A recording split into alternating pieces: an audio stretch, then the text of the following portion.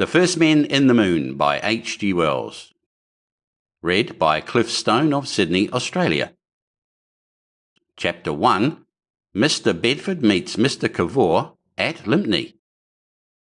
As I sit down to write here amidst the shadows of vine leaves under the blue sky of southern Italy, it comes to me with a certain quality of astonishment that my participation in these amazing adventures of Mr. Cavor was, after all, the outcome of the purest accident. It might have been anyone. I fell into these things at a time when I thought myself removed from the slightest possibility of disturbing experiences. I had gone to Lympne because I had imagined it the most uneventful place in the world. Here, at any rate, said I shall find peace and a chance to work. And this book is the sequel.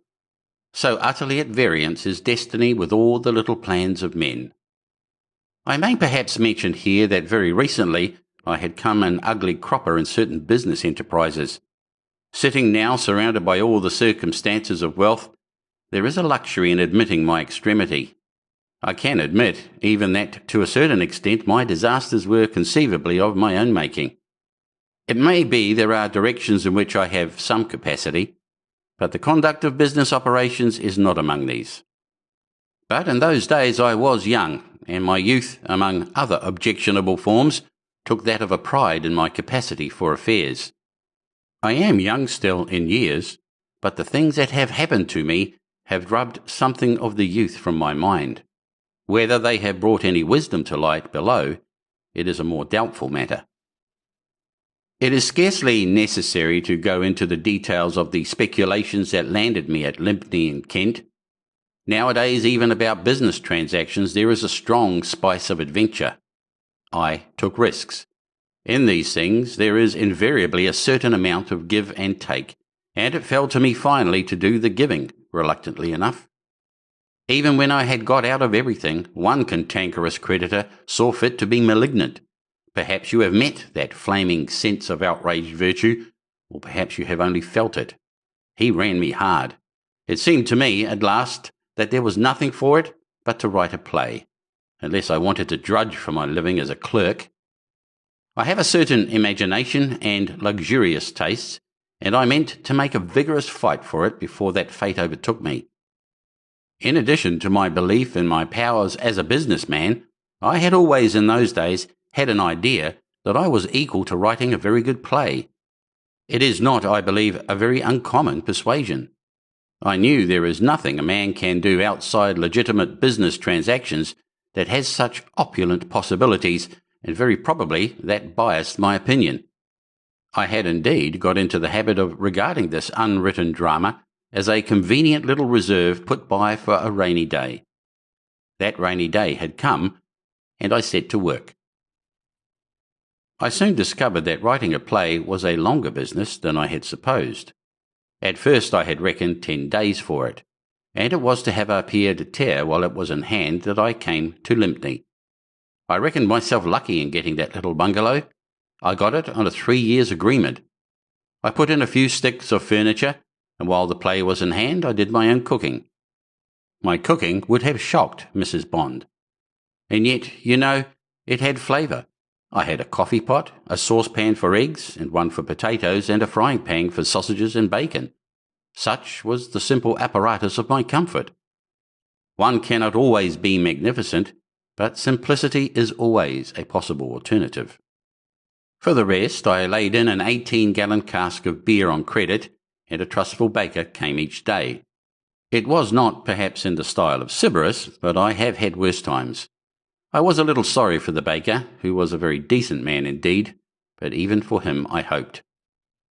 Certainly if anyone wants solitude, the place is Lympne. It is in the clay part of Kent, and my bungalow stood on the edge of an old sea cliff and stared across the flats of Romney Marsh at the sea. In very wet weather, the place was almost inaccessible, and I have heard that at times the postman used to traverse the more succulent portions of his route with boards upon his feet. I never saw him doing so, but I can quite imagine it. Outside the doors of the few cottages and houses that make up the present village, big birch besoms are stuck to wipe off the worst of the clay, which will give some idea of the texture of the district.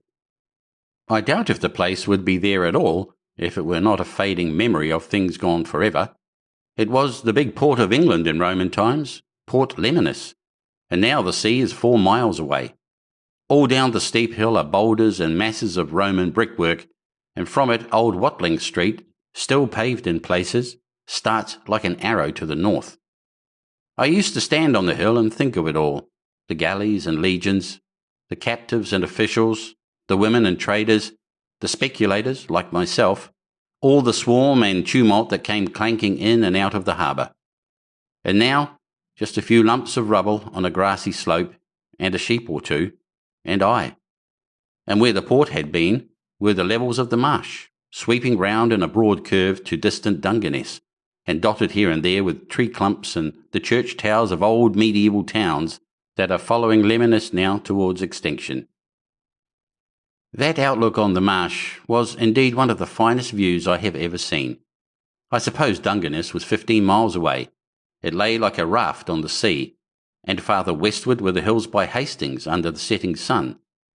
Sometimes they hung close and clear, sometimes they were faded and low, and often the drift of the weather took them clean out of sight. And all the nearer parts of the marsh were laced and lit by ditches and canals. The window at which I worked looked over the skyline of this crest, and it was from this window that I first set eyes on Cavor. It was just as I was struggling with my scenario, holding down my mind to the sheer hard work of it, and naturally enough he arrested my attention. The sun had set, the sky was a vivid tranquillity of green and yellow, and against that he came out black, the oddest little figure. He was a short, round-bodied, thin-legged little man with a jerky quality in his motions.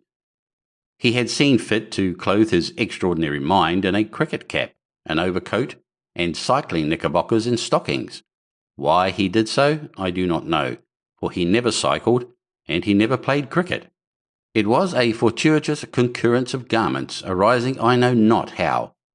He gesticulated with his hands and arms and jerked his head about and buzzed. He buzzed like something electric. You never heard such buzzing. And ever and again he cleared his throat with a most extraordinary noise. There had been rain, and that spasmodic walk of his was enhanced by the extreme slipperiness of the footpath. Exactly as he came against the sun, he stopped, pulled out a watch, hesitated. Then with a sort of convulsive gesture he turned and retreated with every manifestation of haste, no longer gesticulating, but going with ample strides that showed the relatively large size of his feet. They were, I remember, grotesquely exaggerated in size by adhesive clay, to the best possible advantage. This occurred on the first day of my sojourn, when my playwriting energy was at its height, and I regarded the incident simply as an annoying distraction, the waste of 5 minutes. I returned to my scenario. But when next evening the apparition was repeated with remarkable precision, and again the next evening, and indeed every evening when rain was not falling, concentration upon the scenario became a considerable effort. "Confound the man," I said. "One would think he was learning to be a marionette." And for several evenings I cursed him pretty heartily. Then my annoyance gave way to amazement and curiosity. Why on earth should a man do this thing? On the 14th evening I could stand it no longer, and so soon as he appeared I opened the French window, crossed the veranda, and directed myself to the point where he invariably stopped. He had his watch out as I came up to him. He had a chubby, rubicund face with reddish-brown eyes. Previously I had seen him only against the light. "One moment, sir," said I as he turned. He stared. "One moment," he said. "Certainly. Or if you wish to speak to me for longer, and it is not asking too much, your moment is up. Would it trouble you to accompany me?" "Not in the least," said I, placing myself beside him. "My habits are regular, my time for intercourse limited." "This, I presume, is your time for exercise?" "It is. I come here to enjoy the sunset." "You don't." "Sir, you never look at it." "Never look at it?" "No. I've watched you 13 nights, and not once have you looked at the sunset, not once." He knitted his brows like one who encounters a problem. Well, I enjoy the sunlight, the atmosphere. I go along this path, through that gate, he jerked his head over his shoulder, and round. You don't. You never have been. It's all nonsense. There isn't a way. Tonight, for instance. Oh, tonight. Let me see. Ah, I just glanced at my watch, saw that I had already been out just 3 minutes over the precise half hour, decided there was not time to go round, turned. You always do. He looked at me, reflected. Perhaps I do.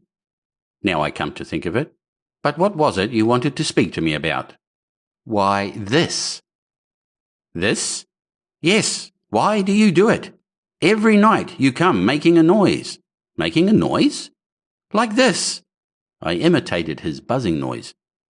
He looked at me, and it was evident the buzzing awakened distaste. Do I do that? He asked. Every blessed evening. I had no idea. He stopped dead. He regarded me gravely. Can it be, he said, that I have formed a habit? Well, it looks like it, doesn't it? He pulled down his lower lip between finger and thumb. He regarded a puddle at his feet. My mind is much occupied, he said, and you want to know why. Well, sir, I can assure you that not only do I not know why I do these things, but I did not even know I did them. Come to think, it is just as you say. I never have been beyond that field. And these things annoy you? For some reason I was beginning to relent towards him. Not annoy, I said, but imagine yourself writing a play. I couldn't. Well, anything that needs concentration. Ah, he said, of course, and meditated. His expression became so eloquent of distress that I relented still more. After all, there is a touch of aggression in demanding of a man you don't know why he hums on a public footpath. You see, he said weakly, it's a habit. Oh, I recognize that. I must stop it. But not if it puts you out. After all, I had no business. It's something of a liberty. Not at all, sir, he said. Not at all. I am greatly indebted to you. I should guard myself against these things. In future, I will. Could I trouble you once again? That noise? Something like this. I said, Zazoo, Zazoo. But really, you know, I am greatly obliged to you. In fact, I know I am getting absurdly absent-minded. You are quite justified, sir. Perfectly justified. Indeed, I am indebted to you. The thing shall end. And now, sir, I have already brought you farther than I should have done. I do hope my impertinence— Not at all, sir, not at all. We regarded each other for a moment. I raised my hat and wished him a good evening. He responded convulsively, and so we went our ways. At the stile, I looked back at his receding figure. His bearing had changed remarkably. He seemed limp, shrunken. The contrast with his former gesticulating, zazooing self took me in some absurd way as pathetic. I watched him out of sight. Then, wishing very heartily I had kept to my own business, I returned to my bungalow and my play.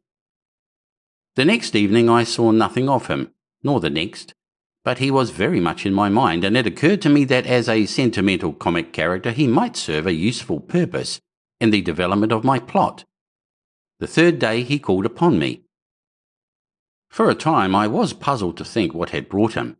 He made indifferent conversation in the most formal way. Then, abruptly, he came to business. He wanted to buy me out of my bungalow. You see, he said, I don't blame you in the least, but you've destroyed a habit and it disorganises my day. I've walked past here for years. No doubt I've hummed. You've made all that impossible. I suggested he might try some other direction. No, there is no other direction. This is the only one. I've inquired, and now every afternoon at 4 I come to a dead wall.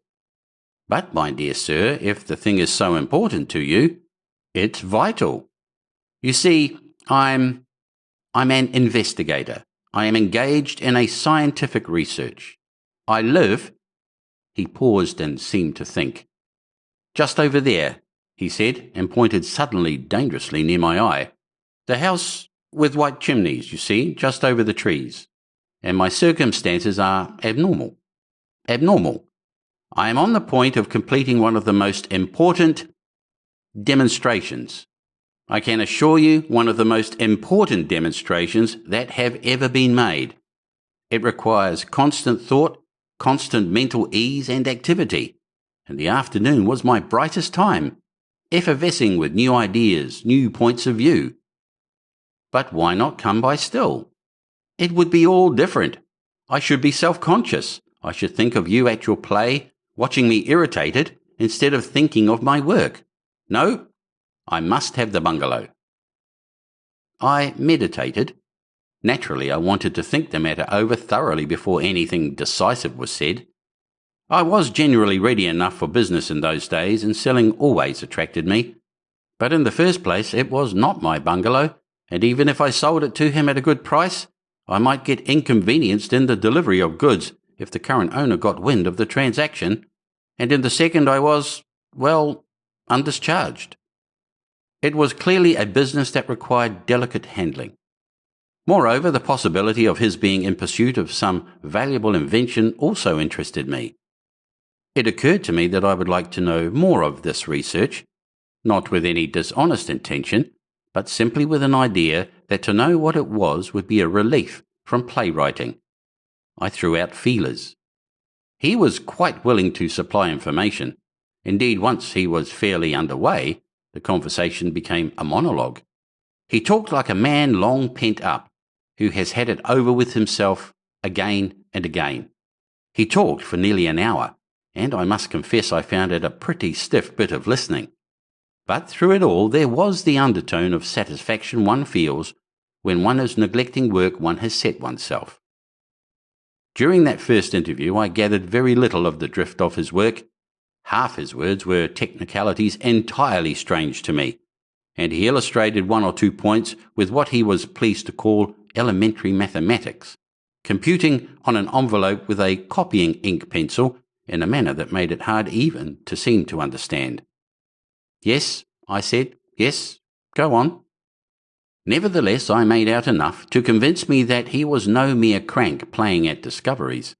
In spite of his crank-like appearance, there was a force about him that made that impossible. Whatever it was a thing with mechanical possibilities.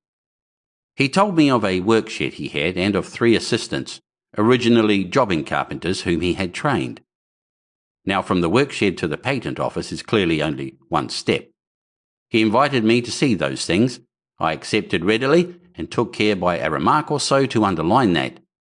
The proposed transfer of the bungalow remained very conveniently in suspense. At last he rose to depart with an apology for the length of his call. Talking over his work was, he said, a pleasure enjoyed only too rarely. It was not often he found such an intelligent listener as myself. He mingled very little with professional scientific men. "So much pettiness," he explained, "so much intrigue, and really when one has an idea, a novel, fertilizing idea, I don't want to be uncharitable, but I am a man who believes in impulses. I made what was perhaps a rash proposition, but you must remember that I had been alone, playwriting in Lympne for 14 days, and my compunction for his ruined walk still hung about me. "Why not," said I, "make this your new habit, in the place of the one I spoiled? At least until we can settle about the bungalow. What you want is to turn over your work in your mind. That you have always done during your afternoon walk. Unfortunately, that's over. You can't get things back as they were. But why not come and talk about your work to me? Use me as a sort of wall against which you may throw your thoughts and catch them again. It's certain I don't know enough to steal your ideas myself, and I know no scientific men." I stopped. He was considering. Evidently the thing attracted him.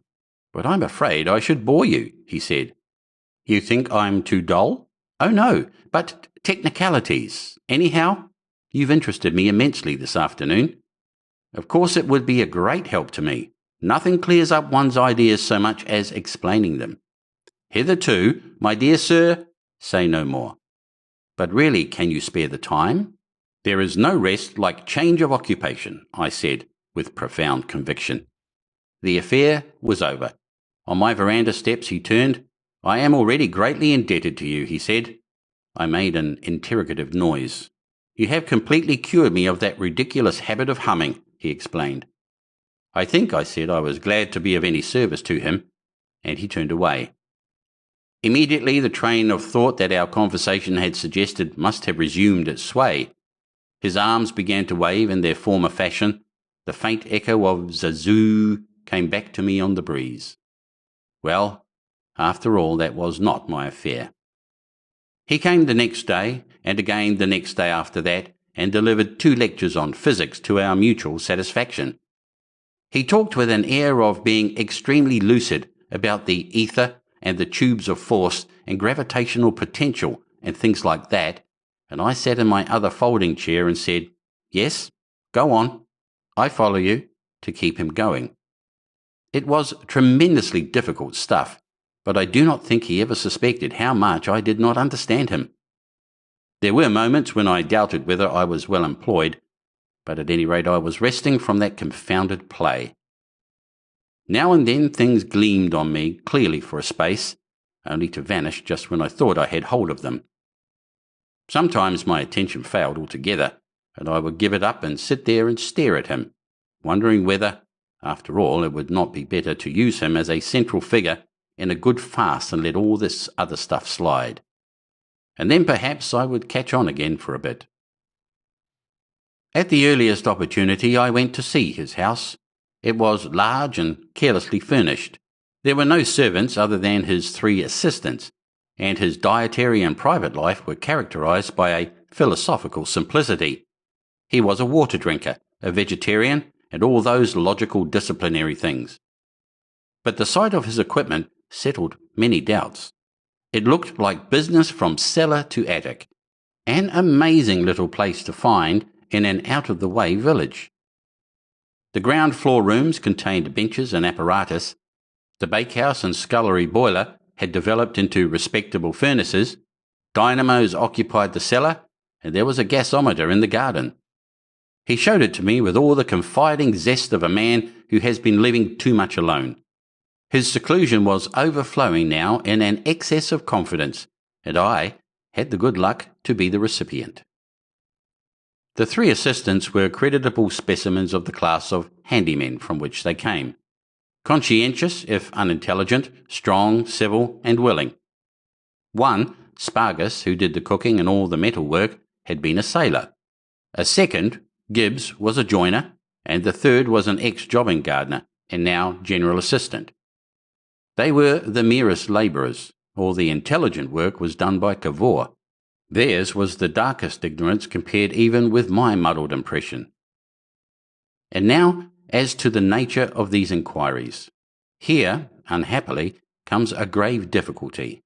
I am no scientific expert, and if I were to attempt to set forth in the highly scientific language of Mr. Cavor the aim to which his experiments tended, I am afraid I should confuse not only the reader but myself, and almost certainly I should make some blunder that would bring upon me the mockery of every up-to-date student of mathematical physics in the country.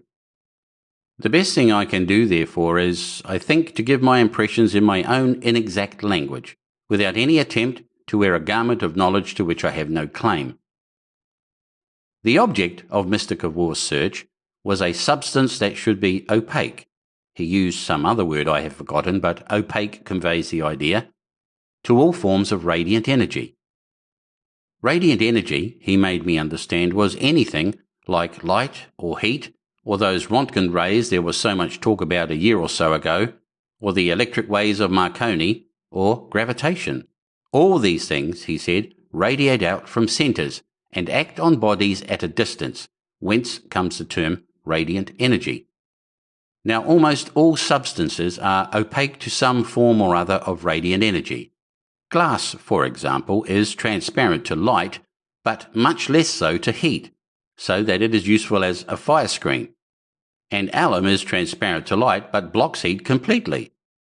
A solution of iodine in carbon bisulfide, on the other hand, completely blocks light but is quite transparent to heat.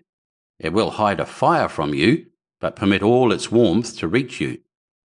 Metals are not only opaque to light and heat, but also to electrical energy, which passes through both iodine solution and glass almost as though they were not interposed, and so on.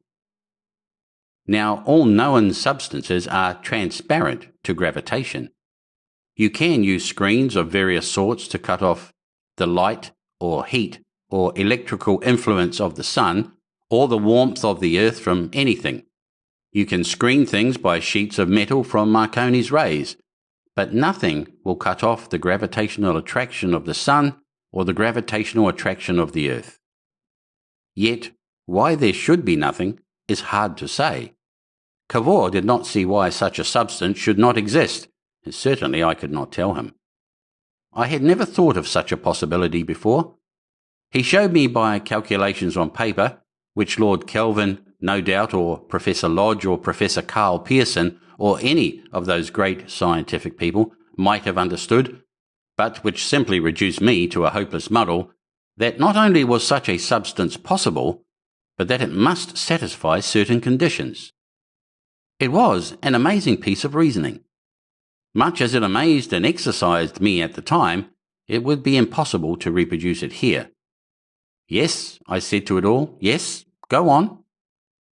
Suffice it for the story that he believed he might be able to manufacture this possible substance, opaque to gravitation, out of a complicated alloy of metals and something new, a new element, I fancy called, I believe, helium, which was sent to him from London in sealed stone jars.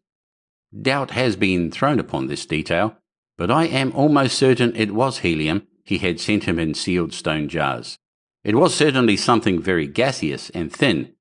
If only I had taken notes. But then, how was I to foresee the necessity of taking notes? Anyone with the merest germ of an imagination will understand the extraordinary possibilities of such a substance, and will sympathize a little with the emotion I felt as this understanding emerged from the haze of abstruse phrases in which Cavor expressed himself. Comic relief in a play indeed. It was some time before I would believe that I had interpreted him aright, and I was very careful not to ask questions that would have enabled him to gauge the profundity of misunderstanding into which he dropped his daily exposition. But no one reading the story of it here will sympathize fully, because from my barren narrative it will be impossible to gather the strength of my conviction that this astonishing substance was positively going to be made. I do not recall that I gave my play an hour's consecutive work at any time after my visit to his house. My imagination had other things to do. There seemed no limit to the possibilities of the stuff. Whichever way I tried, I came on miracles and revolutions. For example, if one wanted to lift a weight, however enormous, one had only to get a sheet of the substance beneath it, and one might lift it with a straw. My first natural impulse was to apply this principle to guns and ironclads, and all the material and methods of war, and from that to shipping, locomotion, building, every conceivable form of human industry. The chance that had brought me into the very birth chamber of this new time, it was an epoch, no less, was one of those chances that come once in 1,000 years. The thing unrolled, it expanded and expanded. Among other things, I saw in it my redemption as a businessman. I saw a parent company and daughter companies, applications to right of us, applications to left, rings and trust, privileges and concessions spreading and spreading until one vast, stupendous Cavorite company ran and ruled the world. And I was in it. I took my line straight away. I knew I was staking everything, but I jumped there and then. We're on absolutely the biggest thing that has ever been invented, I said, and put the accent on we. If you want to keep me out of this, you'll have to do it with a gun. I'm coming down to be your fourth labourer tomorrow. He seemed surprised at my enthusiasm, but not a bit suspicious or hostile. Rather, he was self-depreciatory. He looked at me doubtfully. "But do you really think," he said, "and your play? How about that play?" "It's vanished," I cried. "My dear sir, don't you see what you've got? Don't you see what you're going to do?" That was merely a rhetorical turn, but positively he didn't. At first I could not believe it. He had not had the beginning of the inkling of an idea. This astonishing little man had been working on purely theoretical grounds the whole time. When he said it was the most important research the world had ever seen, he simply meant it squared up so many theories, settled so much that was in doubt. He had troubled no more about the application of the stuff he was going to turn out than if he had been a machine that makes guns. This was a possible substance, and he was going to make it. Voilà tout, as the Frenchman says. Beyond that, he was childish. If he made it, it would go down to posterity as Cavorite or Cavorine, and he would be made an FRS and his portrait given away as a scientific worthy with nature and things like that. And that was all he saw. He would have dropped this bombshell into the world as though he had discovered a new species of gnat if it had not happened that I had come along. And there it would have lain and fizzled, like one or two other little things these scientific people have lit and dropped about us. When I realized this, it was I did the talking, and Cavor, who said, "Go on." I jumped up, I paced the room, gesticulating like a boy of 20. I tried to make him understand his duties and responsibilities in the matter. Our duties and responsibilities in the matter. I assured him we might make wealth enough to work any sort of social revolution we fancied. We might own and order the whole world. I told him of companies and patents, and the case for secret processes. All these things seemed to take him much as his mathematics had taken me. A look of perplexity came into his ruddy little face. He stammered something about indifference to wealth, but I brushed all that aside. He had got to be rich, and it was no good his stammering. I gave him to understand the sort of man I was, and that I had had very considerable business experience. I did not tell him I was an undischarged bankrupt at the time, because that was temporary, but I think I reconciled my evident poverty with my financial claims. And quite insensibly, in the way such projects grow, the understanding of a Cavorite monopoly grew up between us. He was to make the stuff, and I was to make the boom. I stuck like a leech to the we. You and I didn't exist for me. His idea was that the profits I spoke of might go to endow research, but that, of course, was a matter we had to settle later. "That's all right," I shouted, "that's all right." The great point, as I insisted, was to get the thing done. "Here is a substance," I cried, "no home, no factory, no fortress, no ship can dare to be without. More universally applicable even than a patent medicine. There isn't a solitary aspect of it, not one of its 10,000 possible uses, that will not make us rich, Cavor, beyond the dreams of avarice." "No," he said, "I begin to see. It's extraordinary how one gets new points of view by talking over things. And as it happens, you have just talked to the right man. I suppose no one," he said, "is absolutely averse to enormous wealth. Of course, there is one thing." He paused. I stood still. "It is just possible, you know, that we may not be able to make it after all. It may be one of those things that are a theoretical possibility, but a practical absurdity. Or when we make it, there may be some little hitch." "We'll tackle the hitch when it comes," said I. Chapter 2. The First Making of Cavorite. But Cavor's fears were groundless, so far as the actual making was concerned. On the 14th of October, 1899, this incredible substance was made. Oddly enough, it was made at last by accident, when Mr. Cavor least expected it. He had fused together a number of metals and certain other things. I wish I knew the particulars now, and he intended to leave the mixture a week and then allow it to cool slowly.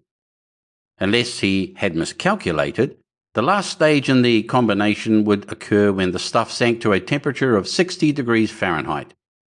But it chanced that, unknown to Cavor, dissension had arisen about the furnace tending. Gibbs, who had previously seen to this, had suddenly attempted to shift it to the man who had been a gardener, on the score that coal was soil, being dug and therefore could not possibly fall within the province of a joiner. The man who had been a jobbing gardener alleged, however, that coal was a metallic or ore-like substance, let alone that he was cook. But Spargus insisted on Gibbs doing the coaling, seeing that he was a joiner and that coal is notoriously fossil wood. Consequently, Gibbs ceased to replenish the furnace, and no one else did so, and Cavor was too much immersed in certain interesting problems concerning a Cavorite flying machine, neglecting the resistance of the air and one or two other points, to perceive that anything was wrong. And the premature birth of his invention took place just as he was coming across the field to my bungalow for our afternoon talk and tea. I remember the occasion with extreme vividness. The water was boiling, and everything was prepared, and the sound of his zazoo had brought me out upon the veranda. His active little figure was black against the autumnal sunset, and to the right the chimneys of his house just rose above a gloriously tinted group of trees. Remoter rose the Wealden Hills, faint and blue, while to the left the hazy marsh spread out spacious and serene. And then the chimneys jerked heavenward, smashing into a string of bricks as they rose, and the roof and a miscellany of furniture followed. Then, overtaking them, came a huge white flame. The trees about the building swayed and whirled and tore themselves to pieces that sprang towards the flare. My ears were smitten with a clap of thunder that left me deaf on one side for life, and all about me windows smashed unheeded. I took 3 steps from the veranda towards Cavor's house, and even as I did so, came the wind. Instantly my coattails were over my head, and I was progressing in great leaps and bounds, and quite against my will, towards him. In the same moment the discoverer was seized, whirled about, and flew through the screaming air. I saw one of my chimney pots hit the ground within 6 yards of me, leap a score of feet, and so hurry in great strides towards the focus of the disturbance. Cavor, kicking and flapping, came down again, rolled over and over on the ground for a space, struggled up, and was lifted and borne forward at an enormous velocity, vanishing at last among the labouring, lashing trees that writhed about his house. A mass of smoke and ashes and a square of bluish shining substance rushed up towards the zenith.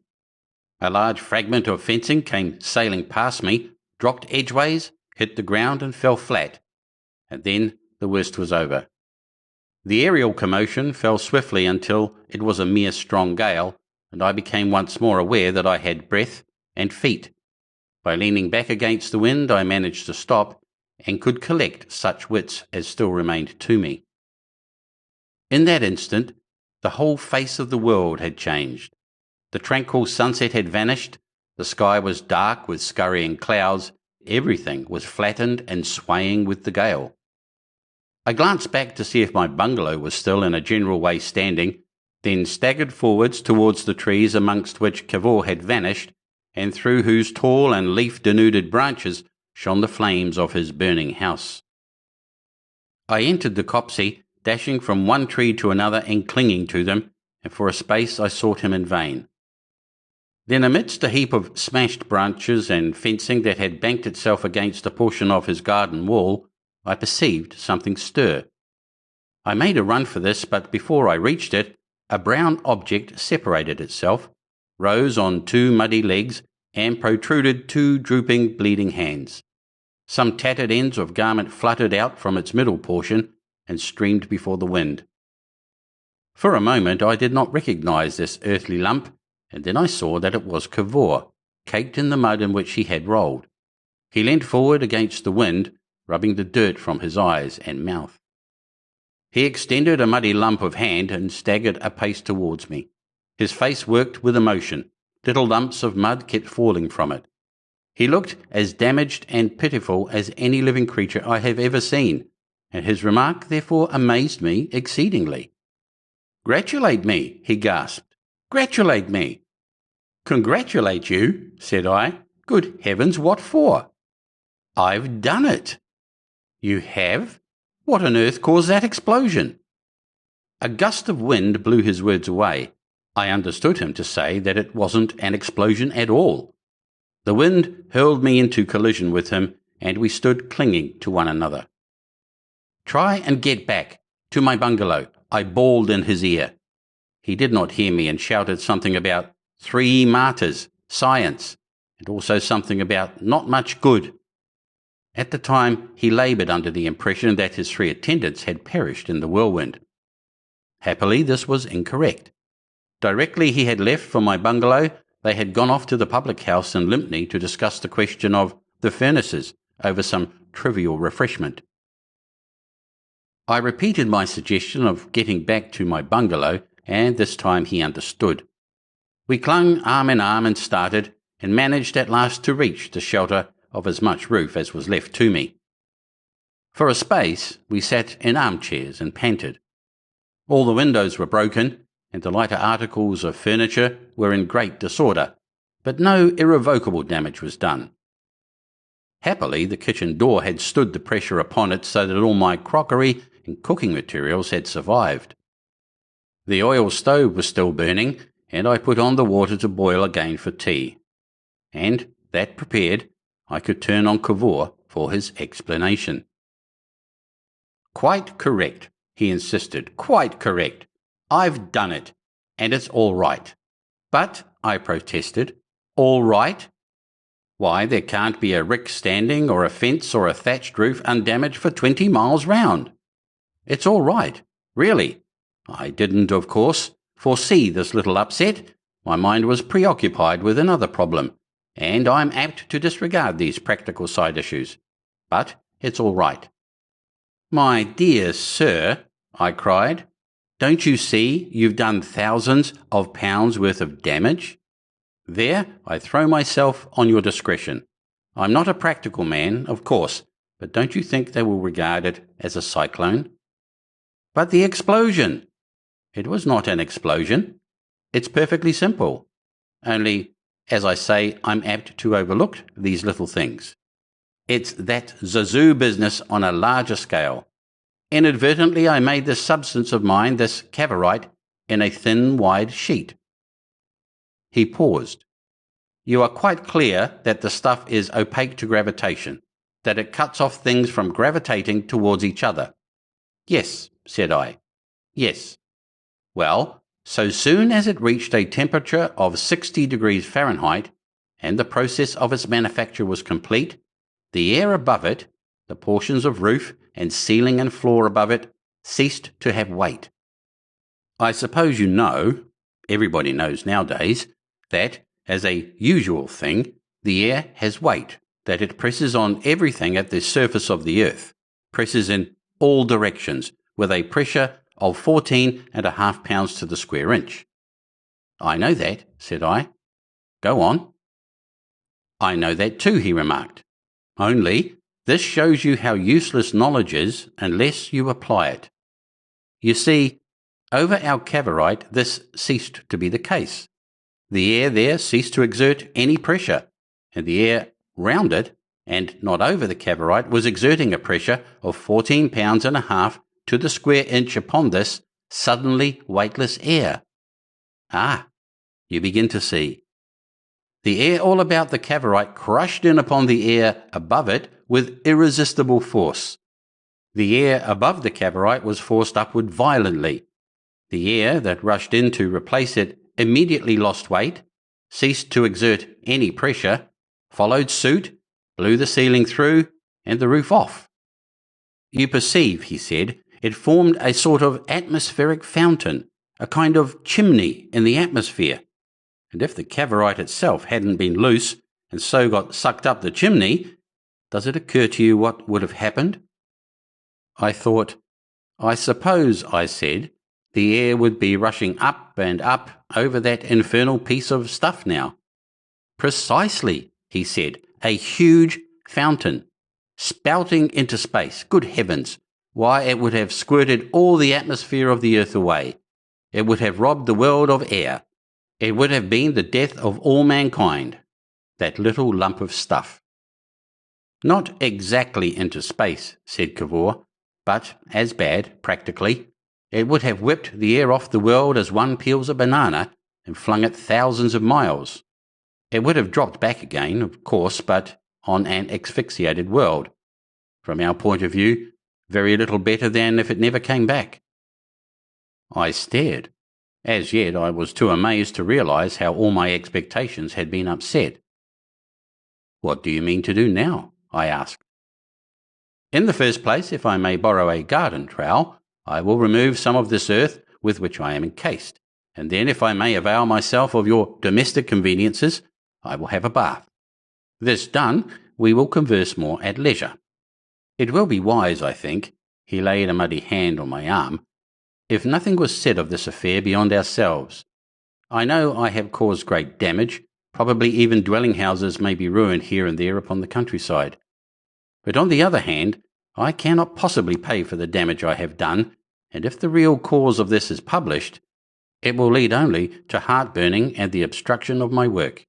One cannot foresee everything, you know, and I cannot consent for one moment to add the burden of practical considerations to my theorizing. Later on, when you have come in with your practical mind, and Cavorite is floated is the word, isn't it? And it has realized all you anticipate for it, we may set matters right with these persons. But not now. Not now. If no other explanation is offered, people, in the present unsatisfactory state of meteorological science, will ascribe all this to a cyclone. There might be a public subscription, and as my house has collapsed and been burnt, I should in that case receive a considerable share in the compensation, which would be extremely helpful to the prosecution of our researches. But if it is known that I caused this, there will be no public subscription and everybody will be put out. Practically, I should never get a chance of working in peace again. My 3 assistants may or may not have perished. That is a detail. If they have, it is no great loss. They were more zealous than able, and this premature event must be largely due to their joint neglect of the furnace. If they have not perished, I doubt if they have the intelligence to explain the affair. They will accept the cyclone story, and if during the temporary unfitness of my house for occupation I may lodge in one of the untenanted rooms of this bungalow of yours. He paused and regarded me. A man of such possibilities, I reflected, is no ordinary guest to entertain. Perhaps, said I, rising to my feet, we had better begin by looking for a trowel, and I led the way to the scattered vestiges of the greenhouse. And while he was having his bath, I considered the entire question alone. It was clear there were drawbacks to Mr. Cavor's society I had not foreseen. The absent-mindedness that had just escaped depopulating the terrestrial globe might at any moment result in some other grave inconvenience.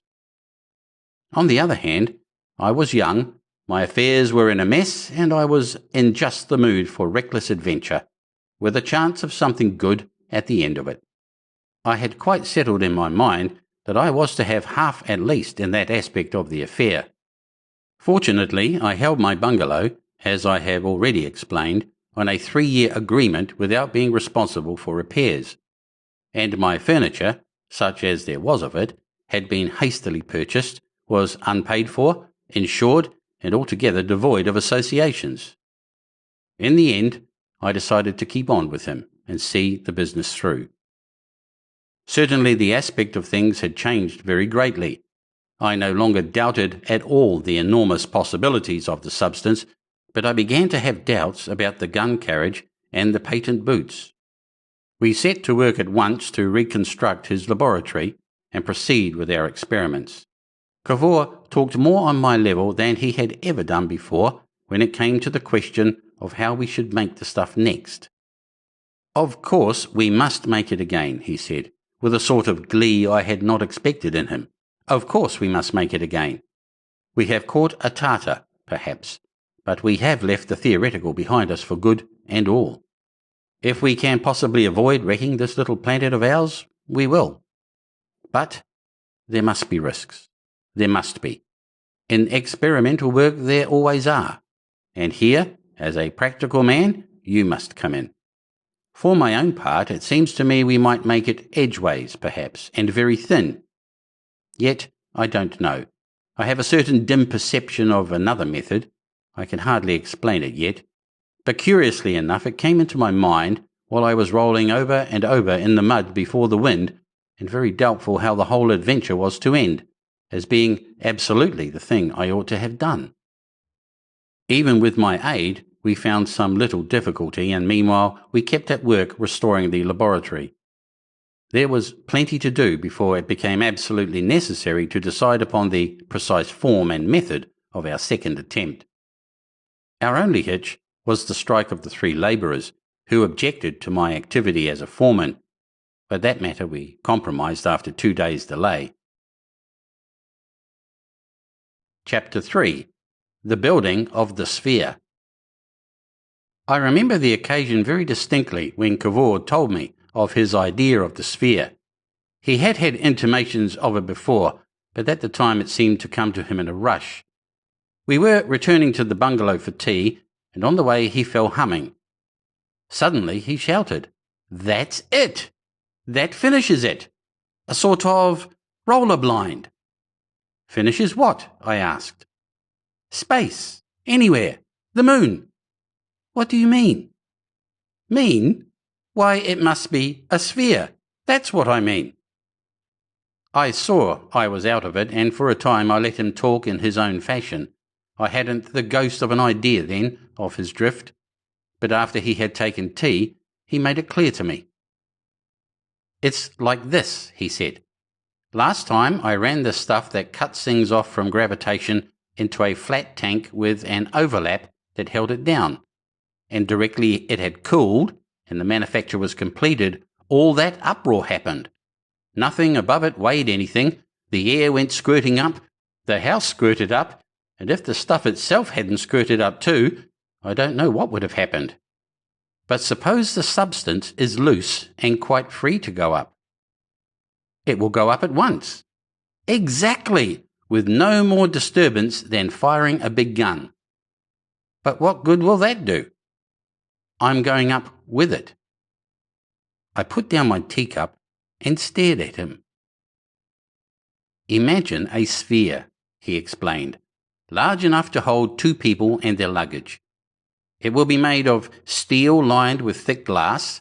It will contain a proper store of solidified air, concentrated food, water distilling apparatus, and so forth, and enamelled, as it were, on the outer steel." "Cavorite?" "Yes. But how will you get inside?" "There was a similar problem about a dumpling." "Yes, I know, but how?" "That's perfectly easy. An airtight manhole is all that is needed. That, of course, will have to be a little complicated. There will have to be a valve so that things may be thrown out, if necessary, without much loss of air. Like Jules Verne's thing in A Trip to the Moon." But Cavor was not a reader of fiction. "I begin to see," I said slowly. "And you could get in and screw yourself up while the Cavorite was warm, and as soon as it cooled it would become impervious to gravitation, and off you would fly, at a tangent. You would go off in a straight line." I stopped abruptly. "What is to prevent the thing travelling in a straight line into space forever?" I asked. "You're not safe to get anywhere, and if you do, how will you get back?" "I've just thought of that," said Cavor. "That's what I meant when I said the thing is finished. The inner glass sphere can be airtight and, except for the manhole, continuous, and the steel sphere can be made in sections, each section capable of rolling up after the fashion of a roller blind. These can easily be worked by springs and released and checked by electricity conveyed by platinum wires fused through the glass. Or that is merely a question of detail. So you see that except for the thickness of the blind rollers, The Cavorite exterior of the sphere will consist of windows or blinds, whichever you like to call them. Well, when all these windows or blinds are shut, no light, no heat, no gravitation, no radiant energy of any sort will get at the inside of the sphere. It will fly on through space in a straight line, as you say. But open a window, imagine one of the windows open, then at once any heavy body that chances to be in that direction will attract us. I sat, taking it in. You see, he said. Oh, I see. Practically we shall be able to tack about in space just as we wish, get attracted by this and that. Oh yes, that's clear enough. Only, well, I don't quite see what we shall do it for. It's really only jumping off the world and back again. Surely, for example, one might go to the moon. And when one got there, what would you find? We should see. Oh, consider the new knowledge. Is there air there? There may be. It's a fine idea, I said, but it strikes me as a large order all the same. The moon. I'd much rather try some smaller things first. They're out of the question because of the air difficulty. Why not apply that idea of spring blinds, Cavorite blinds in strong steel cases to lifting weights? It wouldn't work, he insisted. After all, to go into outer space is not so much worse, if at all, than a polar expedition. Men go on polar expeditions, not businessmen, and besides, they get paid for polar expeditions, and if anything goes wrong, there are relief parties. But this? It's just firing ourselves off the world for nothing. Call it prospecting.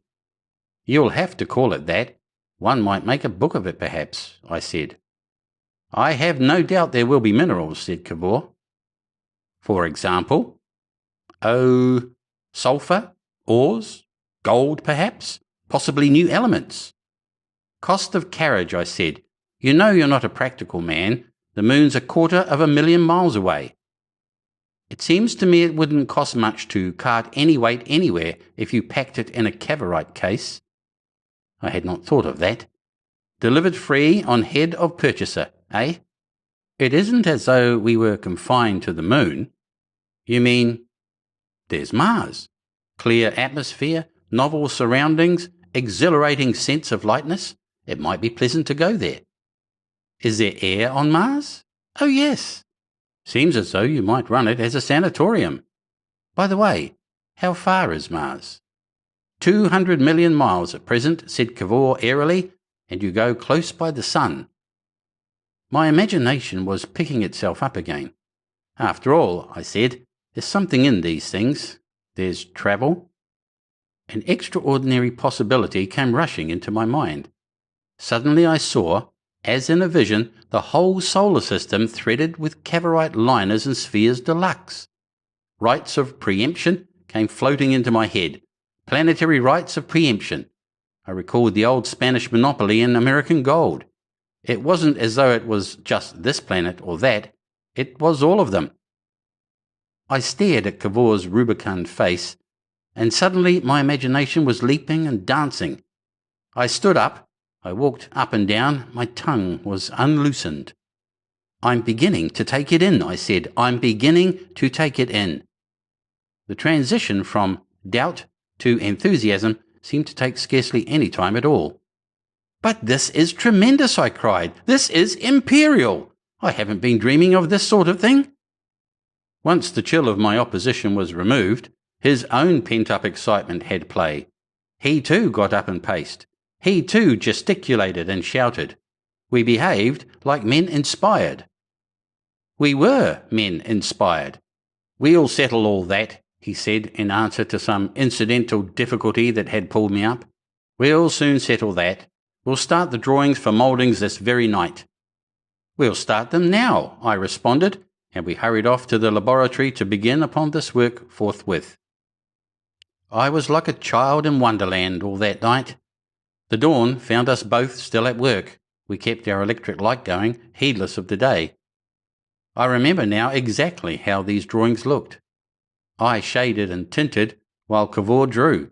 Smudged and haste-marked they were in every line, but wonderfully correct. We got out the orders for the steel blinds and frames we needed from that night's work, and the glass sphere was designed within a week.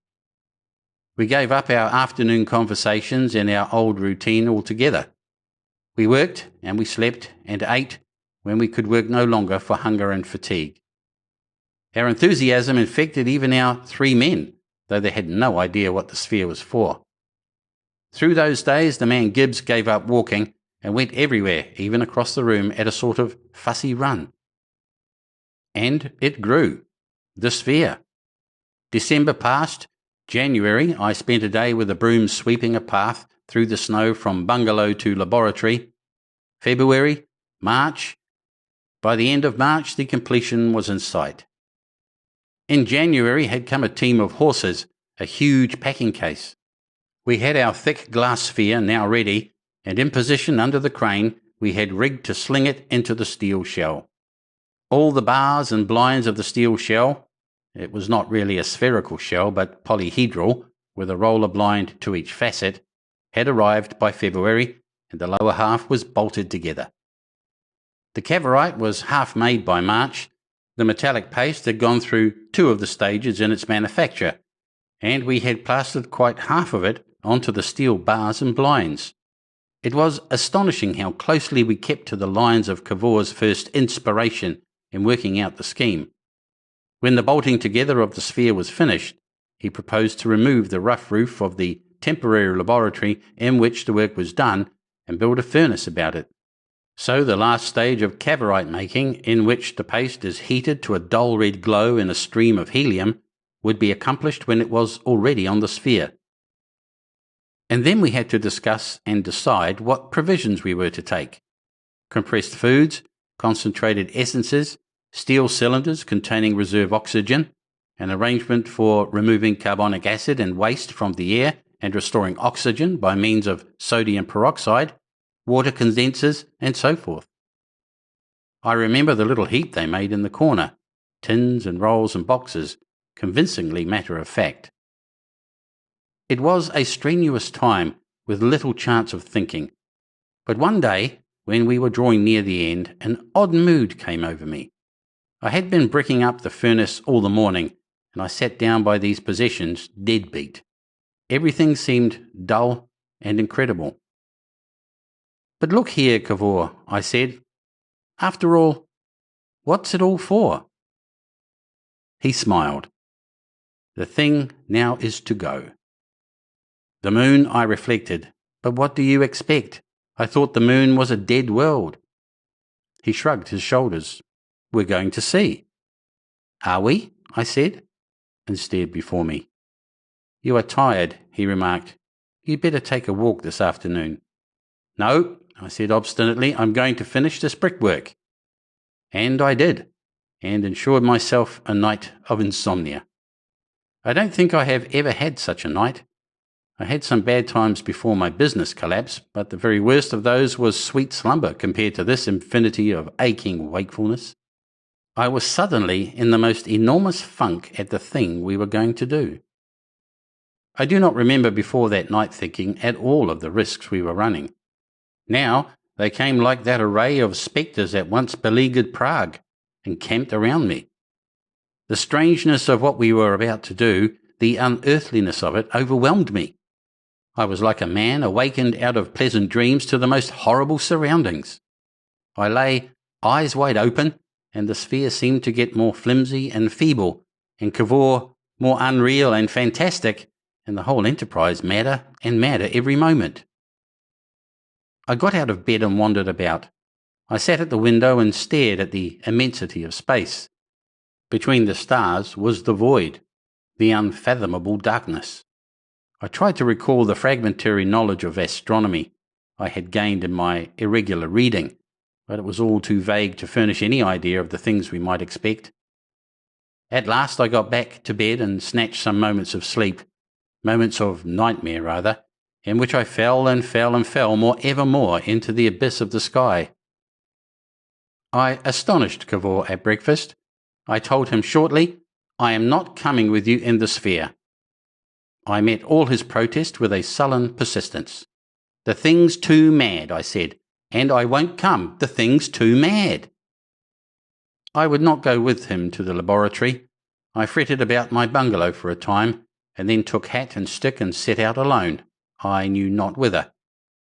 It chanced to be a glorious morning, a warm wind and deep blue sky, the first green of spring abroad, and multitudes of birds singing. I lunched on beef and beer in a little public house near Elm, and startled the landlord by remarking apropos of the weather.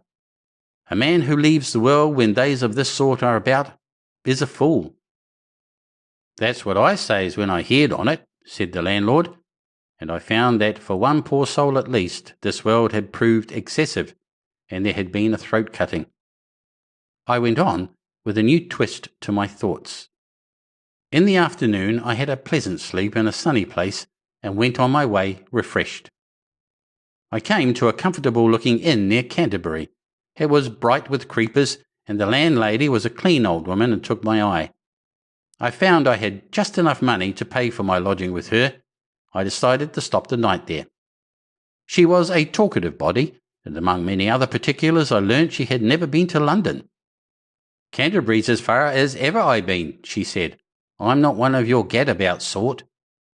How would you like a trip to the moon? I cried. I never did hold with them balloonies, she said, evidently under the impression that this was a common excursion enough. I wouldn't go up in one, not for ever so. This struck me as being funny. After I had supped, I sat on a bench by the door of the inn and gossiped with two labourers about brick-making and motor cars and the cricket of last year. And in the sky a faint new crescent, blue and vague as a distant Alp, sank westward over the sun. The next day I returned to Cavor. I am coming, I said. I've been a little out of order, that's all. That was the only time I felt any serious doubt about our enterprise. Nerves, purely. After that I worked a little more carefully and took a trudge for an hour every day. And at last, save for the heating in the furnace, our labours were at an end. Chapter 4. Inside the Sphere. Go on, said Cavor, as I sat across the edge of the manhole and looked down into the black interior of the sphere. We too were alone. It was evening, the sun had set, and the stillness of the twilight was upon everything. I drew my other leg inside and slid down the smooth glass to the bottom of the sphere, then turned to take the cans of food and other impedimenta from Cavor. The interior was warm. The thermometer stood at 80, and as we should lose little or none of this by radiation, we were dressed in shoes and thin flannels. We had, however, a bundle of thick woolen clothing and several thick blankets to guard against mischance. By Cavor's direction, I placed the packages, the cylinders of oxygen and so forth, loosely about my feet, and soon we had everything in. He walked about the roofless shed for a time seeking anything we had overlooked, and then crawled in after me. I noted something in his hand. What have you got there? I asked. Haven't you brought anything to read? Good Lord, no. I forgot to tell you, there are uncertainties. The voyage may last, we may be weeks, but we shall be floating in the sphere with absolutely no occupation. I wish I'd known. He peered out of the manhole. Look, he said, there's something there. Is there time? We shall be an hour. I looked out. It was an old number of titbits that one of the men must have brought. Farther away in the corner I saw a torn Lloyd's News. I scrambled back into the sphere with these things. What have you got? I said. I took the book from his hand and read The Works of William Shakespeare. He coloured slightly. My education has been so purely scientific, he said apologetically. Never read him? Never. He knew a little, you know, in an irregular sort of way. Precisely what I am told, said Cavor. I assisted him to screw in the glass cover of the manhole, and then he pressed a stud to close the corresponding blind in the outer case. The little oblong of twilight vanished. We were in darkness. For a time, neither of us spoke. Although our case would not be impervious to sound, everything was very still. I perceived there was nothing to grip when the shock of our start should come, and I realized that I should be uncomfortable for want of a chair. "Why have we no chairs?" I asked. "I've settled all that," said Cavor. "We won't need them." "Why not?" "You'll see," he said in the tone of a man who refuses to talk. I became silent. Suddenly it had come to me clear and vivid that I was a fool to be inside that sphere. Even now I ask myself, is it too late to withdraw? The world outside the sphere, I knew, would be cold and inhospitable enough for me. For weeks I had been living on subsidies from Cavor. But after all, would it be as cold as the infinite zero, as inhospitable as empty space?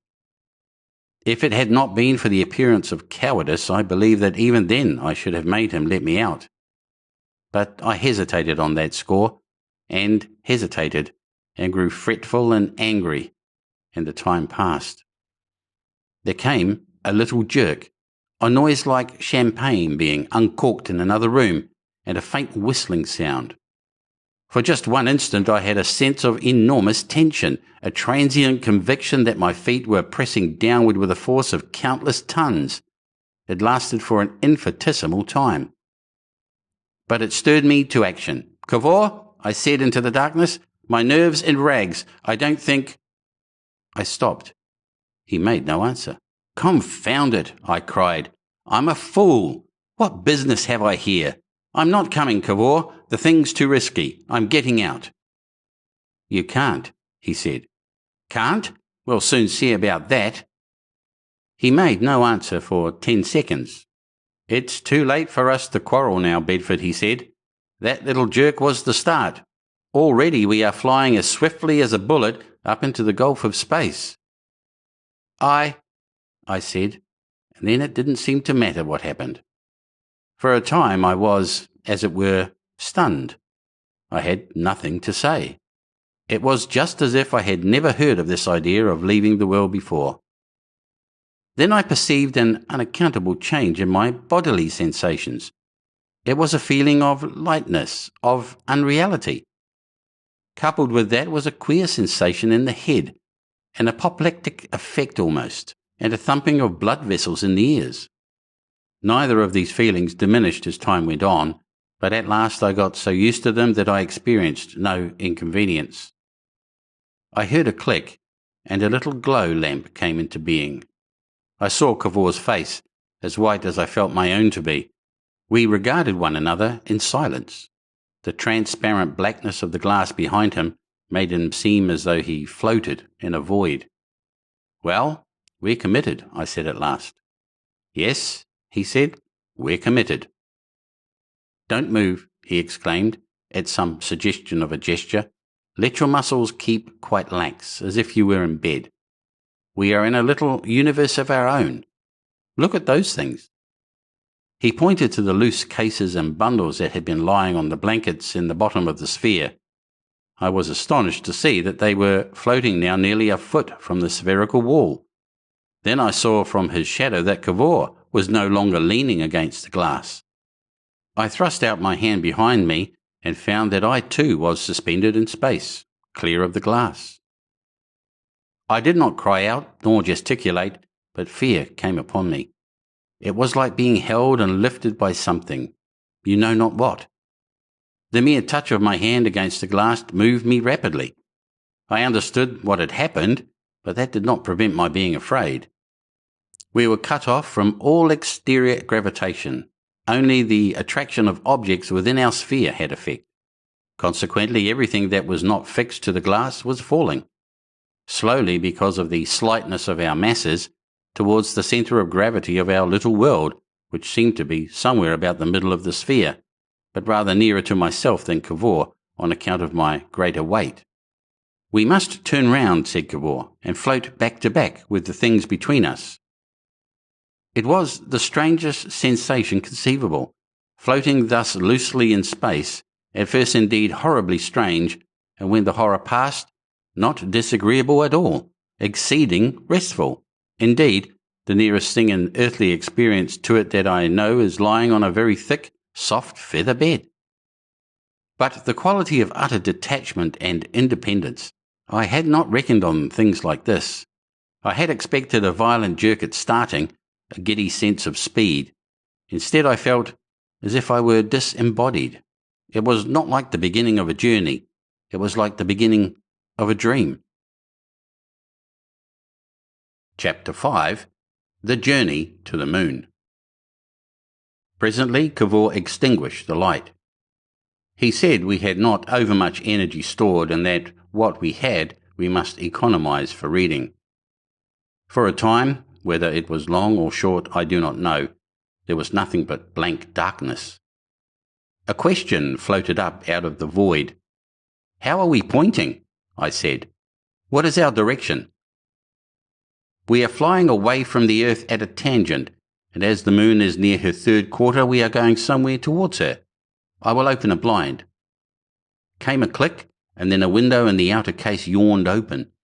The sky outside was as black as the darkness within the sphere, but the shape of the open window was marked by an infinite number of stars. Those who have only seen the starry sky from the earth cannot imagine its appearance when the vague, half-luminous veil of our air has been withdrawn. The stars we see on earth are the mere scattered survivors that penetrate our misty atmosphere. But now at last I could realize the meaning of the hosts of heaven. Stranger things we were presently to see, but that airless, star-dusted sky. Of all things, I think that will be one of the last I shall forget. The little window vanished with a click. Another beside it snapped open and instantly closed, and then a third, and for a moment I had to close my eyes because of the blinding splendour of the waning moon. For a space I had to stare at Cavor and the white-lit things about me to season my eyes to light again, before I could turn them towards that pallid glare. 4 windows were open in order that the gravitation of the moon might act upon all the substances in our sphere. I found I was no longer floating freely in space, but that my feet were resting on the glass in the direction of the moon. The blankets and cases of provisions were also creeping slowly down the glass, and presently came to rest so as to block out a portion of the view.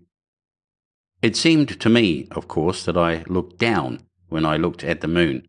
On earth, down means earthward, the way things fall, and up the reverse direction.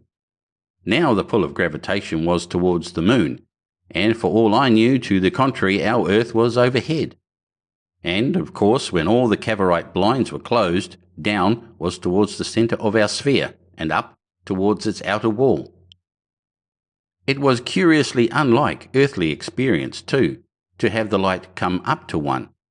On earth, light falls from above or comes slanting down sideways, but here it came from beneath our feet, and to see our shadows we had to look up. At first it gave me a sort of vertigo to stand only on thick glass and look down upon the moon through hundreds of thousands of miles of vacant space, but the sickness passed very speedily. And then the splendour of the sight. The reader may imagine it best if he will lie on the ground some warm summer's night and look between his upraised feet at the moon. But for some reason, probably because the absence of air made it so much more luminous, the moon seemed already considerably larger than it does from Earth.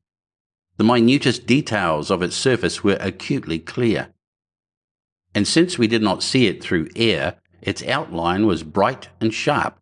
There was no glow or halo about it, and the stardust that covered the sky came right to its very margin and marked the outline of its unilluminated part. And as I stood and stared at the moon between my feet, that perception of the impossible that had been with me off and on ever since our start returned again with tenfold conviction. "Cavor," I said, "this takes me queerly. Those companies we were going to run, and all that about minerals." "Well?" "I don't see 'em here." "No," said Cavor, "but you'll get over that." "I suppose I'm made to turn right side up again. Still, this—" For a moment I could half believe there never was a world. "That copy of Loy's News might help you." I stared at the paper for a moment, then held it above the level of my face and found I could read it quite easily. I struck a column of mean little advertisements. "A gentleman of private means is willing to lend money," I read. I knew that gentleman. Then somebody eccentric wanted to sell a cutaway bicycle, quite new and cost £15 for £5. And a lady in distress wished to dispose of some fish knives and forks, a wedding present, at a great sacrifice. No doubt some simple soul was sagely examining these knives and forks, and another triumphantly riding off on that bicycle, and a third trustfully consulting that benevolent gentleman of means even as I read. I laughed and let the paper drift from my hand. "Are we visible from the earth?" I asked. "Why?" I knew someone who was rather interested in astronomy. It occurred to me that it would be rather odd if my friend chanced to be looking through some telescope. It would need the most powerful telescope on Earth even now to see us as the minutest speck. For a time I stared in silence at the moon. "It's a world," I said. "One feels that infinitely more than one ever did on Earth." "People, perhaps." "People," he exclaimed. "No, banish all that. Think yourself a sort of ultra-Arctic voyager exploring the desolate places of space. Look at it." He waved his hand at the shining whiteness below. "It's dead. Dead. Vast extinct volcanoes, lava wildernesses, tumbled wastes of snow or frozen carbonic acid or frozen air, and everywhere landslip seams and cracks and gulfs. Nothing happens. Men have watched this planet systematically with telescopes for over 200 years. How much change do you think they have seen? None. They have traced 2 indisputable landslips, a double crack, and 1 slight periodic change of colour, and that's all." "I didn't know they'd traced even that." "Oh, yes. But as for people—" "By the way," I asked, "how small a thing will the biggest telescope show upon the moon?" "One could see a fair-sized church. One could certainly see any towns or buildings or anything like the handiwork of men. There might perhaps be insects, something in the way of ants, for example, so that they could hide in deep burrows from the lunar light, or some new sort of creatures having no earthly parallel. That is the most probable thing, if we are to find life there at all. Think of the difference in conditions. Life must fit itself to a day as long as 14 earthly days, a cloudless sun blaze of 14 days, and then a night of equal length, growing ever colder and colder under these cold, sharp stars.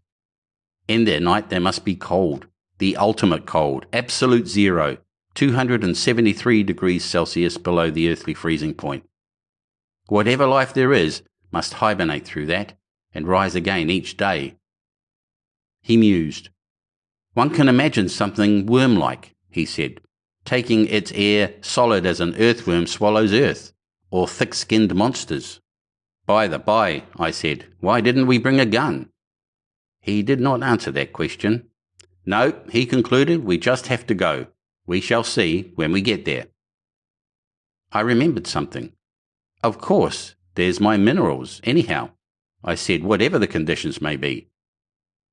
Presently he told me he wished to alter our course a little by letting the earth tug at us for a moment. He was going to open one earthward blind for 30 seconds. He warned me that it would make my head swim, and advised me to extend my hands against the glass to break my fall. I did as he directed, and thrust my feet against the bales of food cases and air cylinders to prevent their falling upon me. Then, with a click, the window flew open. I fell clumsily upon hands and face, and saw for a moment between my black extended fingers our Mother Earth, a planet in a downward sky. We were still very near. Cavor told me the distance was perhaps 800 miles, and the huge terrestrial disk filled all heaven. But already it was plain to see that the world was a globe. The land below us was in twilight and vague, but westward the vast grey stretches of the Atlantic shone like molten silver under the receding day.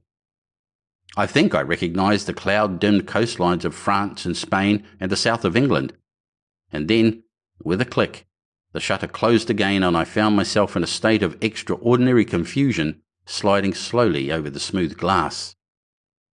When at last things settled themselves in my mind again, it seemed quite beyond question that the moon was down and under my feet, and that the earth was somewhere away on the level of the horizon, the earth that had been down to me and my kindred since the beginning of things. So slight were the exertions required of us, so easy did the practical annihilation of our weight make all we had to do, that the necessity for taking refreshment did not occur to us for nearly 6 hours, by Cavor's chronometer, after our start. I was amazed at that lapse of time. Even then I was satisfied with very little. Cavor examined the apparatus for absorbing carbonic acid and water, and pronounced it to be in satisfactory order, our consumption of oxygen having been extraordinarily slight. And our talk being exhausted for the time, and there being nothing further for us to do, we gave way to a curious drowsiness that had come upon us, and spreading our blankets on the bottom of the sphere in such a manner as to shut out most of the moonlight, wished each other good night, and almost immediately fell asleep. And so, sleeping, and sometimes talking and reading a little, and at times eating, although without any keenness of appetite. Note 1. It is a curious thing that while we were in the sphere we felt not the slightest desire for food, nor did we feel the want of it when we abstained. At first we forced our appetites, but afterwards we fasted completely. Altogether, we did not consume 1/100th part of the compressed provisions we had brought with us. The amount of carbonic acid we breathed was also unnaturally low, but why this was I am quite unable to explain. But for the most part, in a sort of quiescence that was neither waking nor slumber, we fell through a space of time that had neither night nor day in it, silently, softly, and swiftly down towards the moon. Chapter 6. The Landing on the Moon. I remember how one day Cavor suddenly opened 6 of our shutters and blinded me so that I cried aloud at him. The whole area was moon, a stupendous scimitar of white dawn with its edge hacked out by notches of darkness, the crescent shore of an ebbing tide of darkness, out of which peaks and pinnacles came glittering into the blaze of the sun. I take it the reader has seen pictures or photographs of the moon, and that I need not describe the broader features of that landscape, those spacious ring-like ranges vaster than any terrestrial mountains, their summits shining in the day, their shadows harsh and deep, the grey, disordered plains, the ridges, hills and craterlets, all passing at last from a blazing illumination into a common mystery of black. Athwart this world we were flying scarcely 100 miles above its crests and pinnacles, and now we could see, what no eye on earth will ever see, that under the blaze of the day the harsh outlines of the rocks and ravines of the plains and crater floor grew grey and indistinct under a thickening haze, that the white of their lit surfaces broke into lumps and patches and broke again and shrank and vanished, and that here and there strange tints of brown and olive grew and spread. But little time we had for watching then, for now we had come to the real danger of our journey. We had to drop ever closer to the moon as we spun about it, to slacken our pace and watch our chance, until at last we could dare to drop upon its surface. For Cavor, that was a time of intense exertion. For me, it was an anxious inactivity. I seemed perpetually to be getting out of his way. He leapt about the sphere from point to point with an agility that would have been impossible on Earth. He was perpetually opening and closing the Cavorite windows, making calculations, consulting his chronometer by means of the glow lamp during those last eventful hours. For a long time we had all our windows closed and hung silently in darkness, hurling through space. Then he was feeling for the shutter studs, and suddenly 4 windows were open. I staggered and covered my eyes, drenched and scorched and blinded by the unaccustomed splendour of the sun beneath my feet. Then again the shutters snapped, leaving my brain spinning in a darkness that pressed against the eyes. And after that I floated in another vast black silence. Then Cavor switched on the electric light and told me he proposed to bind all our luggage together with the blankets about it, against the concussion of our descent. We did this with our windows closed, because in that way our goods arranged themselves naturally at the centre of the sphere. That, too, was a strange business. We two men floating loose in that spherical space and packing and pulling ropes. Imagine it, if you can. No up nor down, and every effort resulting in unexpected movements. Now I would be pressed against the glass with the full force of Cavor's thrust. Now I would be kicking helplessly in a void. Now the star of the electric light would be overhead, now underfoot. Now Cavor's feet would float up before my eyes, and now we would be crossways to each other. But at last our goods were safely bound together in a big soft bale, all except 2 blankets with head holes that we were to wrap about ourselves. Then, for a flash, Cavor opened a window moonward, and we saw that we were dropping towards a huge central crater with a number of minor craters grouped in a sort of cross about it. And then again, Cavor flung our little sphere open to the scorching, blinding sun. I think he was using the sun's attraction as a brake. "Cover yourself with a blanket," he cried, thrusting himself from me, and for a moment I did not understand. Then I hauled the blanket from beneath my feet and got it about me and over my head and eyes. Abruptly, he closed the shutters again, snapped one open again and closed it, then suddenly began snapping them all open, each safely into its steel roller. There came a jar, and then we were rolling over and over, bumping against the glass and against the big bale of our luggage and clutching at each other, and outside some white substance splashed as if we were rolling down a slope of snow. Over, clutch, bump, over, came a thud, and I was half buried under the bale of our possessions, and for a space everything was still. Then I could hear Cavor puffing and grunting, and the snapping of a shutter in its sash.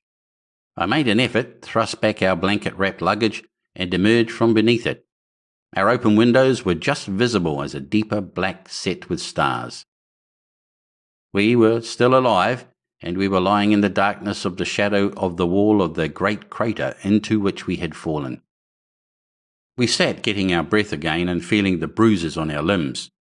I don't think either of us had had a very clear expectation of such rough handling as we had received. I struggled painfully to my feet, and now, said I, to look at the landscape of the moon. But it's tremendously dark, Cavor. The glass was dewy, and as I spoke I wiped at it with my blanket. "We're half an hour or so beyond the day," he said. "We must wait." It was impossible to distinguish anything. We might have been in a sphere of steel for all that we could see. My rubbing with the blanket simply smeared the glass, and as fast as I wiped it, it became opaque again with freshly condensed moisture mixed with an increasing quantity of blanket hairs. Of course, I ought not to have used a blanket. In my efforts to clear the glass, I slipped upon the damp surface and hurt my chin against one of the oxygen cylinders that protruded from our bale. The thing was exasperating. It was absurd. Here we were, just arrived upon the moon, amidst we knew not what wonders, and all we could see was the grey and streaming wall of the bubble in which we had come. "Confound it," I said, "but at this rate we might have stopped at home." And I squatted on the bale and shivered, and drew my blanket closer about me. Abruptly, the moisture turned to spangles and fronds of frost. "Can you reach the electric heater?" said Cavor. "Yes, that black knob, or we shall freeze." I did not wait to be told twice. "And now," said I, "what are we to do?" "Wait," he said. "Wait?" "Of course. We shall have to wait until our air gets warm again, and then this glass will clear. We can't do anything till then. It's night here yet. We must wait for the day to overtake us. Meanwhile, don't you feel hungry?" For a space I did not answer him, but sat fretting. I turned reluctantly from the smeared puzzle of the glass and stared at his face. "Yes," I said, "I am hungry. I feel somehow enormously disappointed. I had expected... I don't know what I had expected, but not this." I summoned my philosophy, and rearranging my blanket about me, sat down on the bale again and began my first meal on the moon. I don't think I finished it. I forget. Presently, first in patches, then running rapidly together into wider spaces, came the clearing of the glass, came the drawing of the misty veil that hid the moon world from our eyes. We peered out upon the landscape of the moon. Chapter 7. Sunrise on the Moon. As we saw it first, it was the wildest and most desolate of scenes. We were in an enormous amphitheatre, a vast circular plain, the floor of the giant crater. Its cliff-like walls closed us in on every side. From the westward, the light of the unseen sun fell upon them, reaching to the very foot of the cliff, and showed a disordered escarpment of drab and greyish rock, lined here and there with banks and crevices of snow. This was perhaps a dozen miles away, but at first no intervening atmosphere diminished in the slightest the minutely detailed brilliancy with which these things glared at us. They stood out clear and dazzling against a background of starry blackness that seemed, to our earthly eyes, rather a gloriously spangled velvet curtain than the spaciousness of sky.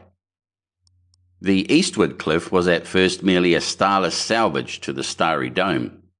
No rosy flush, no creeping pallor announced the commencing day. Only the corona, the zodiacal light, a huge cone-shaped luminous haze pointing up towards the splendour of the morning star, warned us of the imminent nearness of the sun. Whatever light was about us was reflected by the westward cliffs. It showed a huge undulating plain, cold and grey, a grey that deepened eastward into the absolute raven darkness of the cliff shadow. Innumerable rounded grey summits, ghostly hummocks, billows of snowy substance stretching crest beyond crest into the remote obscurity, gave us our first inkling of the distance of the crater wall. These hummocks looked like snow. At the time I thought they were snow, but they were not. They were mounds and masses of frozen air. So it was at first, and then, sudden, swift, and amazing, came the lunar day. The sunlight had crept down the cliff, it touched the drifted masses at its base, and incontinently came striding with 7-leagued boots towards us. The distant cliff seemed to shift and quiver, and at the touch of the dawn a reek of grey vapour poured upward from the crater floor. Whirls and puffs and drifting wraiths of grey, thicker and broader and denser, until at last the whole westward plain was steaming like a wet handkerchief held before the fire, and the westward cliffs were no more than refracted glare beyond. "It is air," said Cavor. "It must be air, or it would not rise like this at the mere touch of a sunbeam. And at this pace—" He peered upwards. "Look," he said. "What?" I asked. "In the sky, already, on the blackness, a little touch of blue. See? The stars seem larger, and the little ones and all those dim nebulosities we saw in empty space, they are hidden." Swiftly, steadily, the day approached us. Grey summit after grey summit was overtaken by the blaze and turned to a smoking white intensity. At last there was nothing to the west of us but a bank of surging fog, the tumultuous advance and ascent of cloudy haze. The distant cliff had receded farther and farther, had loomed and changed through the whirl, and foundered and vanished at last in its confusion. Nearer came that steaming advance, nearer and nearer, coming as fast as the shadow of a cloud before the southwest wind. About us rose a thin anticipatory haze. Cavor gripped my arm. "What?" I said. "Look, the sunrise, the sun." He turned me about and pointed to the brow of the eastward cliff, looming above the haze about us, scarce lighter than the darkness of the sky. But now its line was marked by strange reddish shapes, tongues of vermilion flame that writhed and danced. I fancied it must be spirals of vapour that had caught the light and made this crest of fiery tongues against the sky, but indeed it was the solar prominences I saw, a crown of fire about the sun that is for ever hidden from earthly eyes by our atmospheric veil. And then the sun. Steadily, inevitably came a brilliant line, came a thin edge of intolerable effulgence that took a circular shape, became a bow, became a blazing sceptre, and hurled a shaft of heat at us as though it was a spear. It seemed verily to stab my eyes, I cried aloud and turned about blinded, groping for my blanket beneath the bale. And with that incandescence came a sound, the first sound that had reached us from without since we left the earth, a hissing and rustling, the stormy trailing of the aerial garment of the advancing day. And with the coming of the sound and the light, the sphere lurched, and blinded and dazzled, we staggered helplessly against each other. It lurched again, and the hissing grew louder. I had shut my eyes perforce. I was making clumsy efforts to cover my head with my blanket, and this second lurch sent me helplessly off my feet. I fell against the bale, and opening my eyes had a momentary glimpse of the air just outside our glass. It was running, it was boiling, like snow into which a white-hot rod is thrust. What had been solid air had suddenly, at the touch of the sun, become a paste, a mud, a slushy liquefaction that hissed and bubbled into gas. There came a still more violent whirl of the sphere, and we had clutched one another. In another moment we were spun about again. Round we went, and over, and then I was on all fours. The lunar dawn had hold of us. It meant to show us little men what the moon could do with us. I caught a second glimpse of things without, puffs of vapour, half-liquid slush, excavated, sliding, falling, sliding. We dropped into darkness. I went down with Cavor's knees in my chest. Then he seemed to fly away from me, and for a moment I lay with all the breath out of my body, staring upward. A toppling crag of the melting stuff had splashed over us, buried us, and now it thinned and boiled off us. I saw the bubbles dancing on the glass above. I heard Cavor exclaiming feebly. Then some huge landslip in the thawing air had caught us, and spluttering expostulation we began to roll down a slope, rolling faster and faster, leaping crevasses and rebounding from banks, faster and faster, westward into the white-hot boiling tumult of the lunar day. Clutching at one another we spun about, pitched this way and that, our bale of packages leaping at us, pounding at us. We collided, we gripped, we were torn asunder, our heads met, and the whole universe burst into fiery darts and stars. On the earth we should have smashed one another a dozen times, but on the moon, luckily for us, our weight was only 1/6 of what it is terrestrially, and we fell very mercifully. I recall a sensation of utter sickness, a feeling as if my brain were upside down within my skull, and then something was at work upon my face. Some thin feelers worried my ears. Then I discovered the brilliance of the landscape around was mitigated by blue spectacles. Cavor bent over me, and I saw his face upside down, his eyes also protected by tinted goggles. His breath came irregularly, and his lip was bleeding from a bruise. "Better?" he said, wiping the blood with the back of his hand. Everything seemed swaying for a space, but that was simply my giddiness. I perceived that he had closed some of the shutters in the outer sphere to save me from the direct blaze of the sun. I was aware that everything about us was very brilliant. "Lord," I gasped. "But this—" I craned my neck to see. I perceived there was a blinding glare outside, an utter change from the gloomy darkness of our first impressions. "Have I been insensible long?" I asked. "I don't know. The chronometer is broken." "Some little time, my dear chap. I have been afraid." I lay for a space, taking this in. I saw his face still bore evidences of emotion. For a while I said nothing. I passed an inquisitive hand over my contusions and surveyed his face for similar damages. The back of my right hand had suffered most and was skinless and raw. My forehead was bruised and had bled. He handed me a little measure with some of the restorative, I forget the name of it, he had brought with us. After a time I felt a little better. I began to stretch my limbs carefully. Soon I could talk. "It wouldn't have done," I said, as though there had been no interval. "No, it wouldn't." He thought, his hands hanging over his knees. He peered through the glass and then stared at me. "Good Lord," he said. "No!" "What has happened?" I asked after a pause. "Have we jumped to the tropics?" "It was as I expected. The air has evaporated, if it is air. At any rate, it has evaporated, and the surface of the moon is showing. We are lying on a bank of earthy rock. Here and there bare soil is exposed, a queer sort of soil. It occurred to him that it was unnecessary to explain. He assisted me into a sitting position, and I could see with my own eyes. Chapter 8. A Lunar Morning. The harsh emphasis, the pitiless black and white of scenery had altogether disappeared. The glare of the sun had taken upon itself a faint tinge of amber.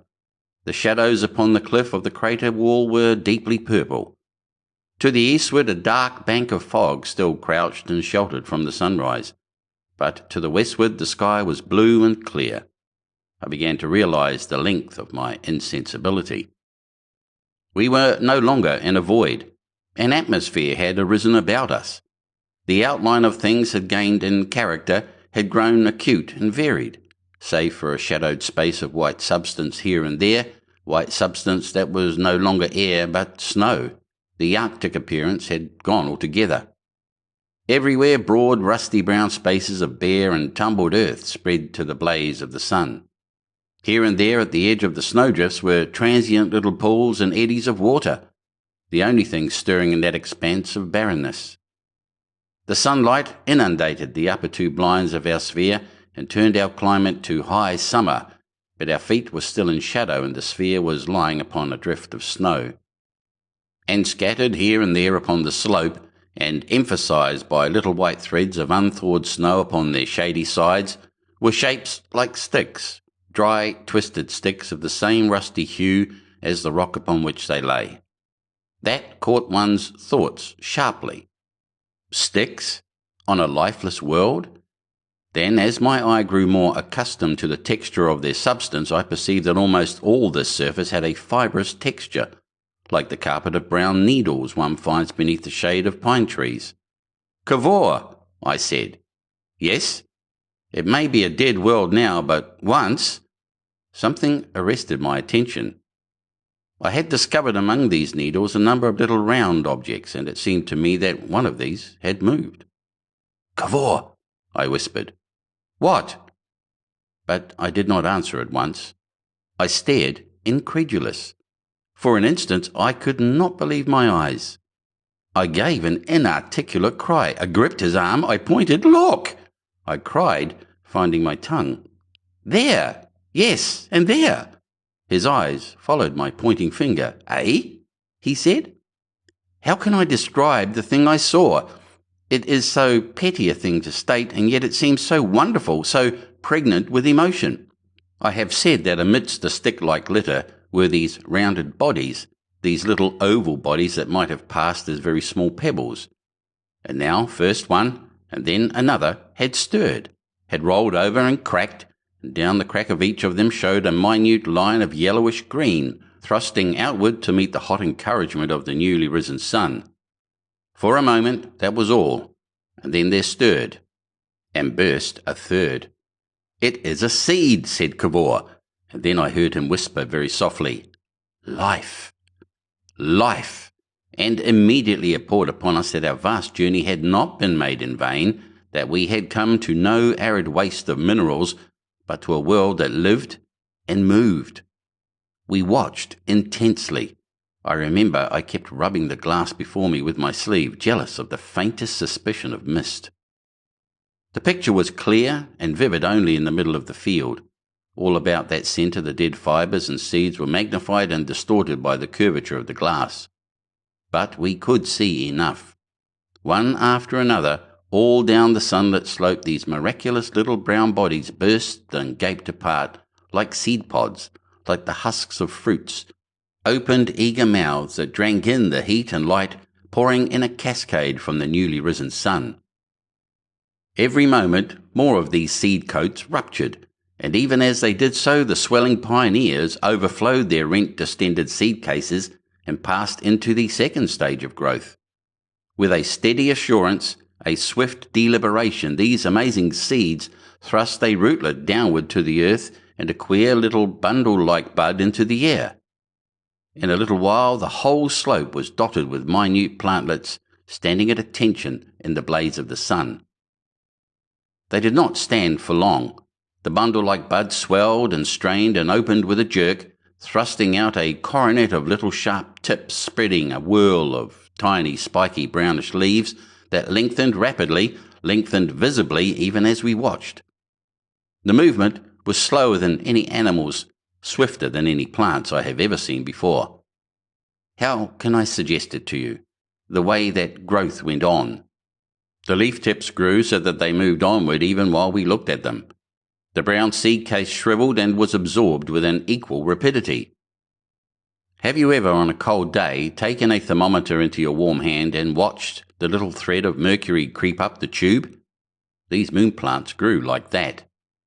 In a few minutes, as it seemed, the buds of the more forward of these plants had lengthened into a stem and were even putting forth a second whirl of leaves, and all the slope that had seemed so recently a lifeless stretch of litter was now dark with the stunted olive-green herbage of bristling spikes that swayed with the vigour of their growing.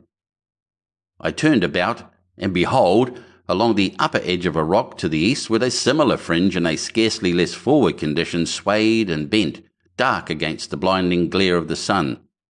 And beyond this fringe was the silhouette of a plant mass, branching clumsily like a cactus, and swelling visibly, swelling like a bladder that fills with air. Then to the westward also I discovered that another such distended form was rising over the scrub. But here the light fell upon its sleek sides, and I could see that its colour was a vivid orange hue. It rose as one watched it. If one looked away from it for a minute and then back, its outline had changed. It thrust out blunt, congested branches until, in a little time, it rose a coralline shape of many feet in height. Compared with such a growth, the terrestrial puffball, which will sometimes swell a foot in diameter in a single night, would be a hopeless laggard. But then the puffball grows against a gravitational pull 6 times that of the moon. Beyond, out of gullies and flats that had been hidden from us, but not from the quickening sun, over reefs and banks of shining rock, a bristling beard of spiky and fleshy vegetation was straining into view, hurrying tumultuously to take advantage of the brief day in which it must flower and fruit and seed again and die. It was like a miracle, that growth. So one must imagine the trees and plants arose at the creation and covered the desolation of the new-made earth. Imagine it.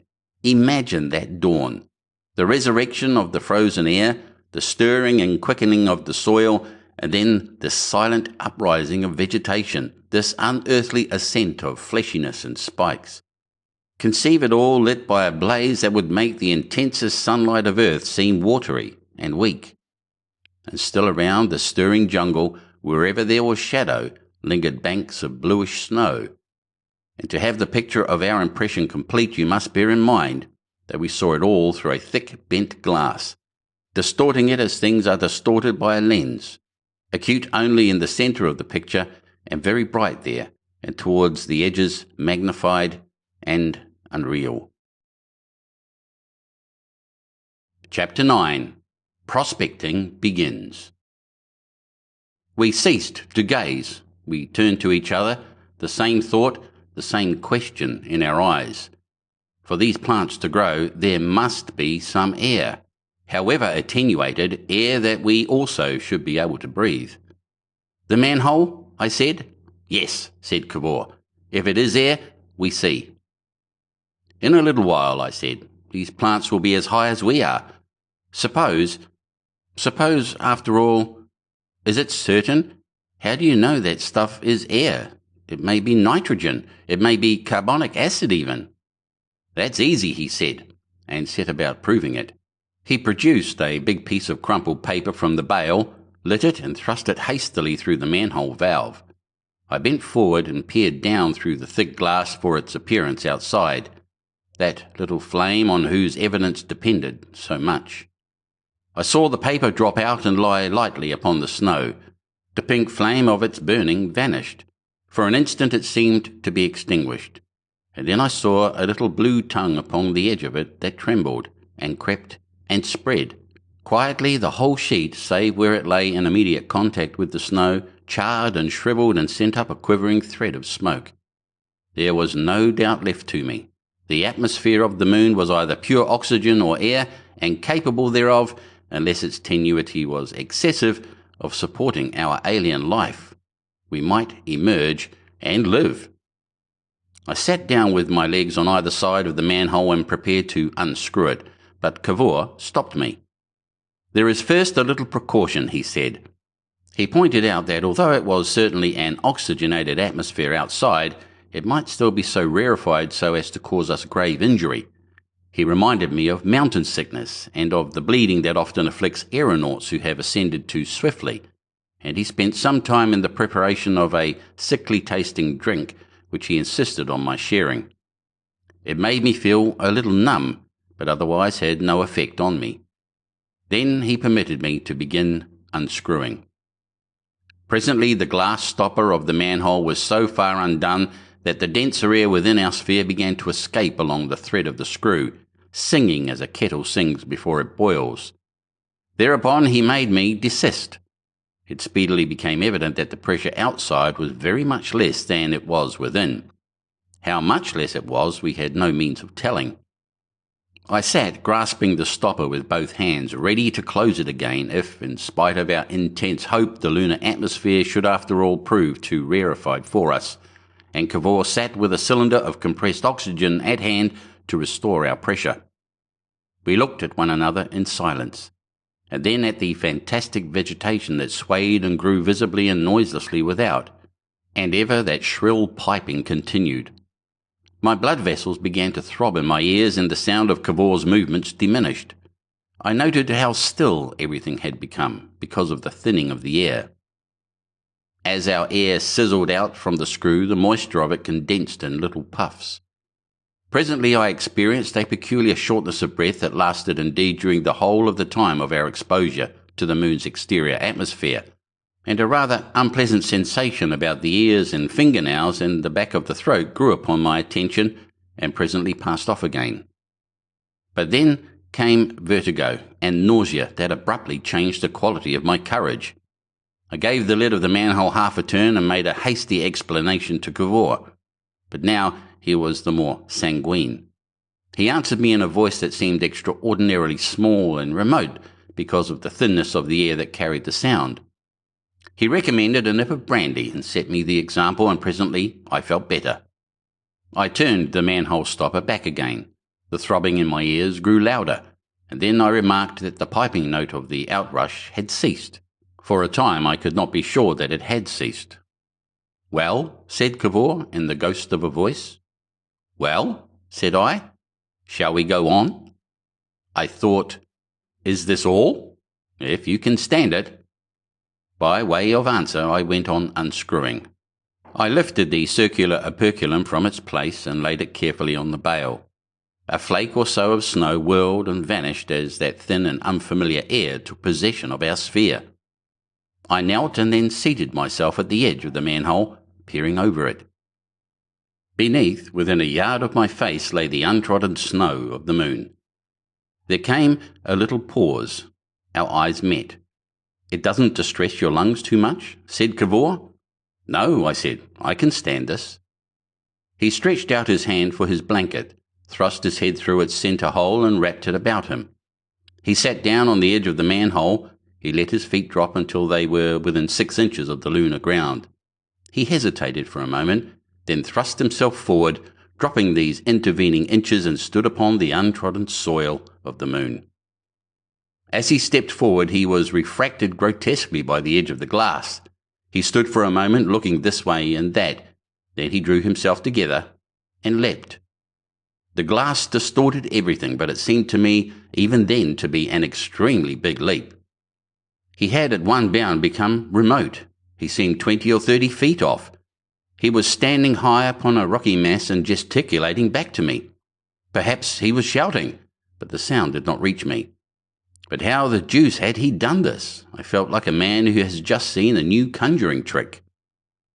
In a puzzled state of mind, I too dropped through the manhole. I stood up. Just in front of me the snowdrift had fallen away and made a sort of ditch. I made a step and jumped. I found myself flying through the air. saw the rock on which he stood coming to meet me, clutched it and clung in a state of infinite amazement. I gasped a painful laugh. I was tremendously confused. Cavor bent down and shouted in piping tones for me to be careful. I had forgotten that on the moon, with only an eighth part of the Earth's mass and a quarter of its diameter, my weight was barely a sixth what it was on Earth. But now that fact insisted on being remembered. "We are out of Mother Earth's leading strings now," he said. With a guarded effort, I raised myself to the top, and moving as cautiously as a rheumatic patient, stood up beside him under the blaze of the sun. The sphere lay behind us on its dwindling snowdrift 30 feet away. As far as the eye could see over the enormous disorder of rocks that formed the crater floor, the same bristling scrub that surrounded us was starting into life, diversified here and there by bulging masses of a cactus form, and scarlet and purple lichens that grew so fast they seemed to crawl over the rocks. The whole area of the crater seemed to me then to be one similar wilderness up to the very foot of the surrounding cliff. This cliff was apparently bare of vegetation save at its base, and with buttresses and terraces and platforms that did not very greatly attract our attention at the time. It was many miles away from us in every direction. We seemed to be almost at the centre of the crater, and we saw it through a certain haziness that drove before the wind. For there was even a wind now in the thin air, a swift yet weak wind that chilled exceedingly but exerted little pressure. It was blowing round the crater, as it seemed, to the hot illuminated side from the foggy darkness under the sunward wall. It was difficult to look into this eastward fog. We had to peer with half-closed eyes beneath the shade of our hands because of the fierce intensity of the motionless sun. "It seems to be deserted," said Cavor. "Absolutely desolate." I looked about me again.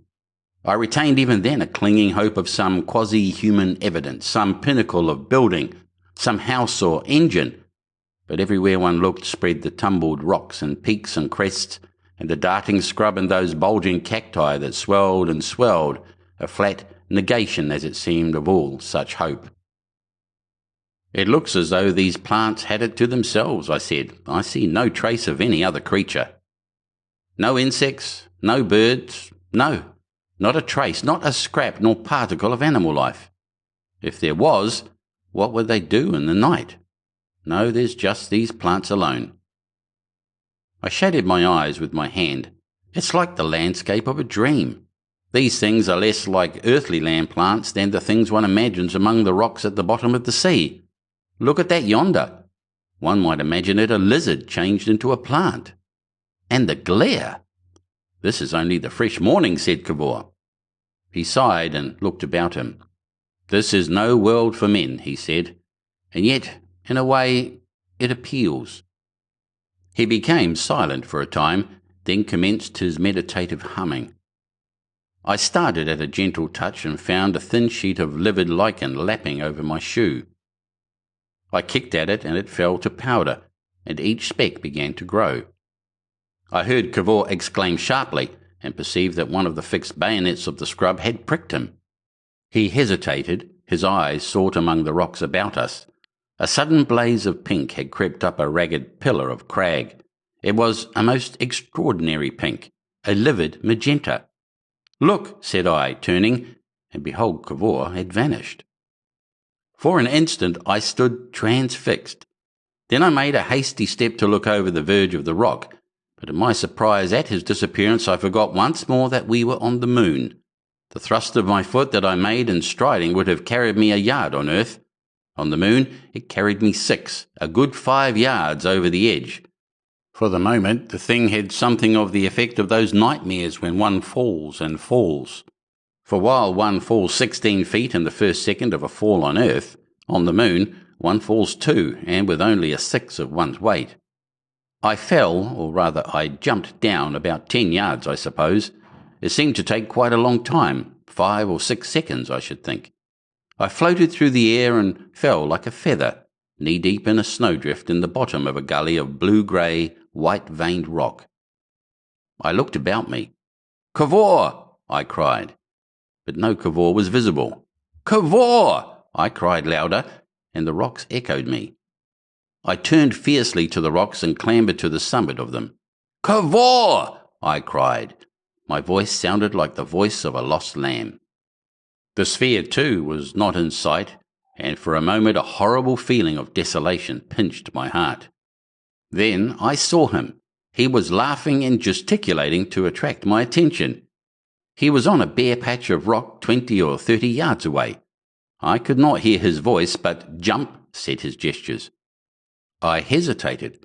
The distance seemed enormous, yet I reflected that surely I must be able to clear a greater distance than Cavor.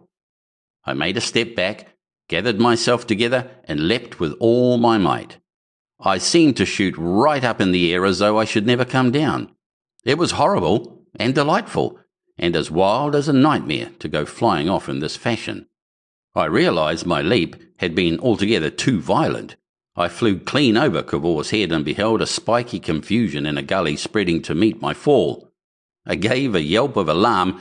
I put out my hands and straightened my legs. I hit a huge fungoid bulk that burst all about me, scattering a mass of orange spores in every direction and covering me with orange powder. I rolled over, spluttering, and came to rest convulsed with breathless laughter. I became aware of Cavor's little round face peering over a bristling hedge. He shouted some faded inquiry. "Eh?" I tried to shout, but could not do so for want of breath. He made his way towards me, coming gingerly among the bushes. "We've got to be careful," he said. "This moon has no discipline. She'll let us smash ourselves." He helped me to my feet. "You exerted yourself too much," he said, dabbing at the yellow stuff with his hand to remove it from my garments. I stood passive and panting, allowing him to beat off the jelly from my knees and elbows and lecture me upon my misfortunes. We don't quite allow for the gravitation. Our muscles are scarcely educated yet. We must practice a little when you have got your breath. I pulled 2 or 3 little thorns out of my hand and sat for a time on a boulder of rock.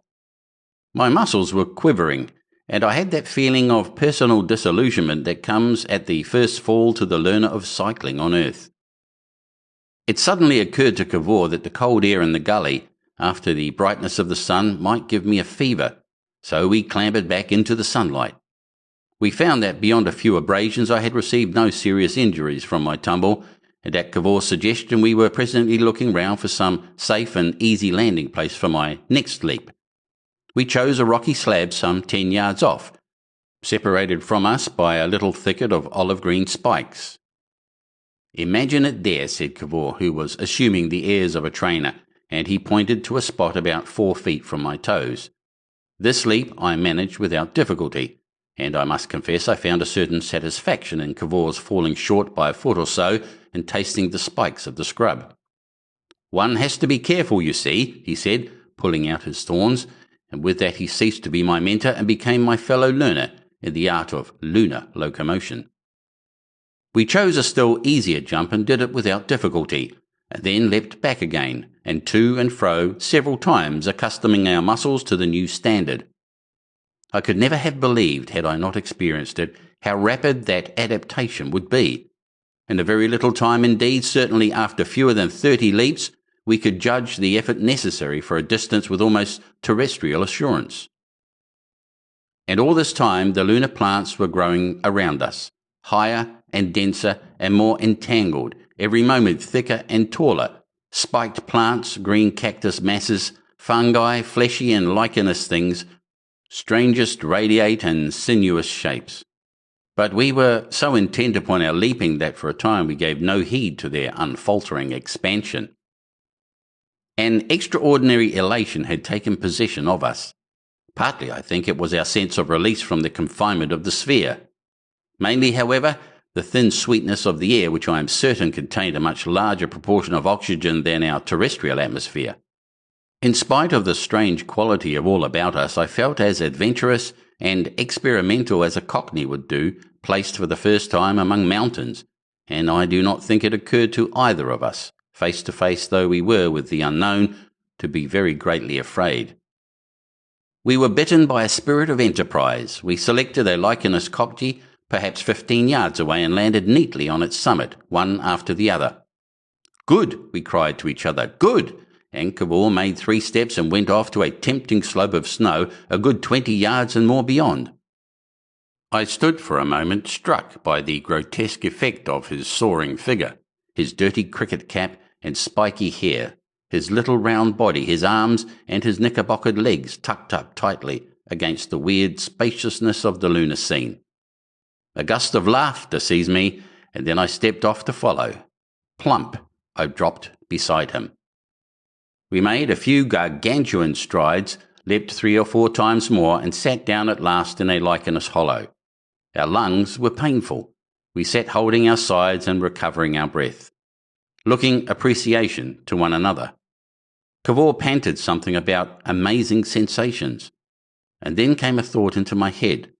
For the moment it did not seem a particularly appalling thought, simply a natural question arising out of the situation. "By the way," I said, "where exactly is the sphere?" Cavor looked at me. "Eh?" The full meaning of what we were saying struck me sharply. "Cavor," I cried, laying a hand on his arm, "where is the sphere?" Chapter 10. Lost Men in the Moon. His face caught something of my dismay. He stood up and stared about him at the scrub that fenced us in and rose about us, straining upward in a passion of growth. He put a dubious hand to his lips. He spoke with a sudden lack of assurance. "I think," he said slowly, "we left it somewhere about there." He pointed a hesitating finger that wavered in an arc. "I'm not sure." His look of consternation deepened. "Anyhow," he said, with his eyes on me, "it can't be far." We had both stood up. We made unmeaning ejaculations. Our eyes sought in the twining, thickening jungle round about us. All about us on the sunlit slopes frothed and swayed the darting shrubs, the swelling cactus, the creeping lichens, and wherever the shade remained the snowdrifts lingered. North, south, east and west spread an identical monotony of unfamiliar forms. And somewhere, buried already among this tangled confusion, was our sphere, our home, our only provision, our only hope of escape from this fantastic wilderness of ephemeral growths into which we had come. "I think, after all," he said, pointing suddenly, "it might be over there." "No," I said, "we have turned in a curve. See, here is the mark of my heels. It's clear the thing must be more to the eastward, much more. No, the sphere must be over there." "I think," said Cavor, "I kept the sun upon my right all the time." "Every leap, it seems to me," I said, "my shadow flew before me." We stared into one another's eyes. The area of the crater had become enormously vast to our imaginations, the growing thickets already impenetrably dense. "Good heavens, what fools we have been!" "It's evident that we must find it again," said Cavor, "and that soon. The sun grows stronger. We should be fainting with the heat already if it wasn't so dry. And I'm hungry." I stared at him. I had not suspected this aspect of the matter before, but it came to me at once, a positive craving. "Yes," I said with emphasis, "I am hungry too." He stood up with a look of active resolution. "Certainly we must find the sphere."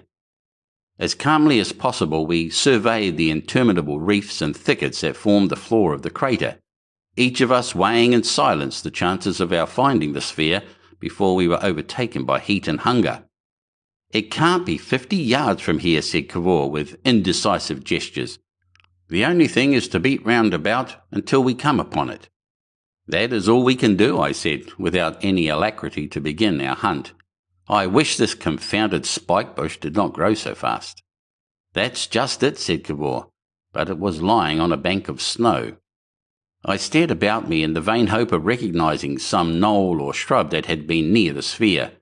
But everywhere was a confusing sameness, everywhere the aspiring bushes, the distending fungi, the dwindling snowbanks, steadily and inevitably changed. The sun scorched and stung. The faintness of an unaccountable hunger mingled with our infinite perplexity. And even as we stood there, Confused and lost amidst unprecedented things, we became aware for the first time of a sound upon the moon other than the air of the growing plants, the faint sighing of the wind, or those that we ourselves had made.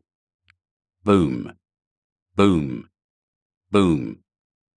It came from beneath our feet, a sound in the earth. We seemed to hear it with our feet as much as with our ears. Its dull resonance was muffled by distance, thick with the quality of intervening substance. No sound that I can imagine could have astonished us more, or have changed more completely the quality of things about us. For this sound, rich, slow, and deliberate, seemed to us as though it could be nothing but the striking of some gigantic buried clock. Boom, boom, boom. Sound suggestive of still cloisters, of sleepless nights in crowded cities, of vigils and the awaited hour, of all that is orderly and methodical in life, booming out pregnant and mysterious in this fantastic desert. To the eye, everything was unchanged. The desolation of bushes and cacti waving silently in the wind stretched unbroken to the distant cliffs. The still dark sky was empty overhead, and the hot sun hung and burned. And through it all, a warning, a threat, throbbed this enigma of sound. Boom, boom, boom. We questioned one another in faint and faded voices. A clock? Like a clock? What is it? What can it be? Count, was Cavor's belated suggestion, and at that word the striking ceased. The silence, the rhythmic disappointment of the silence, came as a fresh shock. For a moment one could doubt whether one had ever heard a sound, or whether it might not still be going on. Had I indeed heard a sound? I felt the pressure of Cavor's hand upon my arm. He spoke in an undertone as though he feared to wake some sleeping thing. "Let us keep together," he whispered, "and look for the sphere. We must get back to the sphere. This is beyond our understanding." "Which way shall we go?" He hesitated. An intense persuasion of presences, of unseen things about us and near us dominated our minds. What could they be? Where could they be? Was this arid desolation, alternately frozen and scorched, only the outer rind and mask of some subterranean world? And if so, what sort of world, what sort of inhabitants might it not presently disgorge upon us? And then, stabbing the aching stillness as vivid and sudden as an unexpected thunderclap, came a clang and rattle as though great gates of metal had suddenly been flung apart. It arrested our steps. We stood, gaping helplessly. Then Cavor stole towards me. "I do not understand," he whispered close to my face. He waved his hand vaguely skyward, the vague suggestion of still vaguer thoughts.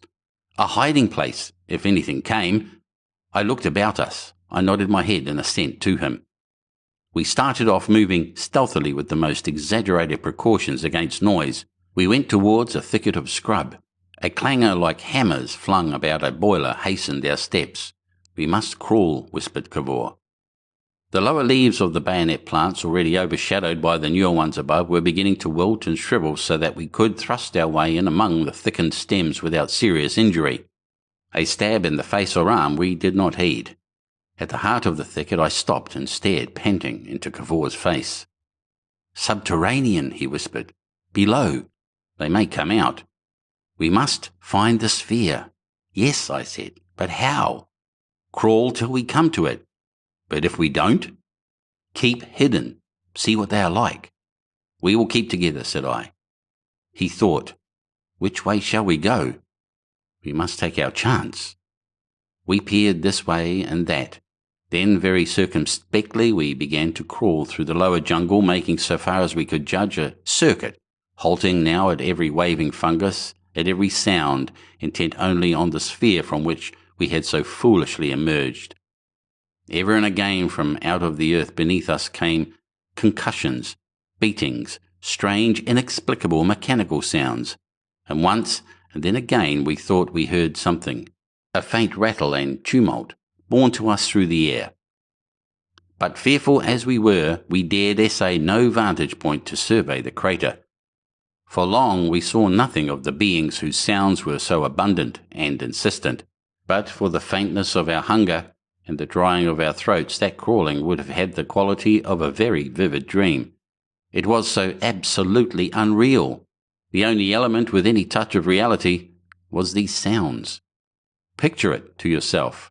About us the dreamlike jungle, with the silent bayonet leaves darting overhead, and the silent, vivid, sun-splashed lichens under our hands and knees, waving with the vigour of their growth as a carpet waves when the wind gets beneath it. Ever and again one of the bladder fungi, bulging and distending under the sun, loomed upon us. Ever and again some novel shape and vivid colour obtruded. The very cells that built up these plants were as large as my thumb, like beads of coloured glass, and all these things were saturated in the unmitigated glare of the sun, were seen against a sky that was bluish-black and spangled still, in spite of the sunlight, with a few surviving stars. Strange. The very forms and texture of the stones were strange. It was all strange. The feeling of one's body was unprecedented. Every other movement ended in a surprise. The breath sucked thin in one's throat. The blood flowed through one's ears in a throbbing tide. Thud, thud, thud, thud. And ever and again came gusts of turmoil, hammering, the clanging and throb of machinery, and presently the bellowing of great beasts. Chapter 11. The Mooncalf Pastures. So we two poor terrestrial castaways, lost in that wild growing moon jungle, crawled in terror before the sounds that had come upon us. We crawled, as it seemed, a long time before we saw either Selenite or Mooncalf, though we heard the bellowing and gruntulous noises of these latter continually drawing nearer to us. We crawled through stony ravines, over snow slopes, amidst fungi that ripped like thin bladders at our thrust, emitting a watery humour, over a perfect pavement of things like puffballs and beneath interminable thickets of scrub. And ever more helplessly our eyes sought for our abandoned sphere. The noise of the mooncalves would at times be a vast, flat, calf-like sound. At times it rose to an amazed and wrathy bellowing, and again it would become a clogged bestial sound, as though these unseen creatures had sought to eat and bellow at the same time. Our first view was but an inadequate transitory glimpse, yet none the less disturbing because it was incomplete. Cavor was crawling in front at the time, and he first was aware of their proximity. He stopped dead, arresting me with a single gesture. A crackling and smashing of the scrub appeared to be advancing directly upon us, and then, as we squatted close and endeavoured to judge of the nearness and direction of this noise, there came a terrific bellow behind us, so close and vehement that the tops of the bayonet scrub bent before it, and one felt the breath of it hot and moist. And, turning about, we saw indistinctly through a crowd of swaying stems the mooncalf's shining sides, and the long line of its back loomed out against the sky. Of course, it is hard for me now to say how much I saw at that time, because my impressions were corrected by subsequent observation. First of all impressions was its enormous size. The girth of its body was some 80 feet, its length perhaps 200. Its sides rose and fell with its laboured breathing. I perceived that its gigantic flabby body lay along the ground, and that its skin was of a corrugated white, dappling into blackness along the backbone. But of its feet we saw nothing. I think also that we saw then the profile, at least, of the almost brainless head, with its fat encumbered neck, its slobbering omnivorous mouth, its little nostrils and tight-shut eyes, for the mooncalf invariably shut its eyes in the presence of the sun. We had a glimpse of a vast red pit as it opened its mouth to bleat and bellow again. We had a breath from the pit, and then the monster heeled over like a ship, dragged forward along the ground, creasing all its leathery skin, rolled again, and so wallowed past us, smashing a path amidst the scrub, and was speedily hidden from our eyes by the dense interlacings beyond. Another appeared more distantly, and then another, and then, as though he was guiding these animated lumps of provender to their pasture, a Selenite came momentarily into ken. My grip upon Cavor's foot became convulsive at the sight of him, and we remained motionless and peering long after he had passed out of our range. By contrast with the Mooncalves, he seemed a trivial being, a mere ant, scarcely 5 feet high. He was wearing garments of some leathery substance so that no portion of his actual body appeared, but of this, of course, we were entirely ignorant. He presented himself, therefore, as a compact, bristling creature, having much of the quality of a complicated insect, with whip-like tentacles and a clanging arm projecting from his shining cylindrical body case. The form of his head was hidden by his enormous, many-spiked helmet. We discovered afterwards that he used the spikes for prodding refractory mooncalves, and a pair of goggles of darkened glass, set very much at the side, gave a bird-like quality to the metallic apparatus that covered his face. His arms did not project beyond his body case, and he carried himself upon short legs that, wrapped though they were in warm coverings, seemed to our terrestrial eyes inordinately flimsy. They had very short thighs, very long shanks, and little feet. In spite of his heavy-looking clothing, he was progressing with what would be, from the terrestrial point of view, very considerable strides, and his clanging arm was busy. The quality of his motion during the instant of his passing suggested haste and a certain anger, and soon after we had lost sight of him, we heard the bellow of a mooncalf change abruptly into a short, sharp squeal, followed by the scuffle of its acceleration. And gradually that bellowing receded, and then came to an end as if the pastures sought had been attained. We listened.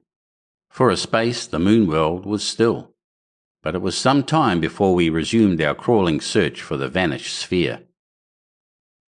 When next we saw mooncalves, they were some little distance away from us in a place of tumbled rocks. The less vertical surfaces of the rocks were thick with a speckled green plant growing in dense mossy clumps, upon which these creatures were browsing. We stopped at the edge of the reeds amidst which we were crawling at the sight of them, peering out at them and looking round for a second glimpse of a Selenite. They lay against their food like stupendous slugs, huge, greasy holes, eating greedily and noisily with a sort of sobbing avidity. They seemed monsters of mere fatness, clumsy and overwhelmed to a degree that would make a Smithfield ox seem a model of agility. Their busy, writhing, chewing mouths and eyes closed, together with the appetizing sound of their munching, made up an effect of animal enjoyment that was singularly stimulating to our empty frames. "Hogs," said Cavor, with unusual passion. "Disgusting hogs," and after one glare of angry envy, crawled off through the bushes to our right. I stayed long enough to see that the speckled plant was quite hopeless for human nourishment, then crawled after him, nibbling a quill of it between my teeth. Presently we were arrested again by the proximity of a Selenite, and this time we were able to observe him more exactly. Now we could see that Selenite covering was indeed clothing and not a sort of crustacean integument. He was quite similar in his costume to the former one we had glimpsed, except that ends of something like wadding were protruding from his neck, and he stood on a promontory of rock and moved his head this way and that as though he was surveying the crater. We lay quite still, fearing to attract his attention if we moved, and after a time he turned about and disappeared. We came upon another drove of mooncalves bellowing up a ravine, and then we passed over a place of sounds of beating machinery as if some huge hall of industry came near the surface there. And while these sounds were still about us, we came to the edge of a great open space, perhaps 200 yards in diameter and perfectly level. Save for a few lichens that advanced from its margin, this space was bare and presented a powdery surface of a dusty yellow colour. We were afraid to strike out across this space, but as it presented less obstruction to our crawling than the scrub, we went down upon it and began very circumspectly to skirt its edge. For a little while the noises from below ceased, and everything, save for the faint stir of the growing vegetation, was very still. Then abruptly there began an uproar, louder, more vehement, and nearer than any we had so far heard. Of a certainty it came from below.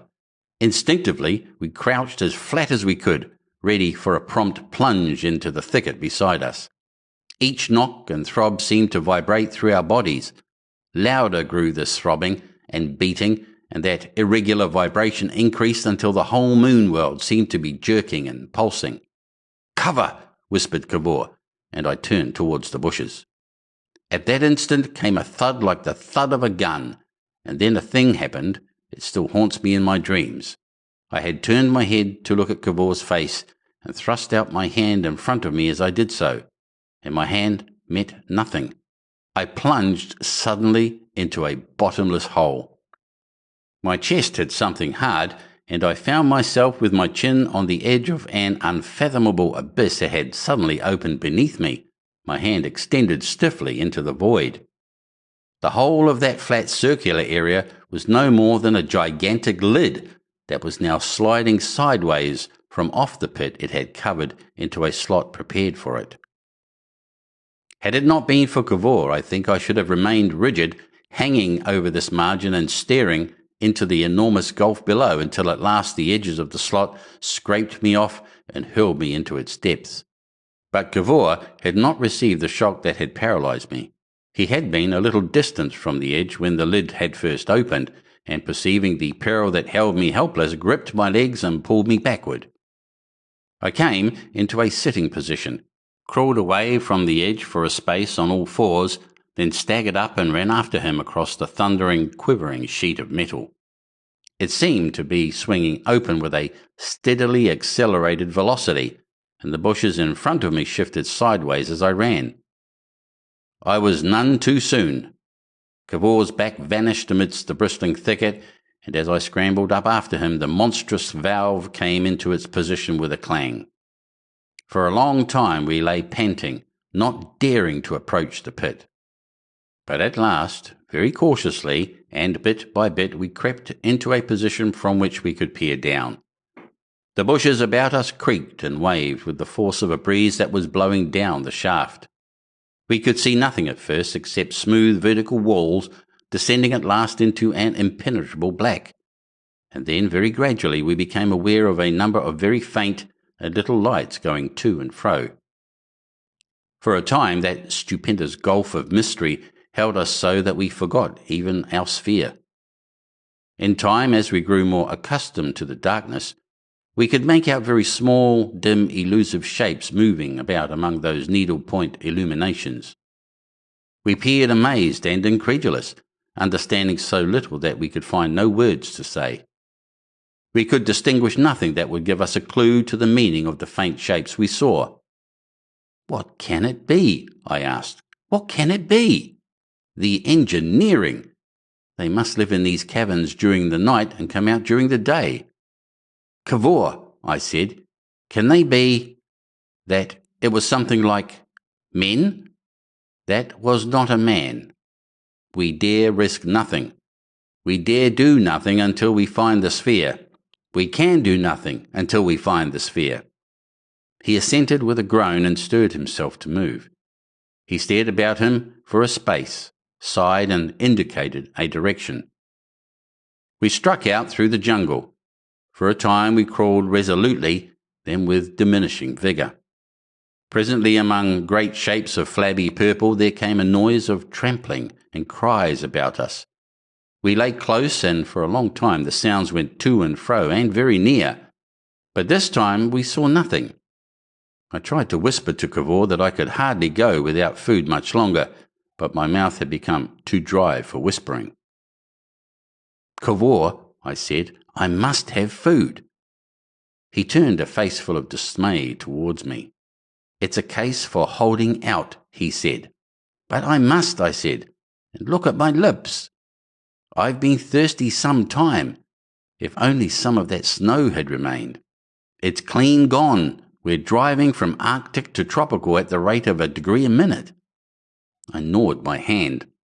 "The sphere," he said. "There is nothing for it but the sphere." We roused ourselves to another spurt of crawling. My mind ran entirely on edible things, on the hissing profundity of summer drinks. More particularly, I craved for beer. I was haunted by the memory of a 16-gallon cask that had swaggered in my Lympne cellar.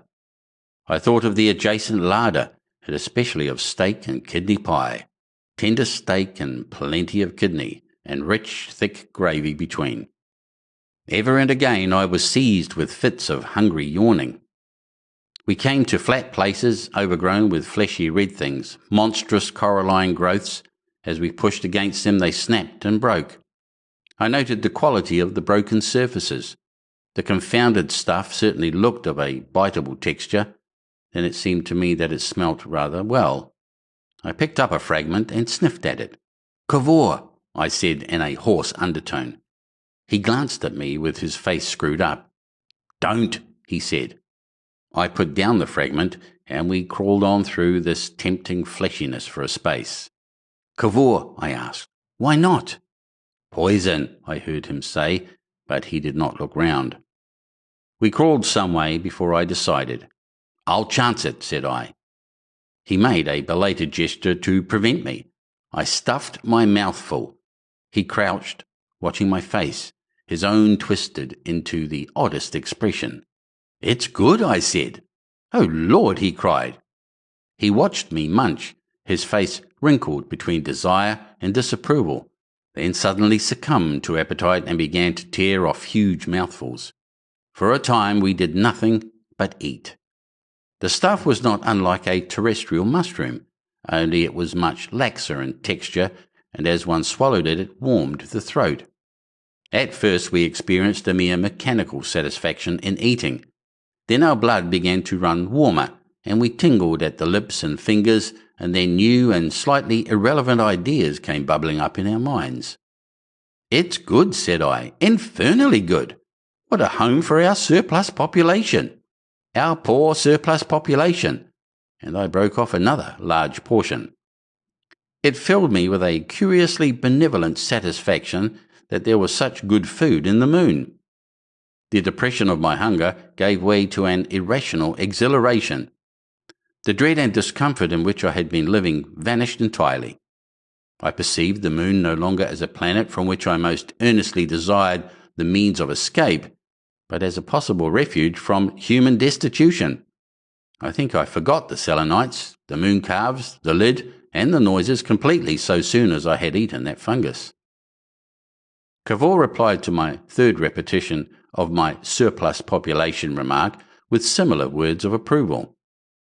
I felt that my head swam, but I put this down to the stimulating effect of food after a long fast. "Excellent coverage, yours, Cavor," said I. "Send only to the Tato." "What do you mean?" asked Cavor. "Discovery of the moon. Send only to the Tato." I looked at him, shocked at his suddenly hoarse voice and by the badness of his articulation. It occurred to me in a flash that he was intoxicated, possibly by the fungus. It also occurred to me that he erred in imagining that he had discovered the moon. He had not discovered it, he had only reached it. I tried to lay my hand on his arm and explain this to him, but the issue was too subtle for his brain. It was also unexpectedly difficult to express. After a momentary attempt to understand me, I remember wondering if the fungus had made my eyes as fishy as his. He set off upon some observations on his own account. "We are," he announced, with a solemn hiccup, "the creatures of what we eat and drink." He repeated this, and as I was now in one of my subtle moods, I determined to dispute it. Possibly I wandered a little from the point, but Cavor certainly did not attend at all properly. He stood up as well as he could, putting a hand on my head to steady himself, which was disrespectful, and stood staring about him, quite devoid now of any fear of the moon beings. I tried to point out that this was dangerous for some reason that was not perfectly clear to me, but the word dangerous had somehow got mixed with indiscreet and came out rather more like injurious than either. And after an attempt to disentangle them, I resumed my argument, addressing myself principally to the unfamiliar but attentive coralline growths on either side. I felt that it was necessary to clear up this confusion between the moon and a potato at once. I wondered into a long parenthesis on the importance of precision of definition in argument. I did my best to ignore the fact that my bodily sensations were no longer agreeable.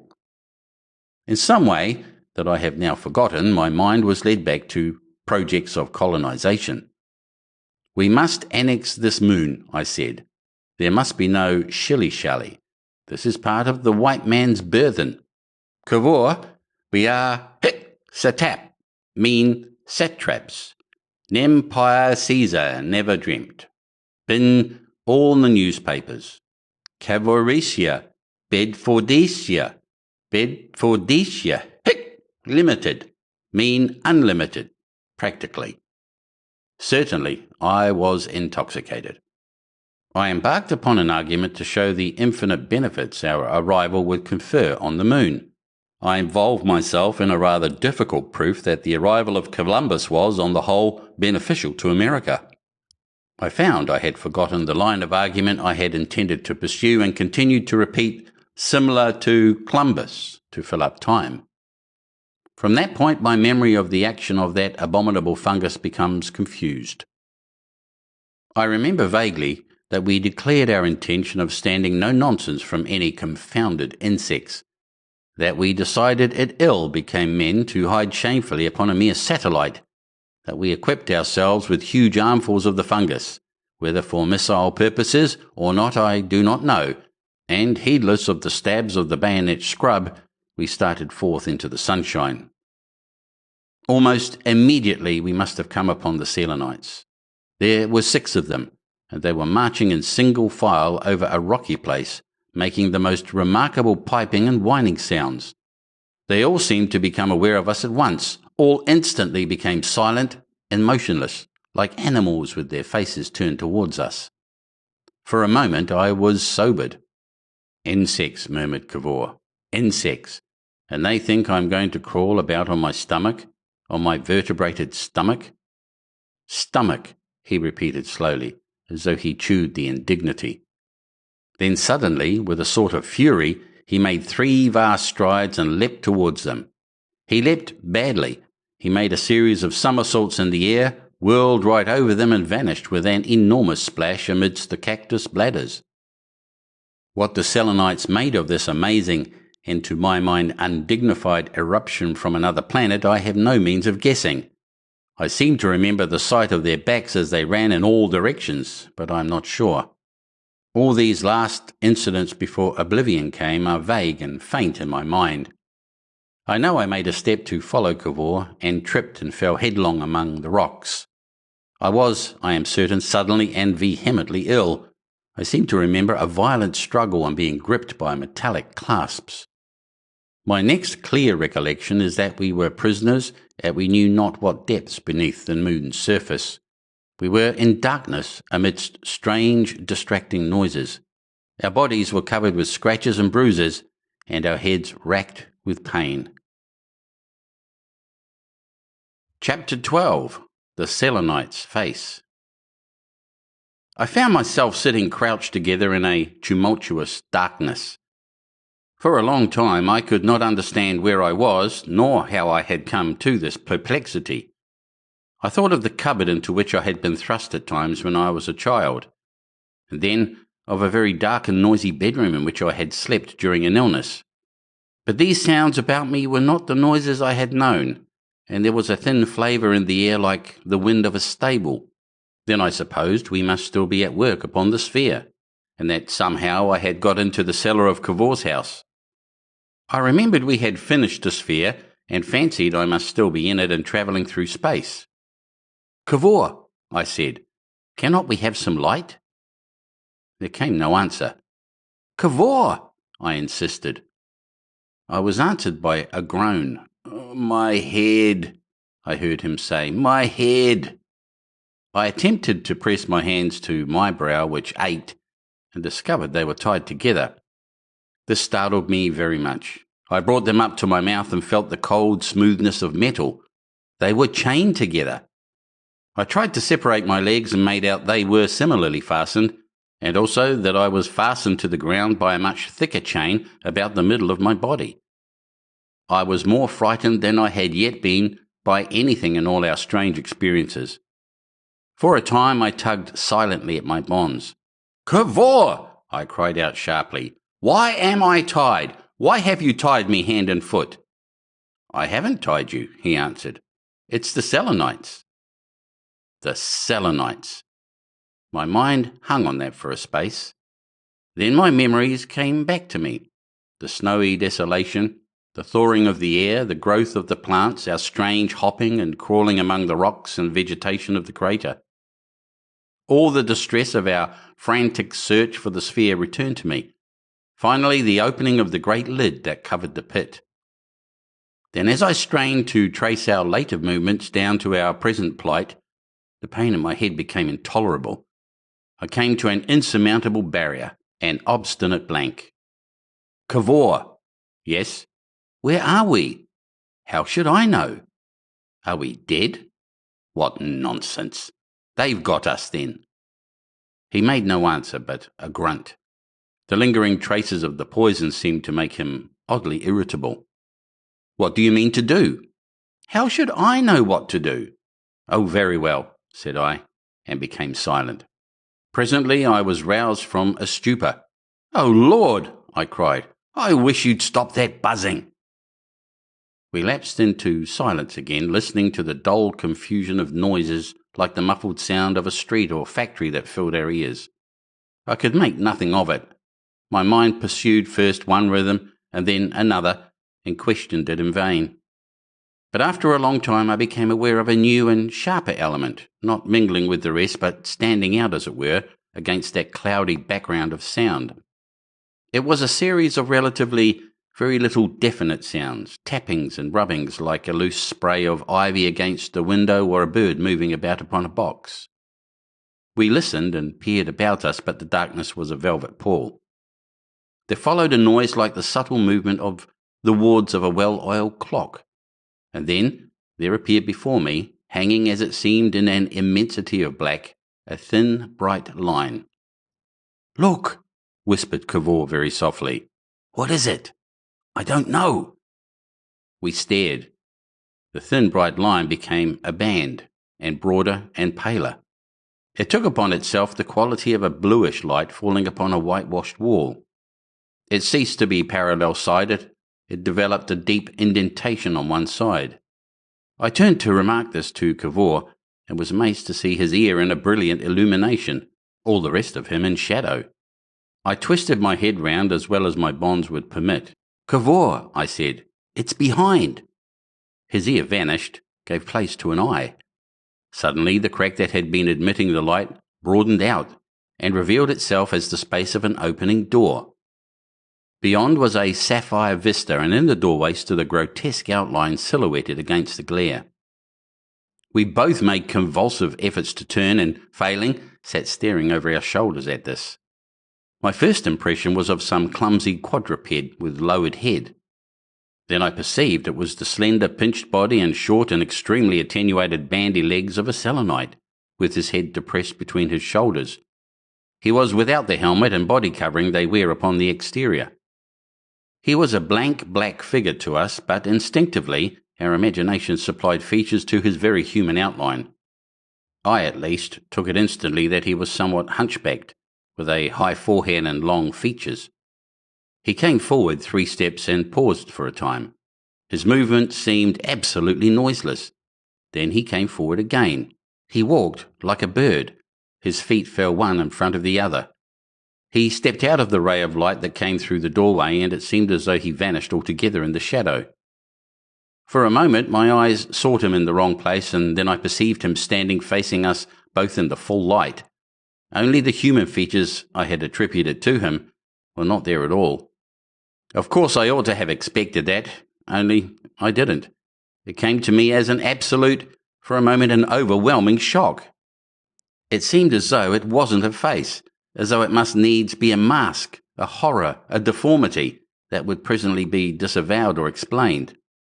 There was no nose, and the thing had dull bulging eyes at the side. In the silhouette I had supposed they were ears. There were no ears.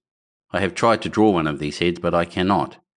There was a mouth downwardly curved like a human mouth and a face that stares ferociously. The neck on which the head was poised was jointed in 3 places, almost like the short joints of the leg of a crab. The joints of the limbs I could not see because of the putty-like straps in which they were swathed and which formed the only clothing the being wore. There the thing was, looking at us. At the time, my mind was taken up by the mad impossibility of the creature. I suppose he also was amazed, and with more reason perhaps for amazement than we. Only, confound him, he did not show it. We did at least know what had brought about this meeting of incompatible creatures. But conceive how it would seem to decent Londoners, for example, to come upon a couple of living things as big as men, and absolutely unlike any other earthly animals, careering about among the sheep in Hyde Park. It must have taken him like that. Figure us. We were bound hand and foot, fagged and filthy, our beards 2 inches long, our faces scratched and bloody. Cavor, you must imagine, in his knickerbockers, torn in several places by the bayonet scrub, his Jaeger shirt and old cricket cap, his wiry hair wildly disordered, a tail to every quarter of the heavens. In that blue light his face did not look red, but very dark.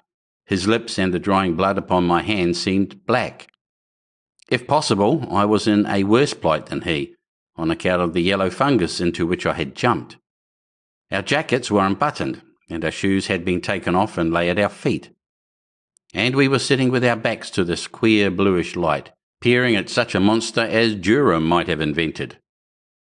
Cavor broke the silence, started to speak, went hoarse and cleared his throat. Outside began a terrific bellowing as if a mooncalf were in trouble. It ended in a shriek, and everything was still again. Presently the Selenite turned about, flickered into the shadow, stood for a moment retrospective at the door, and then closed it on us. And once more we were in that murmurous mystery of darkness into which we had awakened. Chapter 13. Mr. Cavor makes some suggestions. For a time neither of us spoke. To focus together all the things we had brought upon ourselves seemed beyond my mental powers. "They've got us," I said at last. "It was that fungus. Well, if I hadn't taken it, we should have fainted and starved. We might have found the sphere." I lost my temper at his persistence and swore to myself. For a time we hated one another in silence. I drummed with my fingers on the floor between my knees and gritted the links of my fetters together. Presently I was forced to talk again. "What do you make of it anyhow?" I asked humbly. "They are reasonable creatures. They can make things and do things. Those lights we saw—" He stopped. It was clear he could make nothing of it. When he spoke again it was to confess. After all, they are more human than we had a right to expect. "I suppose—" He stopped irritatingly. "Yes?" "I suppose, anyhow, on any planet where there is an intelligent animal, it will carry its brain case upward and have hands and walk erect." Presently he broke away in another direction. "We are some way in," he said. "I mean, perhaps a couple of 1,000 feet or more." "Why?" "It's cooler, and our voices are so much louder. That faded quality, it has altogether gone, and the feeling in one's ears and throat. I had not noted that, but I did now. The air is denser. We must be some depths, a mile even. We may be inside the moon." "We never thought of a world inside the moon." "No. How could we?" "We might have done, only one gets into habits of mind." He thought for a time. "Now," he said, "it seems such an obvious thing. Of course, the moon must be enormously cavernous, with an atmosphere within, and at the centre of its caverns a sea. One knew that the moon had a lower specific gravity than the earth. One knew that it had little air or water outside. One knew too that it was sister planet to the earth, and that it was unaccountable that it should be different in composition. The inference that it was hollowed out was as clear as day, and yet one never saw it as a fact. Kepler, of course. His voice had the interest now of a man who has discerned a pretty sequence of reasoning. Yes, he said, Kepler with his sub-Volvani was right after all. I wish you had taken the trouble to find that out before we came, I said. He answered nothing, buzzing to himself softly as he pursued his thoughts. My temper was going. What do you think has become of the sphere, anyhow? I asked. Lost, he said, like a man who answers an uninteresting question. Among those plants? Unless they find it. And then? How can I tell? Cavor, I said, with a sort of hysterical bitterness, things look bright for my company. He made no answer. Good Lord, I exclaimed, just think of all the trouble we took to get into this pickle. What did we come for? What are we after? What was the moon to us, or we to the moon? We wanted too much, we tried too much. We ought to have started the little things first. It was you proposed the moon. Those Cavorite spring blinds. I am certain we could have worked them for terrestrial purposes. Certain. Did you really understand what I proposed? A steel cylinder? Rubbish, said Cavor. We ceased to converse. For a time, Cavor kept up a broken monologue without much help from me. If they find it, he began, if they find it, what would they do with it? Well, that's a question. It may be that's the question. They won't understand it anyhow. If they understood that sort of thing, they would have come long since to the earth, would they? Why shouldn't they? But they would have sent something. They couldn't keep their hands off such a possibility. No. But they will examine it. Clearly they are intelligent and inquisitive. They will examine it, get inside it, trifle with the studs. Off. That would mean the moon for us for all the rest of our lives. Strange creatures, strange knowledge. As for strange knowledge, said I, and language failed me.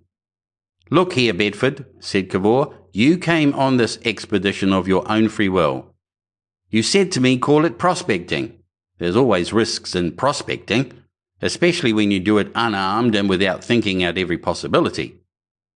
I was so taken up with the sphere, the thing rushed on us and carried us away. Rushed on me, you mean? Rushed on me just as much. How was I to know when I set to work on molecular physics that the business would bring me here, of all places? It's this accursed science, I cried. It's the very devil. The medieval priests and persecutors were right, and the moderns are all wrong. You tamper with it, and it offers you gifts, and directly you take them, it knocks you to pieces in some unexpected way. Old passions and new weapons. Now it upsets your religion. Now it upsets your social ideas. Now it whirls you off to desolation and misery. Anyhow, it's no use your quarrelling with me now. These creatures, these Selenites, or whatever you choose to call them, have got us tied hand and foot. Whatever temper you choose to go through with it in, you will have to go through it with me. We have experiences before us that will need all our coolness.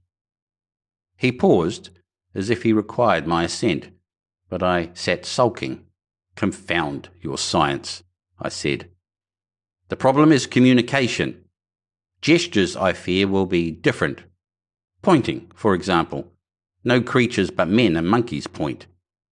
That was too obviously wrong for me. Pretty nearly every animal, I cried, points with its eyes or nose. Cavor meditated over that. Yes, he said at last, and we don't. There's such differences, such differences. One might, but how can I tell? There is speech, the sounds they make, a sort of fluting and piping. I don't see how we are to imitate that. Is it their speech, that sort of thing? They may have different senses, different means of communication. Of course, they are minds and we are minds. There must be something in common. Who knows how far we might not get to an understanding? The things are outside us, I said. They're more different from us than the strangest animals on earth. They are a different clay. What is the good of talking like this? Cavor thought. I don't see that. Where there are minds, they will have something similar, even though they have been evolved on different planets. Of course, if it was a question of instincts, if we or they are no more than animals, well, are they? They're much more like ants on their hind legs than human beings, and whoever got to any sort of understanding with ants? But these machines and clothing. No, I don't hold with you, Bedford. The difference is wide. It's insurmountable. The resemblance must bridge it. I remember reading once a paper by the late Professor Galton on the possibility of communication between the planets. Unhappily, at that time it did not seem probable that would be of any material benefit to me, and I fear I did not give it the attention I should have done, in view of this state of affairs. Yet, now let me see. His idea was to begin with those broad truths that must underlie all conceivable mental existences and establish a basis on those. The great principles of geometry to begin with. He proposed to take some leading proposition of Euclid's and show by construction that its truth was known to us. To demonstrate, for example, that the angles at the base of an isosceles triangle are equal, and that if the equal sides be produced, the angles on the other side of the base are equal also, or that the square on the hypotenuse of a right-angled triangle is equal to the sum of the squares on the two other sides. By demonstrating our knowledge of these things, we should demonstrate our possession of a reasonable intelligence.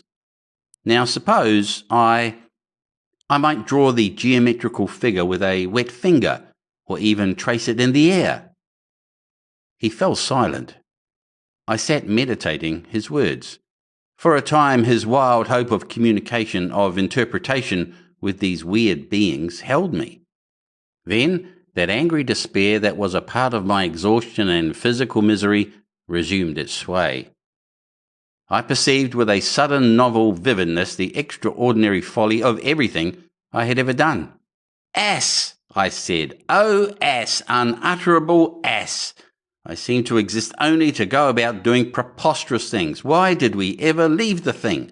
Hopping about looking for patents and concessions in the craters of the moon. If only we had had the sense to fasten a handkerchief to a stick to show where we had left the sphere. I subsided, fuming. It is clear, meditated Cavor, they are intelligent. One can hypothecate certain things. As they have not killed us at once, they must have ideas of mercy. Mercy, at any rate, of restraint. Possibly of intercourse. They may meet us, and this apartment and the glimpses we had of its guardian, these fetters, a high degree of intelligence. I wish to heaven, cried I'd thought even twice. Plunge after plunge, first one fluky start and then another. It was my confidence in you. Why didn't I stick to my play? That was what I was equal to. That was my world and the life I was made for. I could have finished that play. I'm certain it was a good play.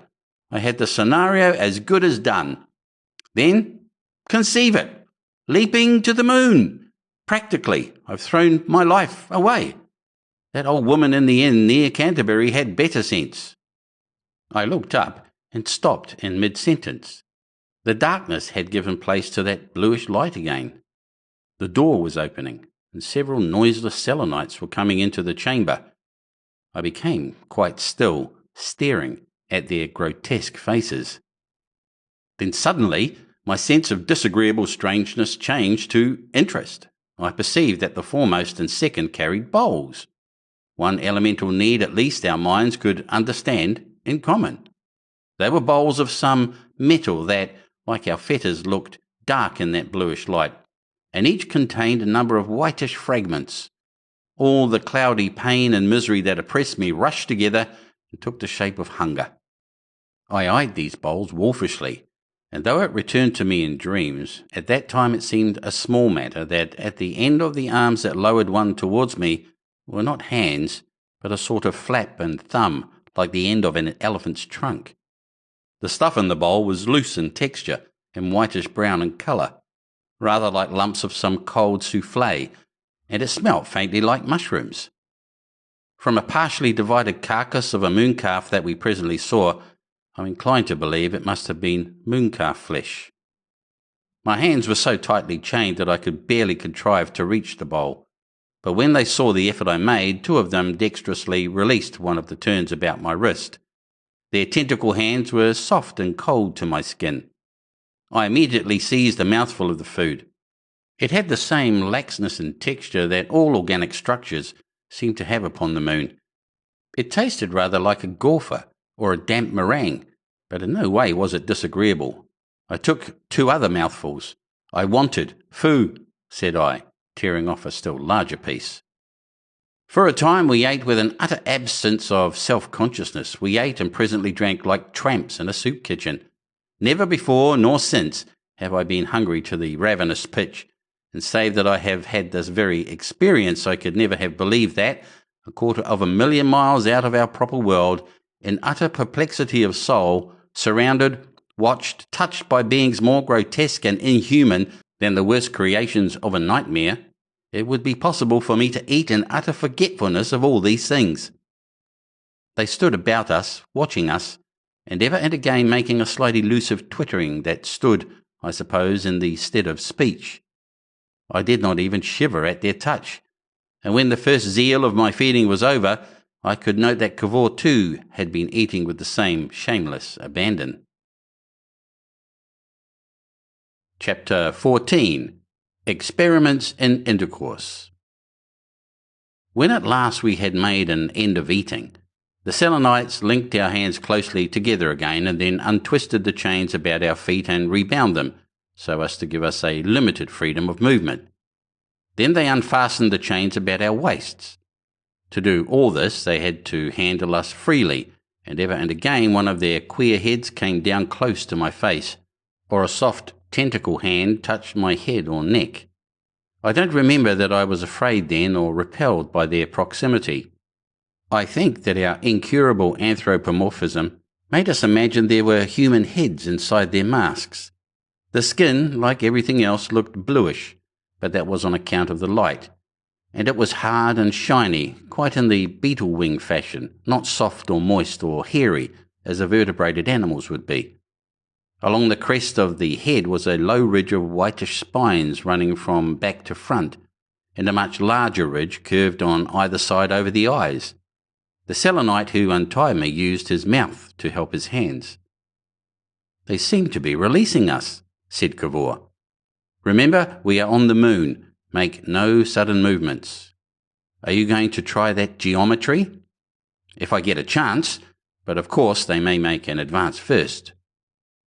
We remained passive, and the Selenites, having finished their arrangements, stood back from us and seemed to be looking at us. I say it seemed to be because as their eyes were at the side and not in front, one had the same difficulty in determining the direction in which they were looking as one has in the case of a hen or a fish. They conversed with one another in their reedy tones that seemed to me impossible to imitate or define. The door behind us opened wider, and glancing over my shoulder, I saw a vague, large space beyond, in which quite a little crowd of Selenites were standing. They seemed a curiously miscellaneous rabble. "Do they want us to imitate those sounds?" I asked Cavor. "I don't think so," he said. "It seems to me that they are trying to make us understand something. I can't make anything of their gestures. Do you notice this one, who is worrying with his head like a man with an uncomfortable collar? Let us shake our heads at him." We did that, and finding it ineffectual, attempted an imitation of the Selenites' movements. That seemed to interest them. At any rate, they all set up the same movement. But as that seemed to lead to nothing, we desisted at last, and so did they, and fell into a piping argument among themselves. Then one of them, shorter and very much thicker than the others, and with a particularly wide mouth, squatted down suddenly beside Cavor and put his hands and feet in the same posture as Cavor's were bound, and then by a dexterous movement stood up. "Cavor," I shouted, "they want us to get up." He stared open-mouthed. "That's it," he said. And with much heaving and grunting, because our hands were tied together, we contrived to struggle to our feet. The Selenites made way for our elephantine heavings and seemed to twitter more volubly. As soon as we were on our feet, the thick-set Selenite came and patted each of our faces with his tentacles and walked towards the open doorway. That also was plain enough, and we followed him. We saw that 4 of the Selenites standing in the doorway were much taller than the others, and clothed in the same manner as those we had seen in the crater, namely with spiked round helmets and cylindrical body cases, and that each of the 4 carried a goad with spike and guard made of that same dull-looking metal as the bowls. These 4 closed about us, one on either side of each of us, as we emerged from our chamber into the cavern from which the light had come. We did not get our impression of that cavern all at once. Our attention was taken up by the movements and attitudes of the Selenites immediately about us, and by the necessity of controlling our motion, lest we should startle and alarm them and ourselves by some excessive stride. In front of us was the short, thick-set being who had solved the problem of asking us to get up, moving with gestures that seemed, almost all of them, intelligible to us, inviting us to follow him. His spout-like face turned from one of us to the other with a quickness that was clearly interrogative. For a time, I say, we were taken up with these things. But at last the great place that formed a background to our movements asserted itself. It became apparent that the source of much, at least of the tumult of sounds which had filled our ears ever since we had recovered from the stupefaction of the fungus, was a vast mass of machinery in active movement, whose flying and whirling parts were visible indistinctly over the heads and between the bodies of the Selenites who walked about us. And not only did the web of sounds that filled the air proceed from this mechanism, but also the peculiar blue light that irradiated the whole place. We had taken it as a natural thing that a subterranean cavern should be artificially lit, and even now, though the fact was patent to my eyes, I did not really grasp its import until presently the darkness came. The meaning and structure of this huge apparatus we saw I cannot explain, because we neither of us learnt what it was for or how it worked. One after another, big shafts of metal flung out and up from its centre, their heads travelling in what seemed to me to be a parabolic path. Each dropped a sort of dangling arm as it rose towards the apex of its flight and plunged down into a vertical cylinder, forcing this down before it.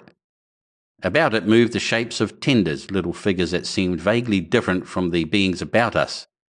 As each of the 3 dangling arms of the machine plunged down, there was a clank and then a roaring, and out of the top of the vertical cylinder came pouring this incandescent substance that lit the place and ran over as milk runs over a boiling pot and dripped luminously into a tank of light below. It was a cold blue light, a sort of phosphorescent glow, but infinitely brighter, and from the tanks into which it fell, it ran in conduits athwart the cavern. Thud, thud, thud, thud, came the sweeping arms of this unintelligible apparatus, and the light substance hissed and poured. At first the thing seemed only reasonably large and near to us, and then I saw how exceedingly little the Selenites upon it seemed, and I realized the full immensity of cavern and machine. I looked from this tremendous affair to the faces of the Selenites with a new respect. I stopped, and Cavor stopped, and stared at this thunderous engine. "But this is stupendous," I said. "What can it be for?" Cavor's blue-lit face was full of an intelligent respect. "I can't dream. Surely these beings, men could not make a thing like that. Look at those arms. Are they on connecting rods?" The thick-set Selenite had gone some paces unheeded. He came back and stood between us and the great machine.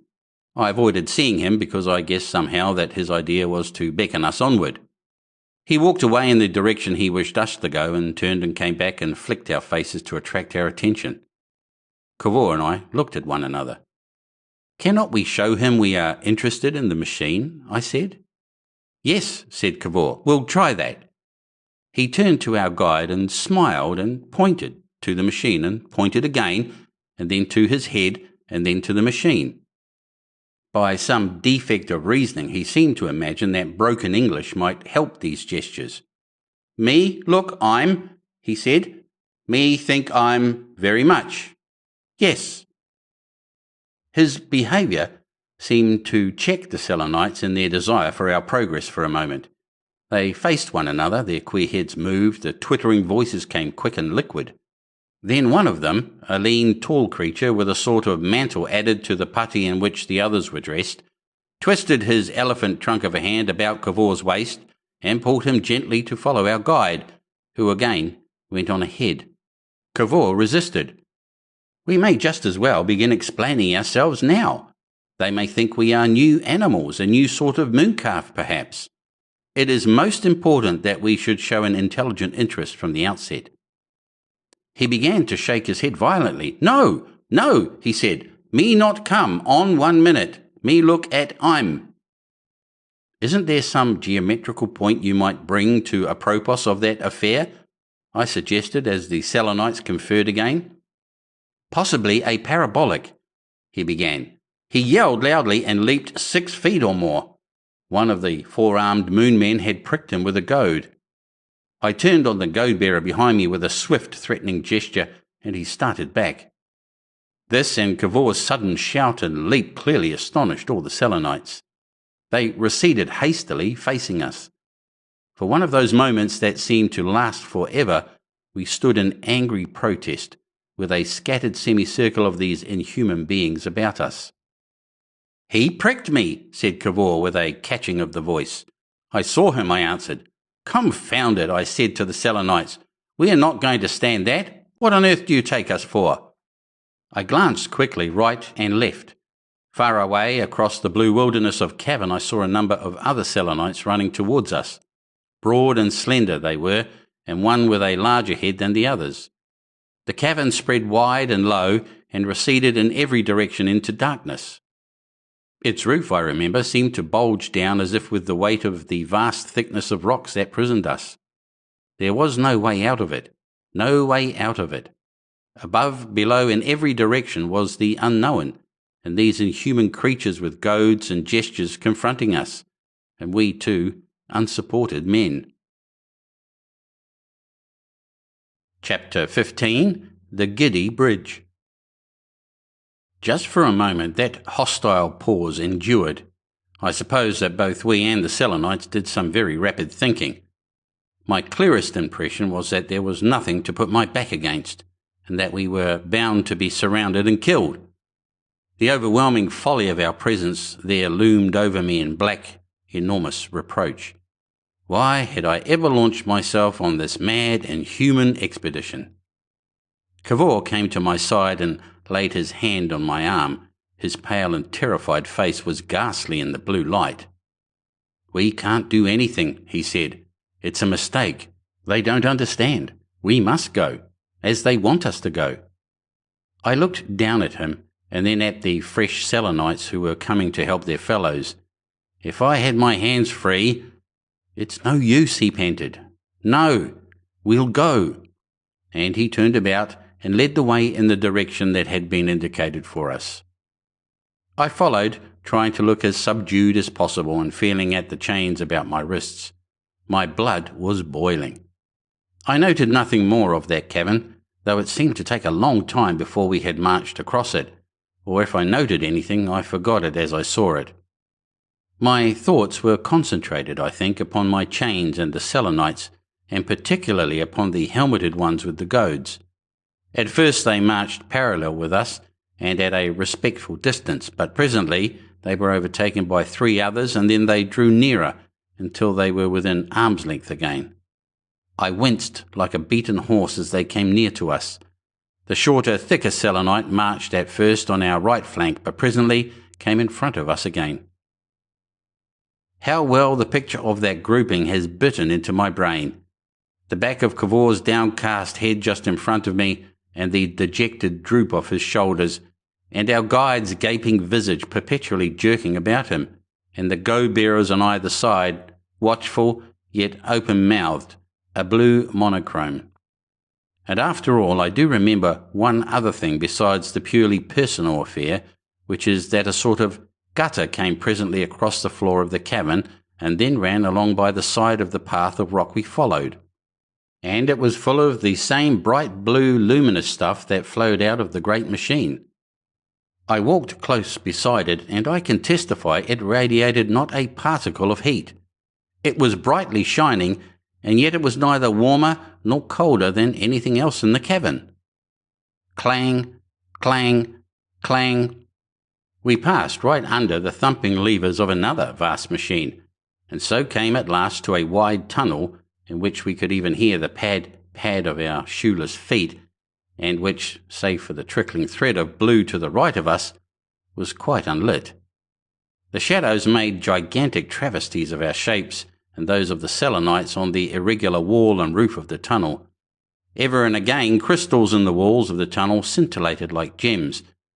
Ever and again the tunnel expanded into a stalactitic cavern, or gave off branches that vanished into darkness. We seemed to be marching down that tunnel for a long time. Trickle, trickle, went the flowing light very softly, and our footfalls and their echoes made an irregular paddle, paddle. My mind settled down to the question of my chains. If I were to slip off one turn so, and then to twist it so, if I tried to do it very gradually, would they see I was slipping my wrist out of the looser turn? If they did, what would they do? "Bedford," said Cavor, "it goes down. It keeps on going down." His remark roused me from my sullen preoccupation. "If they wanted to kill us," he said, dropping back to come level with me, "there is no reason why they should not have done it." "No," I admitted. "That's true." "They don't understand us," he said. "They think we are merely strange animals, some wild sort of Mooncalf birth, perhaps. It will be only when they have observed us better that they will begin to think we have minds." "When you trace those geometrical problems," said I, "it may be that." We tramped on for a space. "You see," said Cavor, "these may be Selenites of a lower class." "The infernal fools," said I viciously, glancing at their exasperating faces. "If we endure what they do to us, we've got to endure it," said I. "There may be others less stupid. This is the mere outer fringe of their world. It must go down and down, cavern, passage, tunnel, down at last to the sea, hundreds of miles below." His words made me think of the mile or so of rock and tunnel that might be over our heads already. It was like a weight dropping on my shoulders. "Away from the sun and air," I said. "Even a mine half a mile deep is stuffy." "This is not, anyhow." "It's probable. Ventilation. The air would blow from the dark side of the moon to the sunlit, and all the carbonic acid would well out there and feed those plants. Up this tunnel, for example, there is quite a breeze, and what a world it must be. The earnest we have in that shaft and those machines." "And the goad," I said. "Don't forget the goad." He walked a little in front of me for a time. "Even that goad," he said. "Well?" I was angry at the time, but it was perhaps necessary we should get on. They have different skins and probably different nerves. They may not understand our objection, just as a being from Mars might not like our earthly habit of nudging. They'd better be careful how they nudge me. And about that geometry. After all, their way is a way of understanding too. They begin with the elements of life and not of thought. Food, compulsion, pain. They strike at fundamentals. "There's no doubt about that," I said. He went on to talk of the enormous and wonderful world into which we were being taken. I realized slowly from his tone that even now he was not absolutely in despair at the prospect of going ever deeper into this inhuman planet burrow. His mind ran on machines and invention, to the exclusion of 1,000 dark things that beset me. It wasn't that he intended to make any use of these things, he simply wanted to know them. "After all," he said, "this is a tremendous occasion. It is the meeting of two worlds.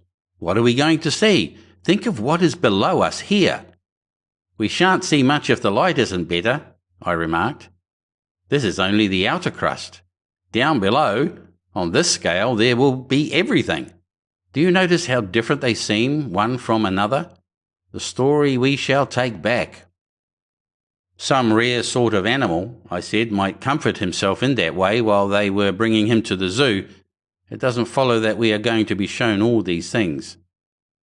When they find we have reasonable minds, said Cavor, they will want to learn about the earth. Even if they have no generous emotions, they will teach in order to learn, and the things they must know, the unanticipated things. He went on to speculate on the possibility of their knowing things he had never hoped to learn on earth, speculating in that way with a raw wound from that goad already in his skin.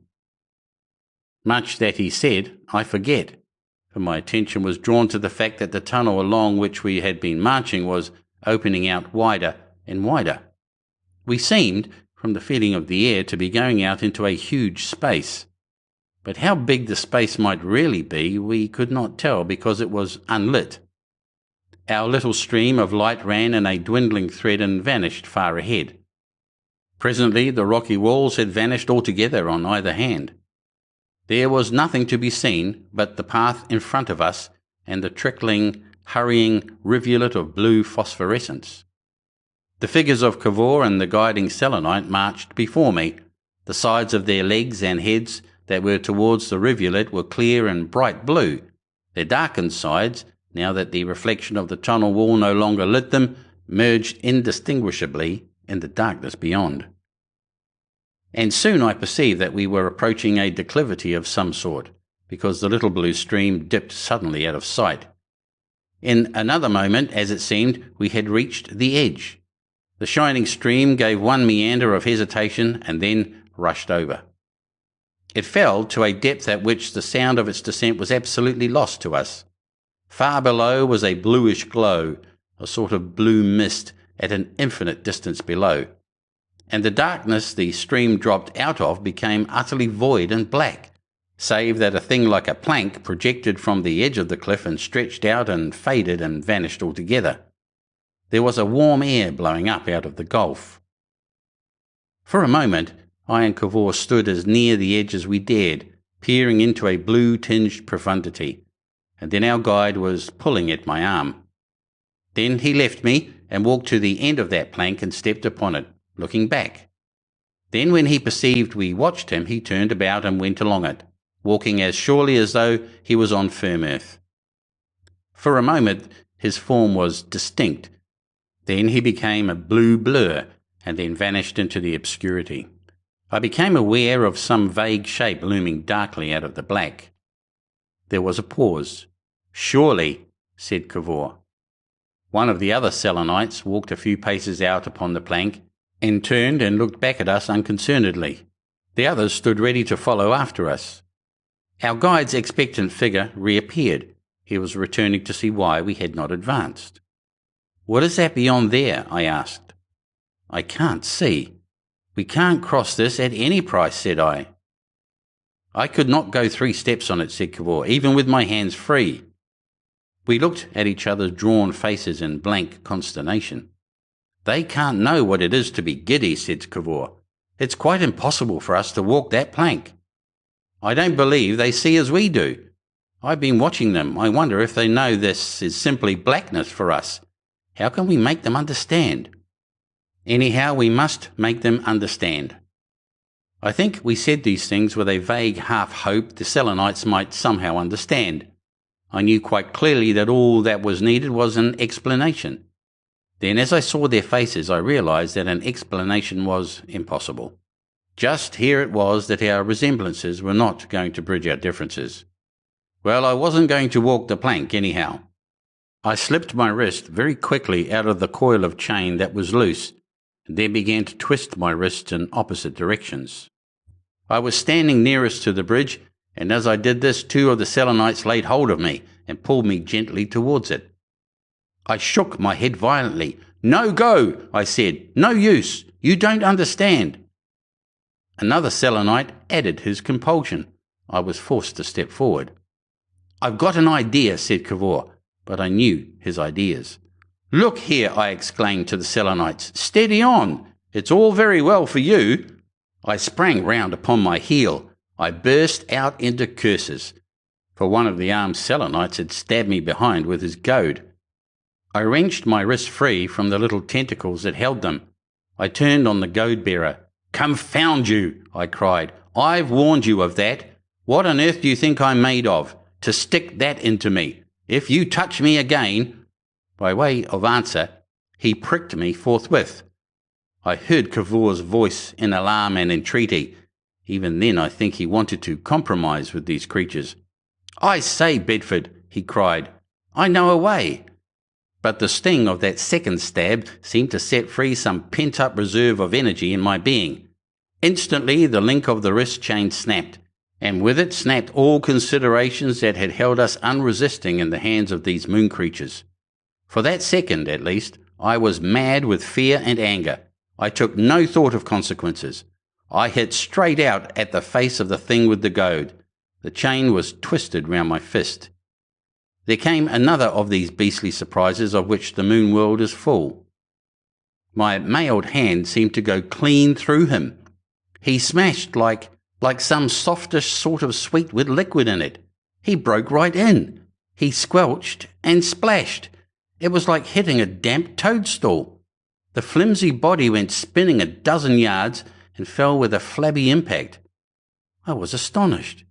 I was incredulous that any living thing could be so flimsy. For an instant I could have believed the whole thing a dream. Then it had become real and imminent again. Neither Cavor nor the other Selenites seemed to have done anything from the time when I had turned about to the time when the dead Selenite hit the ground.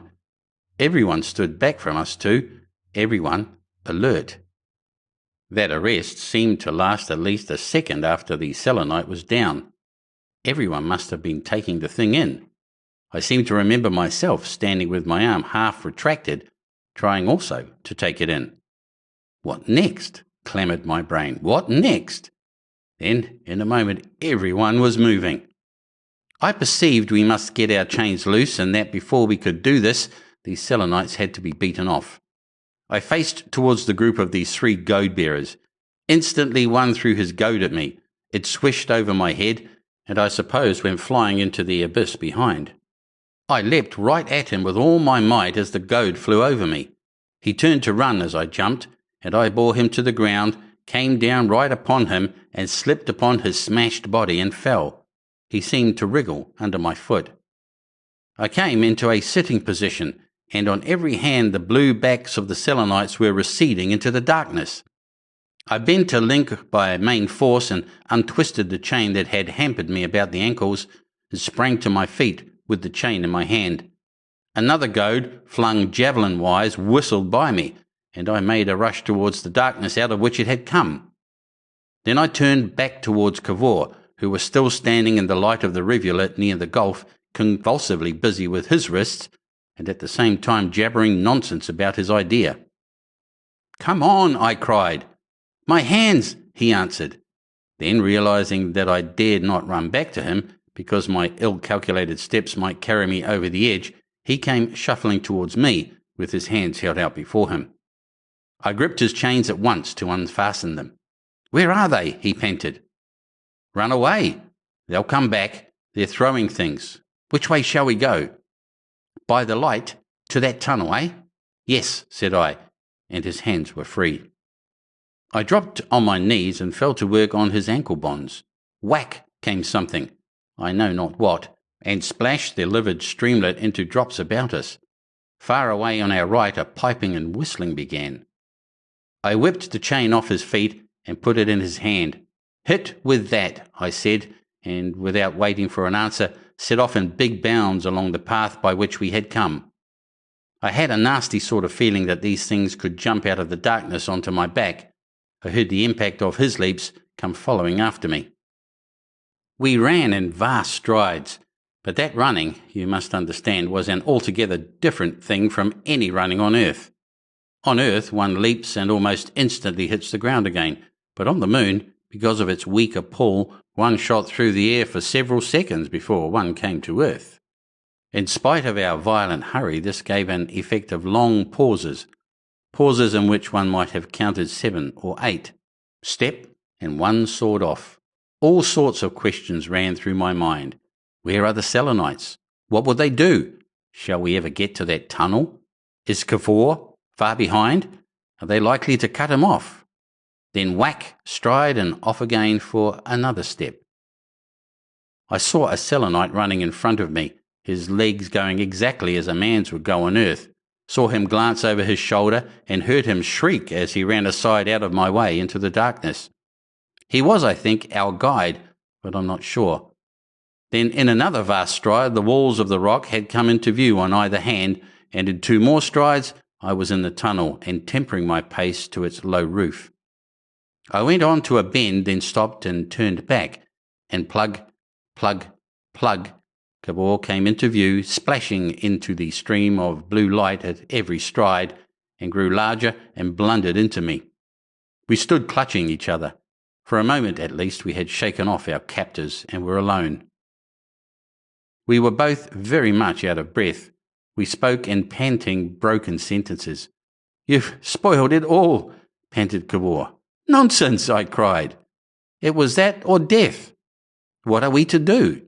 "Hide." "How can we?" "It's dark enough." "But where?" "Up one of these side caverns." "And then?" "Think." "Right, come on." We strode on and presently came to a radiating dark cavern. Cavor was in front. He hesitated and chose a black mouth that seemed to promise good hiding. He went towards it and turned. "It's dark," he said. "Your legs and feet will light us. You're wet with that luminous stuff." "But—" A tumult of sounds, and in particular a sound like a clanging gong, advancing up the main tunnel, became audible. It was horribly suggestive of a tumultuous pursuit. We made a bolt for the unlit side cavern forthwith. As we ran along it, our way was lit by the irradiation of Cavor's legs. "It's lucky," I panted, "they took off our boots, or we should fill this place with clatter." On we rushed, taking as small steps as we could to avoid striking the roof of the cavern. After a time we seemed to be gaining on the uproar. It became muffled. It dwindled. It died away. I stopped and looked back, and I heard the pad of Cavor's feet receding. Then he stopped also.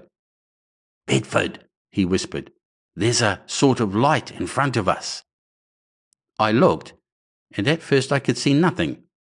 Then I perceived his head and shoulders dimly outlined against a fainter darkness. I saw also that this mitigation of the darkness was not blue, as all the other light within the moon had been, but a pallid grey, a very vague, faint white, the daylight colour. Cavor noted this difference as soon or sooner than I did, and I think, too, that it filled him with much the same wild hope. "Bedford," he whispered, and his voice trembled. "That light, it is possible—" He did not dare to say the thing he hoped. Then came a pause. Suddenly I knew by the sound of his feet that he was striding towards that pallor. I followed him with a beating heart. Chapter 16. Points of View. The light grew stronger as we advanced.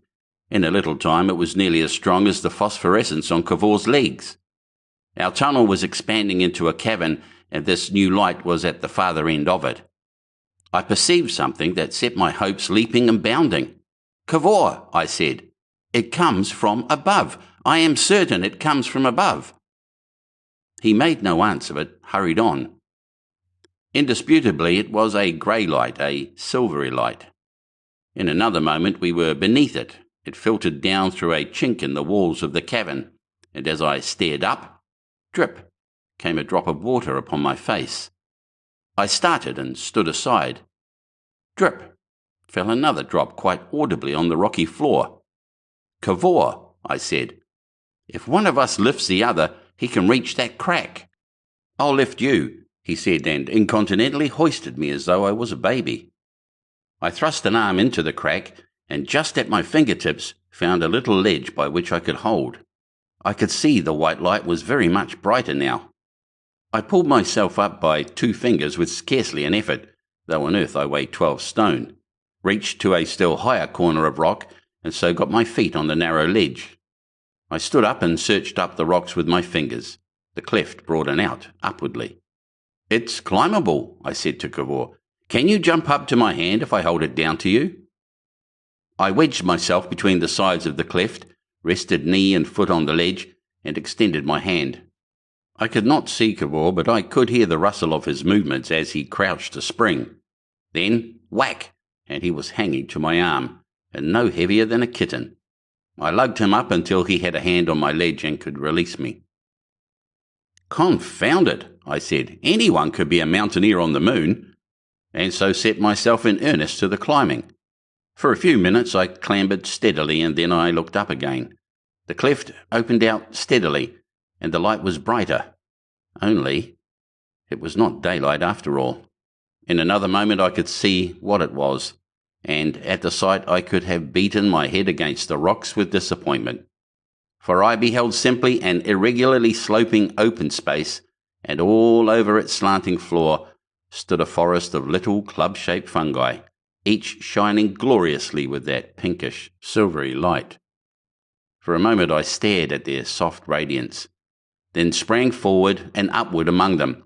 I plucked up half a dozen and flung them against the rocks, and then sat down, laughing bitterly as Cavor's ruddy face came into view. "It's phosphorescence again," I said. "No need to hurry. Sit down and make yourself at home."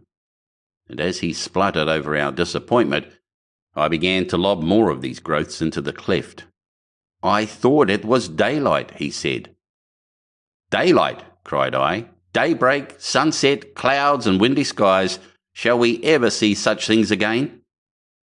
As I spoke, a little picture of our world seemed to rise before me, bright and little and clear, like the background of some old Italian picture. The sky that changes, and the sea that changes, and the hills and the green trees and the towns and cities shining in the sun. Think of a wet roof at sunset, Cavor. Think of the windows of a westward house. He made no answer.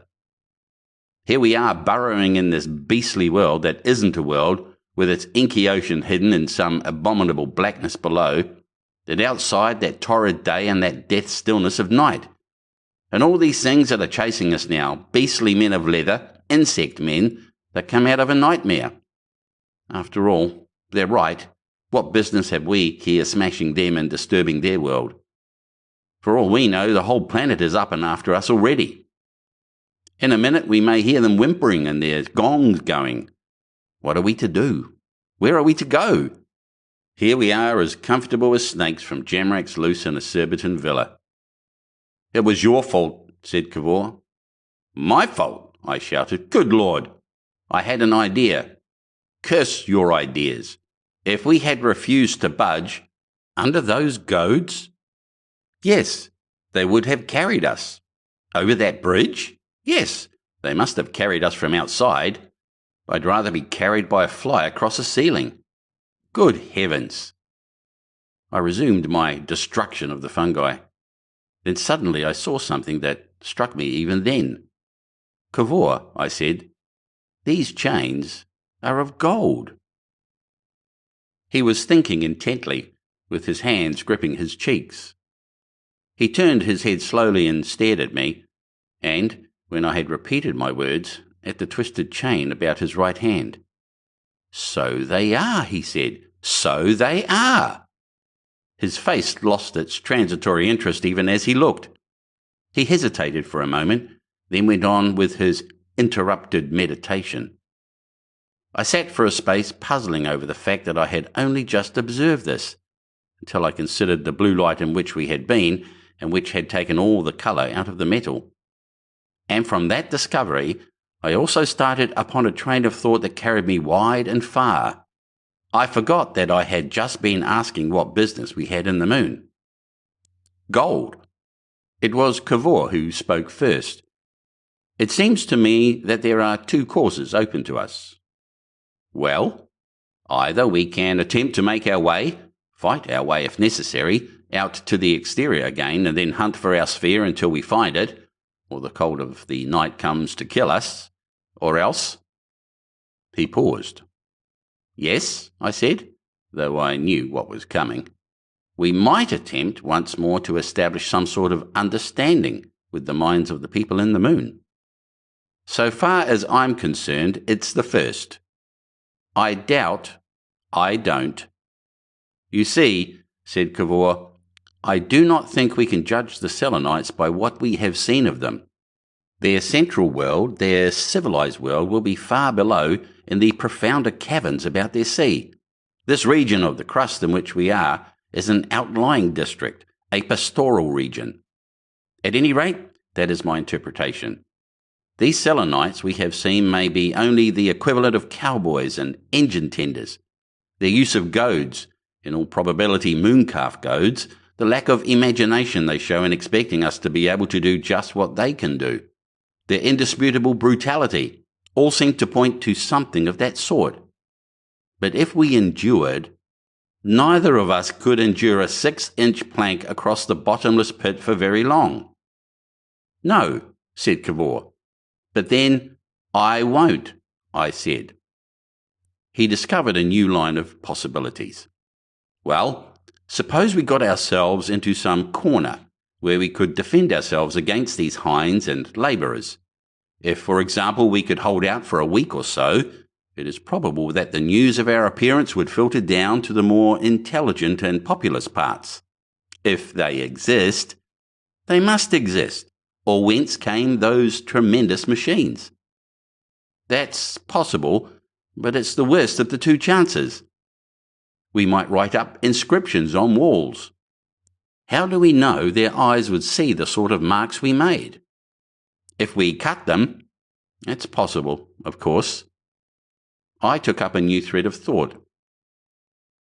"After all," I said, "I suppose you don't think these Selenites so infinitely wiser than men. They must know a lot more, or at least a lot of different things."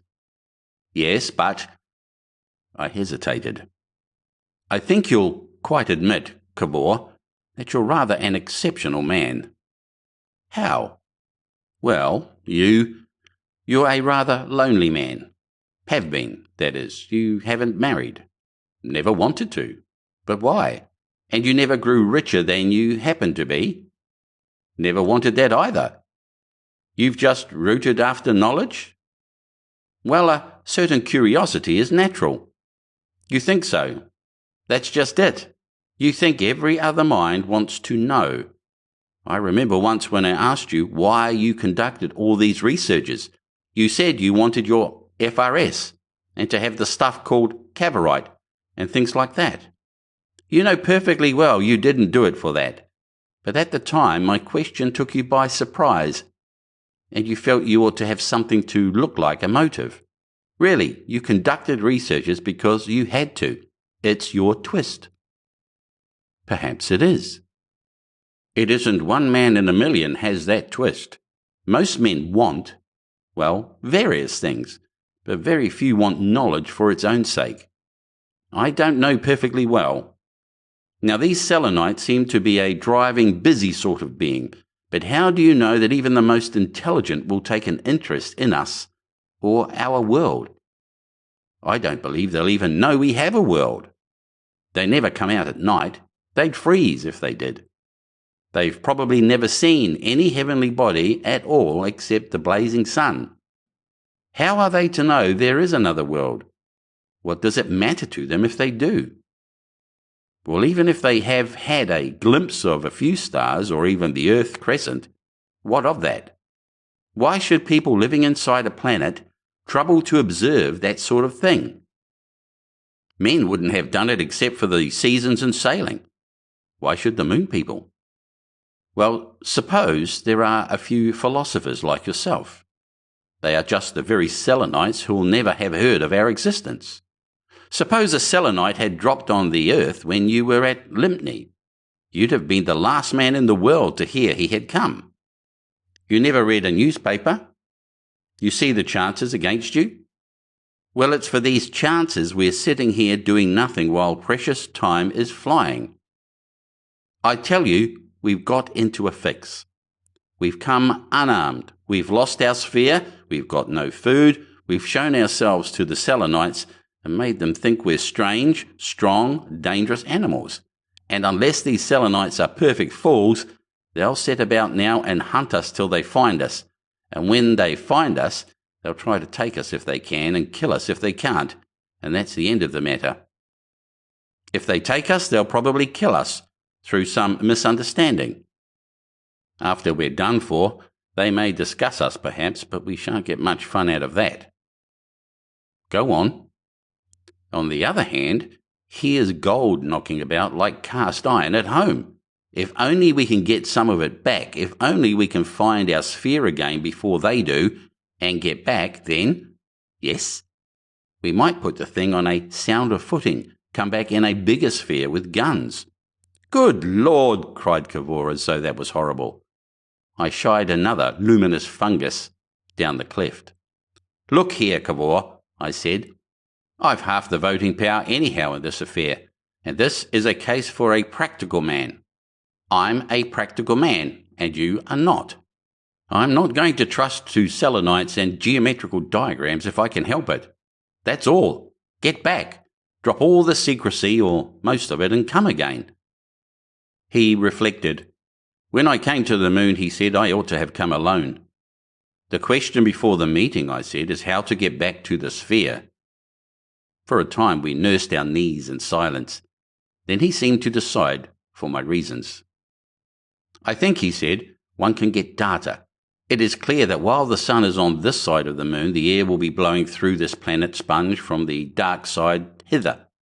On this side, at any rate, the air will be expanding and flowing out of the moon caverns into the craters. Very well, there's a draft here. So there is. And that means that this is not a dead end. Somewhere behind us, this cleft goes on and up. The draft is blowing up, and that is the way we have to go. If we try to get up any sort of chimney or gully there is, we shall not only get out of these passages where they are hunting for us, but suppose the gully is too narrow, we'll come down again. Shh, I said suddenly.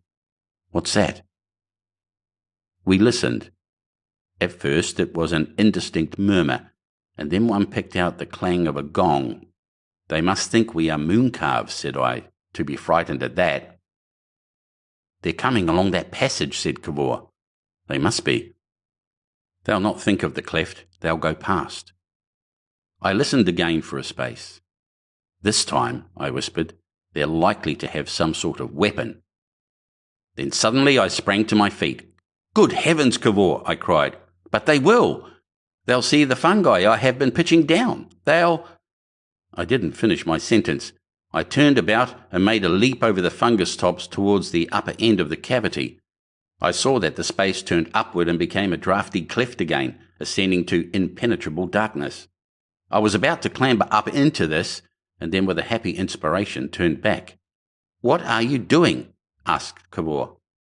Go on, said I, and went back and got two of the shining fungi, and putting one into the breast pocket of my flannel jacket so that it stuck out to light our climbing, went back with the other for Cavor. The noise of the Selenites was now so loud that it seemed they must be already beneath the cleft. But it might be they would have difficulty in clambering into it, or might hesitate to ascend it against our possible resistance. At any rate, we had now the comforting knowledge of the enormous muscular superiority our birth in another planet gave us. In another minute I was clambering with gigantic vigour after Cavor's blue-lit heels. Chapter 17. The Fight in the Cave of the Moon Butchers. I do not know how far we clambered before we came to the grating. It may be we ascended only a few hundred feet, but at the time it seemed to me we might have hauled and jammed and hopped and wedged ourselves through a mile or more of vertical ascent. Whenever I recall that time, there comes into my head the heavy clank of our golden chains that followed every movement. Very soon my knuckles and knees were raw, and I had a bruise on one cheek. After a time, the first violence of our efforts diminished and our movements became more deliberate and less painful. The noise of the pursuing Selenites had died away altogether. It seemed almost as though they had not traced us up the crack after all, in spite of the telltale heap of broken fungi that must have lain beneath it. At times, the cleft narrowed so much that we could scarce squeeze up it.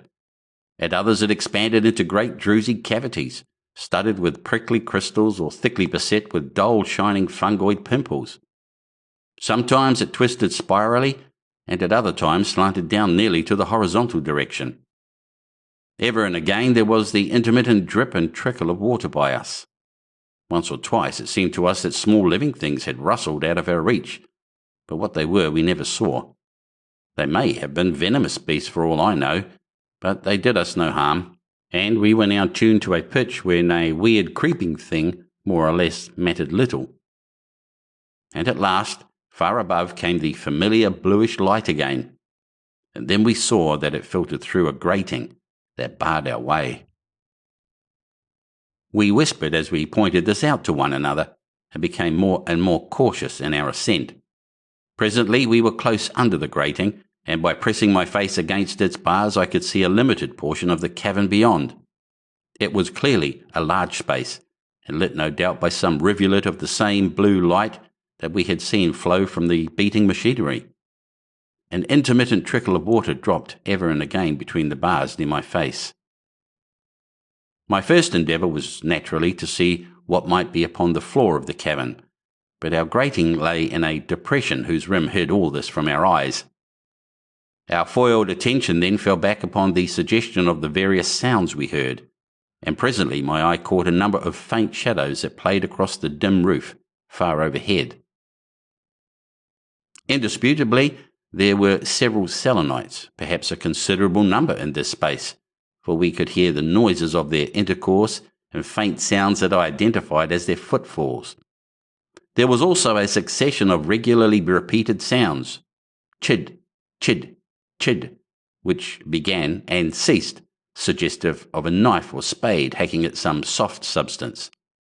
Then came a clank as if of chains, a whistle, and a rumble as of a truck running over a hollowed place, and then again that chid, chid, chid resumed. The shadows told of shapes that moved quickly and rhythmically in agreement with that regular sound, and rested when it ceased. We put our heads close together and began to discuss these things in noiseless whispers. "They are occupied," I said. "They are occupied in some way. Yes, they're not seeking us or thinking of us. Perhaps they have not heard of us. Those others are hunting about below. If suddenly we appeared here—" We looked at one another. "There might be a chance to parley," said Cavor. "No," I said, "not as we are." For a space we remained each occupied by his own thoughts. Chid, chid, chid, went the chipping, and the shadows moved to and fro. I looked at the grating. "It's flimsy," I said. "We might bend two of the bars and crawl through." We wasted a little time in vague discussion. Then I took one of the bars in both hands and got my feet up against the rock until they were almost on a level with my head, and so thrust against the bar. It bent so suddenly that I almost slipped. I clambered about and bent the adjacent bar in the opposite direction, and then took the luminous fungus from my pocket and dropped it down the fissure. "Don't do anything hastily," whispered Cavor as I twisted myself up through the opening I had enlarged. I had a glimpse of busy figures as I came through the grating, and immediately bent down, so that the rim of the depression in which the grating lay hid me from their eyes, and so lay flat, signalling advice to Cavor as he also prepared to come through. Presently we were side by side in the depression, peering over the edge at the cavern and its occupants. It was a much larger cavern than we had supposed from our first glimpse of it, and we looked up from the lowest portion of its sloping floor. It widened out as it receded from us, and its roof came down and hid the remoter portion altogether. And lying in a line along its length, vanishing at last far away in that tremendous perspective, were a number of huge shapes, huge pallid holes, upon which the Selenites were busy. At first they seemed big white cylinders of vague import. Then I noted the heads upon them lying towards us, eyeless and skinless like the heads of sheep at a butcher's, and perceived they were the carcasses of mooncalves being cut up, much as the crew of a whaler might cut up a moored whale. They were cutting off the flesh in strips, and on some of the farther trunks the white ribs were showing. It was the sound of their hatchets that made that chid, chid, chid. Some way away, a thing like a trolley cable, drawn and loaded with chunks of lax meat, was running up the slope of the cavern floor. This enormous long avenue of holes that were destined to be food gave us a sense of the vast populousness of the moon world, second only to the effect of our first glimpse down the shaft. It seemed to me at first that the Selenites must be standing on trestle-supported planks, and then I saw that the planks and supports and the hatchets were really of the same leaden hue as my fetus had seemed before white light came to bear on them. A number of very thick-looking crowbars lay about the floor, and had apparently assisted to turn the dead mooncalf over on its side. They were perhaps 6 feet long, with shaped handles, very tempting-looking weapons. The whole place was lit by 3 transverse streams of the blue fluid. I do not remember seeing any wooden things on the moon. Doors, tables, everything corresponding to our terrestrial joinery was made of metal, and I believe for the most part of gold, which as a metal would, of course, naturally recommend itself, other things being equal, on account of the ease in working it, and its toughness and durability. We lay for a long time noting all these things in silence. "Well?" said Cavor at last. I crouched over and turned to him. I had come upon a brilliant idea. "Unless they lowered those bodies by a crane," I said, "we must be nearer the surface than I thought." "Why?" "The mooncalf doesn't hop, and it hasn't got wings." He peered over the edge of the hollow again. "I wonder now," he began. "After all, we have never gone far from the surface." I stopped him by a grip on his arm. I had heard a noise from the cleft below us. We twisted ourselves about and lay as still as death, with every sense alert.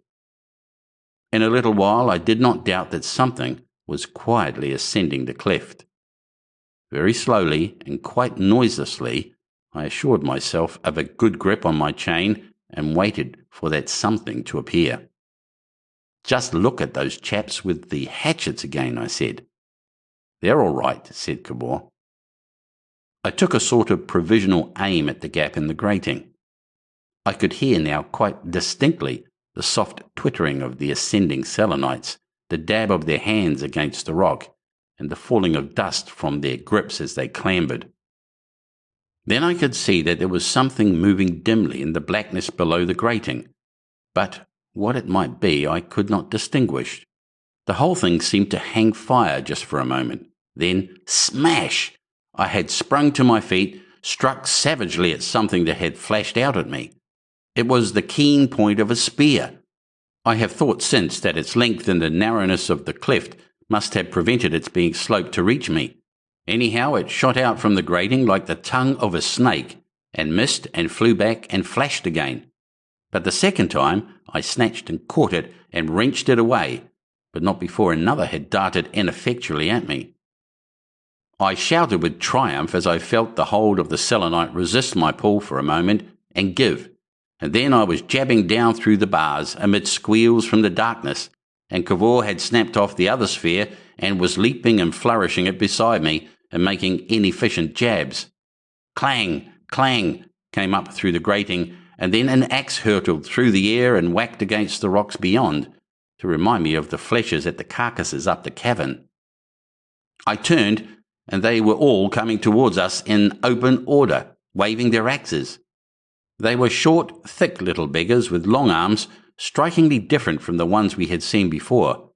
If they had not heard of us before, they must have realized the situation with incredible swiftness. I stared at them for a moment, spear in hand. "Guard that grating, Cavor," I cried, howled to intimidate them, and rushed to meet them. 2 of them missed with their hatchets, and the rest fled incontinently. Then the 2 also were sprinting away up the cavern, with hands clenched and heads down. I never saw men run like them. I knew the spear I had was no good for me. It was thin and flimsy, only effectual for a thrust and too long for a quick recover. Though I only chased the Selenites as far as the first carcass, and stopped there and picked up one of the crowbars that were lying about. It felt comfortingly heavy, and equal to smashing any number of Selenites. I threw away my spear and picked up a second crowbar for the other hand. I felt 5 times better than I had with the spear. I shook the two threateningly at the Selenites who had come to halt in a little crowd far away up the cavern, and then turned about to look at Cavor. He was leaping from side to side of the grating, making threatening jabs with his broken spear. That was all right. It would keep the Selenites down, for a time at any rate. I looked up the cavern again. What on earth were we going to do now? We were cornered in a sort of way already, but these butchers up the cavern had been surprised. They were probably scared, and they had no special weapons, only those little hatchets of theirs. And that way lay escape. Their sturdy little forms, ever so much shorter and thicker than the Mooncalf herds, were scattered up the slope in a way that was eloquent of indecision. I had the moral advantage of a mad bull in a street. But for all that, there seemed a tremendous crowd of them. Very probably there was. Those Selenites down the cleft had certainly some infernally long spears. It might be they had other surprises for us. But, confound it, if we charged up the cave, we should let them up behind us, and if we didn't, those little brutes up the cave would probably get reinforced. Heaven alone knew what tremendous engines of warfare, guns, bombs, terrestrial torpedoes, this unknown world below our feet, this vaster world of which we had only pricked the outer cuticle, might not presently send up to our destruction. It became clear the only thing to do was to charge. It became clearer as the legs of a number of fresh Selenites appeared running down the cavern towards us.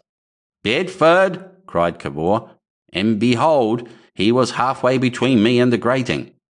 "Go back!" I cried. "What are you doing? It's like a gun!" And struggling in the grating between those defensive spears appeared the head and shoulders of a singularly lean and angular Selenite bearing some complicated apparatus. I realized Cavor's utter incapacity for the fight we had in hand. For a moment I hesitated. Then I rushed past him, whirling my crowbars and shouting to confound the aim of the Selenite. He was aiming in the queerest way with the thing against his stomach. Chuzz! The thing wasn't a gun. It went off like a crossbow more and dropped me in the middle of a leap. I didn't fall down. I simply came down a little shorter than I should have done if I hadn't been hit, and from the feel of my shoulder the thing might have tapped me and glanced off. Then my left hand hit against the shaft, and I perceived there was a sort of spear sticking half through my shoulder. The moment after I got home with the crowbar in my right hand and hit the Selenite fair and square. He collapsed, he crushed and crumpled, his head smashed like an egg. I dropped a crowbar, pulled the spear out of my shoulder, and began to jab it down the grating into the darkness. At each jab came a shriek and twitter. Finally, I hurled the spear down upon them with all my strength, leapt up, picked up the crowbar again, and started for the multitude up the cavern. "Bedford!" cried Cavor. "Bedford!" as I flew past him. I seemed to remember his footsteps coming on behind me. Step, leap, whack, step, leap. Each leap seemed to last ages. With each, the cave opened out and the number of Selenites visible increased. At first they seemed all running about like ants in a disturbed anthill, 1 or 2 waving hatchets and coming to meet me, more running away, some bolting sideways into the avenue of carcasses. Then presently others came in sight carrying spears, and then others. I saw a most extraordinary thing, all hands and feet, bolting for cover. The cavern grew darker farther up. Flick! Something flew over my head. Flick! As I soared in mid-stride, I saw a spear hit and quiver in one of the carcasses to my left. Then, as I came down, one hit the ground before me, and I heard the remote chuzz with which their things were fired. Flick! Flick! For a moment it was a shower. They were volleying. I stopped dead. I don't think I thought clearly then. I seem to remember a kind of stereotyped phrase running through my mind. Zone of fire, seek cover. I know I made a dash for the space between 2 of the carcasses and stood there panting and feeling very wicked. I looked round for Cavor, and for a moment it seemed as if he had vanished from the world. Then he came out of the darkness between the row of the carcasses and the rocky wall of the cavern. I saw his little face, dark and blue and shining with perspiration and emotion.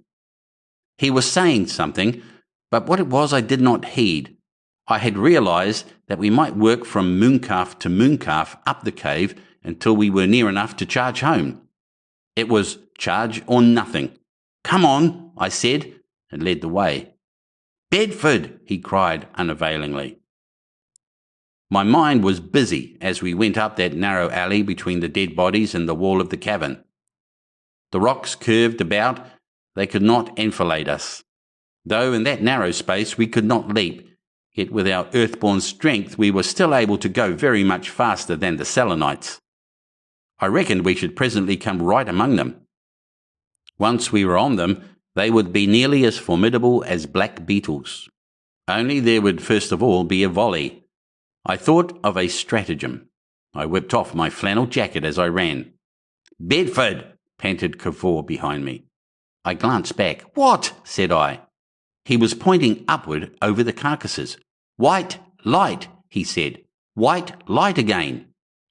I looked, and it was even so. A faint white ghost of light in the remoter cavern roof. That seemed to give me double strength. "Keep close," I said.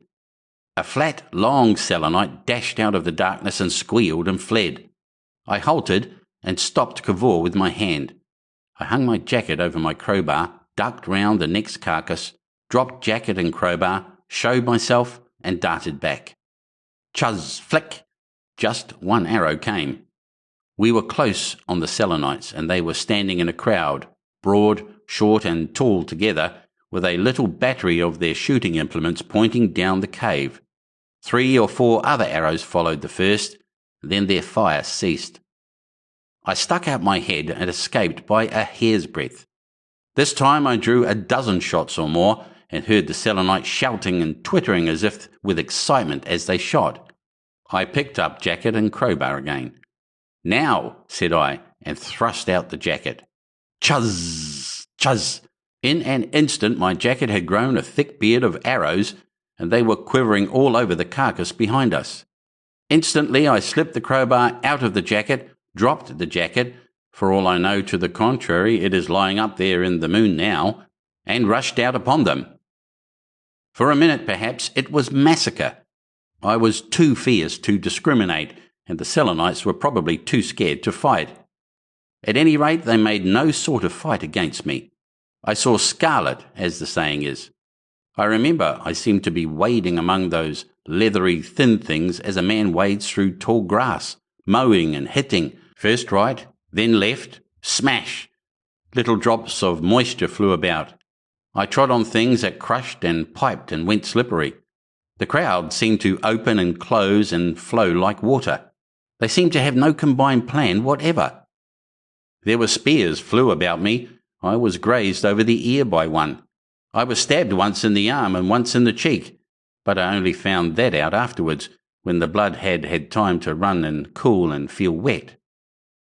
What Cavor did I do not know. For a space it seemed that this fighting had lasted for an age and must needs go on forever. Then suddenly it was all over, and there was nothing to be seen but the backs of heads bobbing up and down as their owners ran in all directions. I seemed altogether unhurt. I ran forward some paces, shouting, then turned about. I was amazed. I had come right through them in vast flying strides. They were all behind me, and running hither and thither to hide. I felt an enormous astonishment at the evaporation of the great fight into which I had hurled myself, and not a little exultation. It did not seem to me that I had discovered the Selenites were unexpectedly flimsy, but that I was unexpectedly strong. I laughed stupidly. This fantastic moon! I glanced for a moment at the smashed and writhing bodies that were scattered over the cavern floor, with a vague idea of further violence, then hurried on after Cavor. Chapter 18. In the Sunlight. Presently we saw that the cavern before us opened upon a hazy void. In another moment we had emerged upon a sort of slanting gallery that projected into a vast circular space, a huge cylindrical pit running vertically up and down. Round this pit the slanting gallery ran without any parapet or protection for a turn and a half, and then plunged high above into the rock again. Somehow it reminded me then of one of those spiral turns of the railway through the St. Gothard. It was all tremendously huge. I can scarcely hope to convey to you the titanic proportion of all that place, the titanic effect of it. Our eyes followed up the vast declivity of the pit wall, and overhead and far above we beheld a round opening set with faint stars, and half of the lip about it well nigh blinding with the white light of the sun. At that we cried aloud simultaneously. "Come on," I said, leading the way. "But there," said Cavor, and very carefully stepped nearer the edge of the gallery. I followed his example and craned forward and looked down, but I was dazzled by that gleam of light above, and I could see only a bottomless darkness with spectral patches of crimson and purple floating therein. Yet if I could not see, I could hear. Out of this darkness came a sound like the angry hum one can hear if one puts one's ear outside a hive of bees, a sound out of that enormous hollow, it may be 4 miles beneath our feet. For a moment I listened, then tightened my grip on my crowbar and led the way up the gallery. "This must be the shaft we looked down upon," said Cavor, "under that lid. And below there is where we saw the lights." "The lights," said he. "Yes, the lights of the world that now we shall never see." "We'll come back," I said, for now we had escaped so much I was rashly sanguine that we should recover the sphere. His answer I did not catch. "Eh?" I asked. "It doesn't matter," he answered, and we hurried on in silence. I suppose that slanting lateral way was 4 or 5 miles long, allowing for its curvature, and it ascended at a slope that would have made it almost impossibly steep on Earth, but which one strode up easily under lunar conditions. We saw only 2 Selenites during all that portion of our flight, and directly they became aware of us, they ran headlong. It was clear that the knowledge of our strength and violence had reached them. Our way to the exterior was unexpectedly plain. The spiral gallery straightened into a steeply ascendant tunnel, its floor bearing abundant traces of the mooncalves, and so straight and short in proportion to its vast arch that no part of it was absolutely dark. Almost immediately it began to lighten, and then far off and high up, and quite blindingly brilliant, appeared its opening on the exterior, a slope of alpine steepness surmounted by a crest of bayonet shrub, tall and broken down now, and dry and dead in spiky silhouette against the sun. And it is strange that we men, to whom this very vegetation had seemed so weird and horrible a little time ago, should now behold it with the emotion a homecoming exile might feel at sight of his native land. We welcomed even the rareness of the air that made us pant as we ran, and which rendered speaking no longer the easy thing that it had been, but an effort to make oneself heard. Larger grew the sunlit circle above us, and larger, and all the nearer tunnel sank into a rim of indistinguishable black. We saw the dead bayonet shrub no longer with any touch of green in it, but brown and dry and thick, and the shadow of its upper branches, high out of sight, made a densely interlaced pattern upon the tumbled rocks. And at the immediate mouth of the tunnel was a wide trampled space where the mooncalves had come and gone. We came out upon this space at last into a light and heat that hit and pressed upon us. We traversed the exposed area painfully and clambered up a slope among the scrubbed stems and sat down at last panting in a high place beneath the shadow of a mass of twisted lava. Even in the shade, the rock felt hot. The air was intensely hot, and we were in great physical discomfort, but for all that, we were no longer in a nightmare. We seemed to have come to our own province again, beneath the stars. All the fear and stress of our flight through the dim passages and fissures below had fallen from us. That last fight had filled us with an enormous confidence in ourselves, so far as the Selenites were concerned. We looked back almost incredulously at the black opening from which we had just emerged. Down there it was, in a blue glow that now in our memory seemed the next thing to absolute darkness. We had met with things like mad mockeries of men, helmet-headed creatures, and had walked in fear before them, and had submitted to them until we could submit no longer. And behold, they had smashed like wax and scattered like chaff and fled and vanished like the creatures of a dream. I rubbed my eyes, doubting whether we had not slept and dreamt these things by reason of the fungus we had eaten, and suddenly discovered the blood upon my face, and then that my shirt was sticking painfully to my shoulder and arm.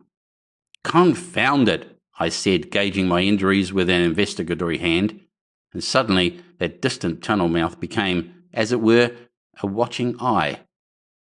"Cavor," I said, "what are they going to do now? And what are we going to do?" He shook his head, with his eyes fixed upon the tunnel. "How can one tell what they will do? It depends on what they think of us, and I don't see how we can begin to guess that.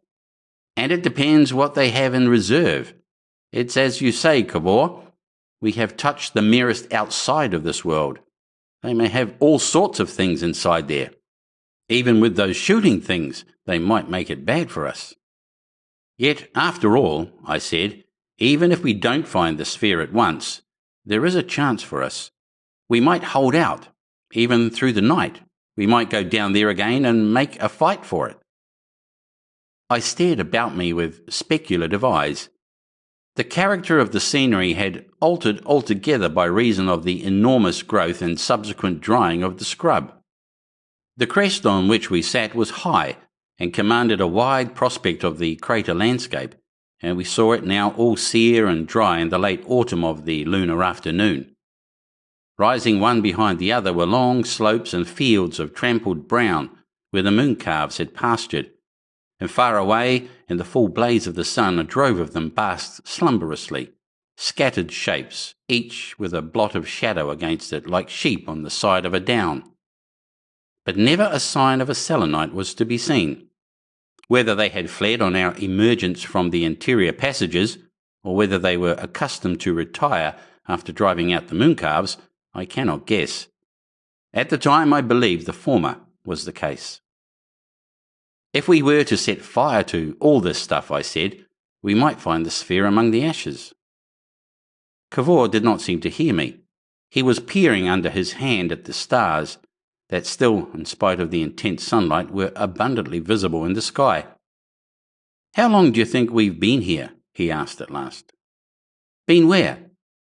"On the moon." 2 earthly days, perhaps?" "More nearly 10. Do you know the sun is past its zenith and sinking in the west? In 4 days' time or less it will be night." "But we've only eaten once." "I know that, but there are the stars. But why should time seem different because we are on a smaller planet?" "I don't know." "There it is. How does one tell time?" "Hunger, fatigue, all those things are different. Everything is different. Everything. To me it seems that since first we came out of the sphere has been only a question of hours, long hours at most." 10 days, I said. "That leaves—" I looked up at the sun for a moment and then saw that it was halfway from the zenith to the western edge of things. 4 days, Cavor. We mustn't sit here and dream. How do you think we may begin?" I stood up. "We must get a fixed point we can recognise. We might hoist a flag or a handkerchief or something, and quarter the ground and work round that." He stood up beside me. "Yes," he said, "there is nothing for it but to hunt the sphere. Nothing. We may find it. Certainly we may find it. And if not, we must keep looking." He looked this way and that, glanced up at the sky and down at the tunnel, and astonished me by a sudden gesture of impatience. "Oh, but we have done foolishly.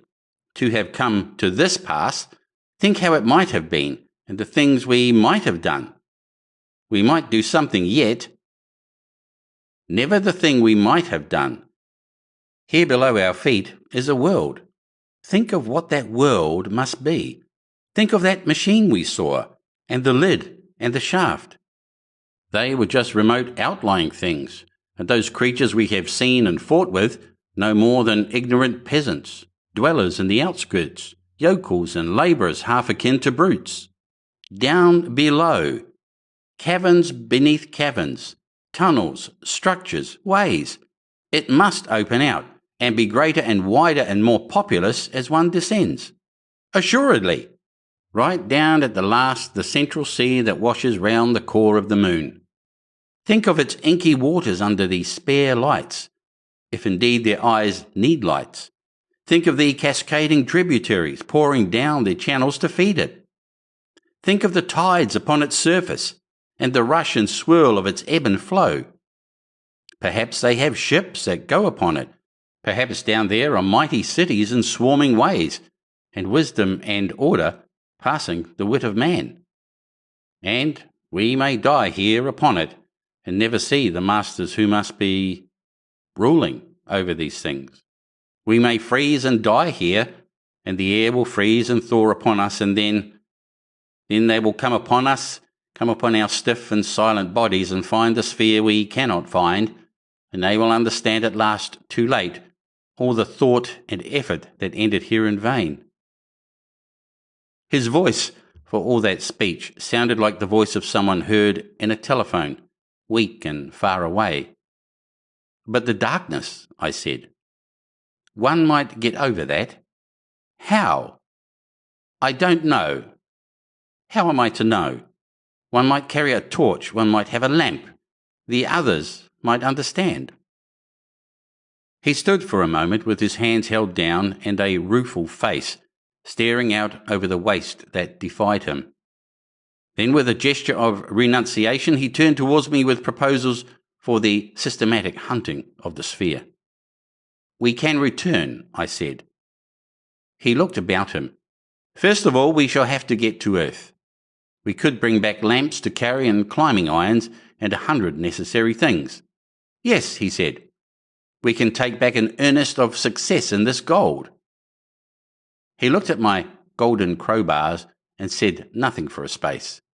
He stood with his hands clasped behind his back, staring across the crater. At last he signed and spoke. It was I found the way here, but to find a way isn't always to be master of a way. If I take my secret back to Earth, what will happen? I do not see how I can keep my secret for a year, for even a part of a year. Sooner or later it must come out, even if other men rediscover it. And then governments and powers will struggle to get hither. They will fight against one another and against these moon people. It will only spread warfare and multiply the occasions of war. In a little while, in a very little while, if I tell my secret, this planet to its deepest galleries will be strewn with human dead. Other things are doubtful, but that is certain. It is not as though man had any use for the moon. What good would the moon be to men? Even of their own planet, what have they made but a battleground and theatre of infinite folly? Small as his world is, and short as his time, he has still in his little life down there far more than he can do. No, science has toiled too long forging weapons for fools to use. It is time she held her hand. Let him find it out for himself again in 1,000 years' time. There are methods of secrecy, I said. He looked up at me and smiled. After all, he said, why should one worry? There is little chance of our finding the sphere. Down below things are brewing. It's simply the human habit of hoping till we die that makes us think of return. Our troubles are only beginning. We have shown these moon folk violence. We have given them a taste of our quality, and our chances are about as good as a tiger's that has got loose and killed a man in Hyde Park. The news of us must be running down from gallery to gallery, down towards the central parts. No sane beings will ever let us take that sphere back to Earth after so much as they have seen of us. We aren't improving our chances, said I, by sitting here. We stood up side by side. After all, he said, we must separate. We must stick up a handkerchief on these tall spikes here and fasten it firmly, and from this, as a centre, we must work over the crater. You must go westward, moving out in semicircles to and fro towards the setting sun. You must move first with your shadow on your right until it is at right angles with the direction of your handkerchief, and then with your shadow on your left. And I will do the same to the east. We will look into every gully, examine every skerry of rocks. We will do all we can to find my sphere. If we see the Selenites, we will hide from them as well as we can. For drink, we must take snow, and if we feel the need of food, we must kill a mooncalf if we can, and eat such flesh as it has, raw, and so each will go his own way. And if one of us comes upon the sphere, he must come back to the white handkerchief and stand by it and signal to the other. And if neither? Cavor glanced up at the sun. We go on seeking until the night and cold overtakes us. Suppose the Selenites have found the sphere and hidden it. He shrugged his shoulders. Or if presently they come hunting us? He made no answer. You had better take a club, I said. He shook his head and stared away from me across the waste. But for a moment he did not start. He looked round at me shyly, hesitated. Au revoir, he said.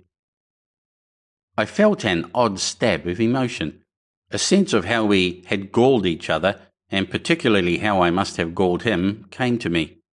Confound it, thought I, we might have done better. I was on the point of asking him to shake hands, for that somehow was how I felt just then, when he put his feet together and leapt away from me towards the north. He seemed to drift through the air as a dead leaf would do, fell lightly, and leapt again. I stood for a moment watching him, then faced westward, reluctantly, pulled myself together, and with something of the feeling of a man who leaps into icy water, selected a leaping point and plunged forward to explore my solitary half of the moon world. I dropped rather clumsily among rocks, stood up and looked about me, clambered onto a rocky slab, and leapt again. When presently I looked for Cavor, he was hidden from my eyes, but the handkerchief showed out bravely on its headland, white in the blaze of the sun. I determined not to lose sight of that handkerchief, whatever might betide. Chapter 19. Mr. Bedford Alone. In a little while it seemed to me as though I had always been alone on the moon. I hunted for a time with a certain intentness, but the heat was still very great, and the thinness of the air felt like a hoop about one's chest. I came presently into a hollow basin bristling with tall, brown, dry fronds about its edge, and I sat down under these to rest and cool. I intended to rest for only a little while. I put down my clubs beside me and sat resting my chin on my hands. I saw with a sort of colourless interest that the rocks of the basin, where here and there the crackling dry lichens had shrunk away to show them, were all veined and splattered with gold, that here and there bosses of rounded and wrinkled gold projected from among the litter. What did that matter now? A sort of languor had possession of my limbs and mind. I did not believe for a moment that we should ever find the sphere in that vast desiccated wilderness.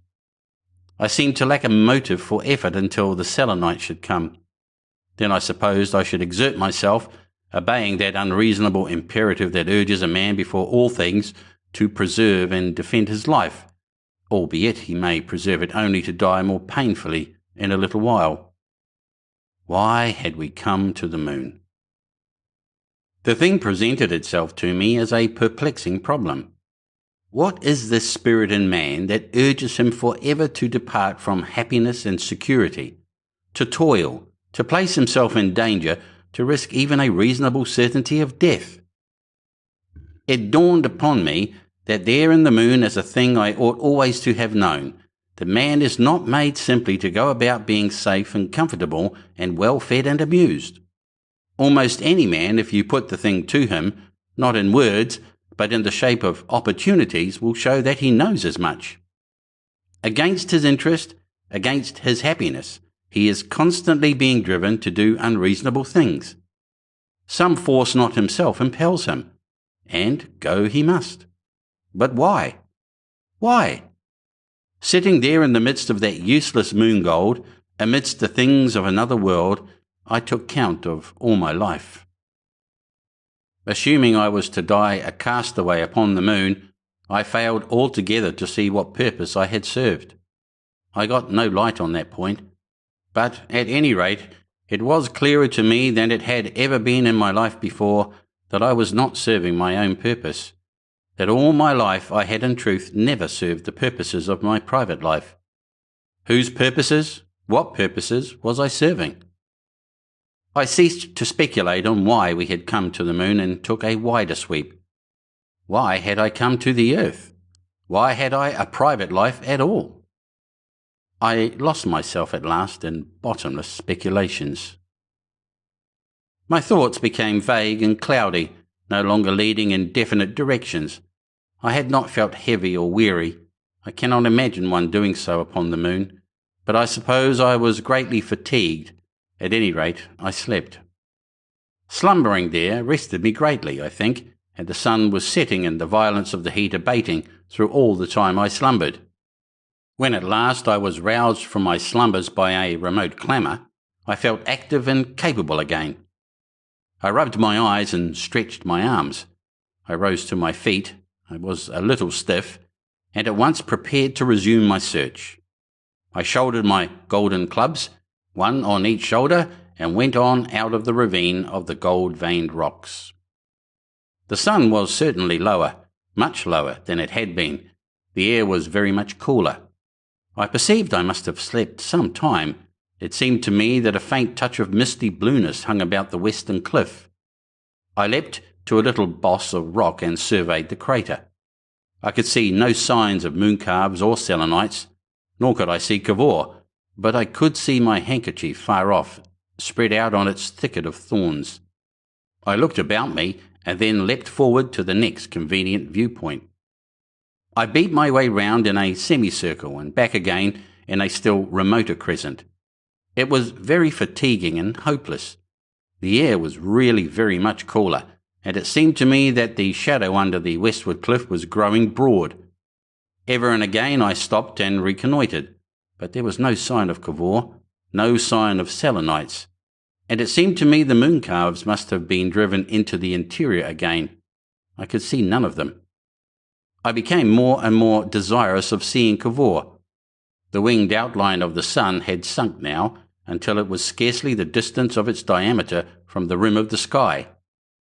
I was oppressed by the idea that the Selenites would presently close their lids and valves and shut us out under the inexorable onrush of the lunar night.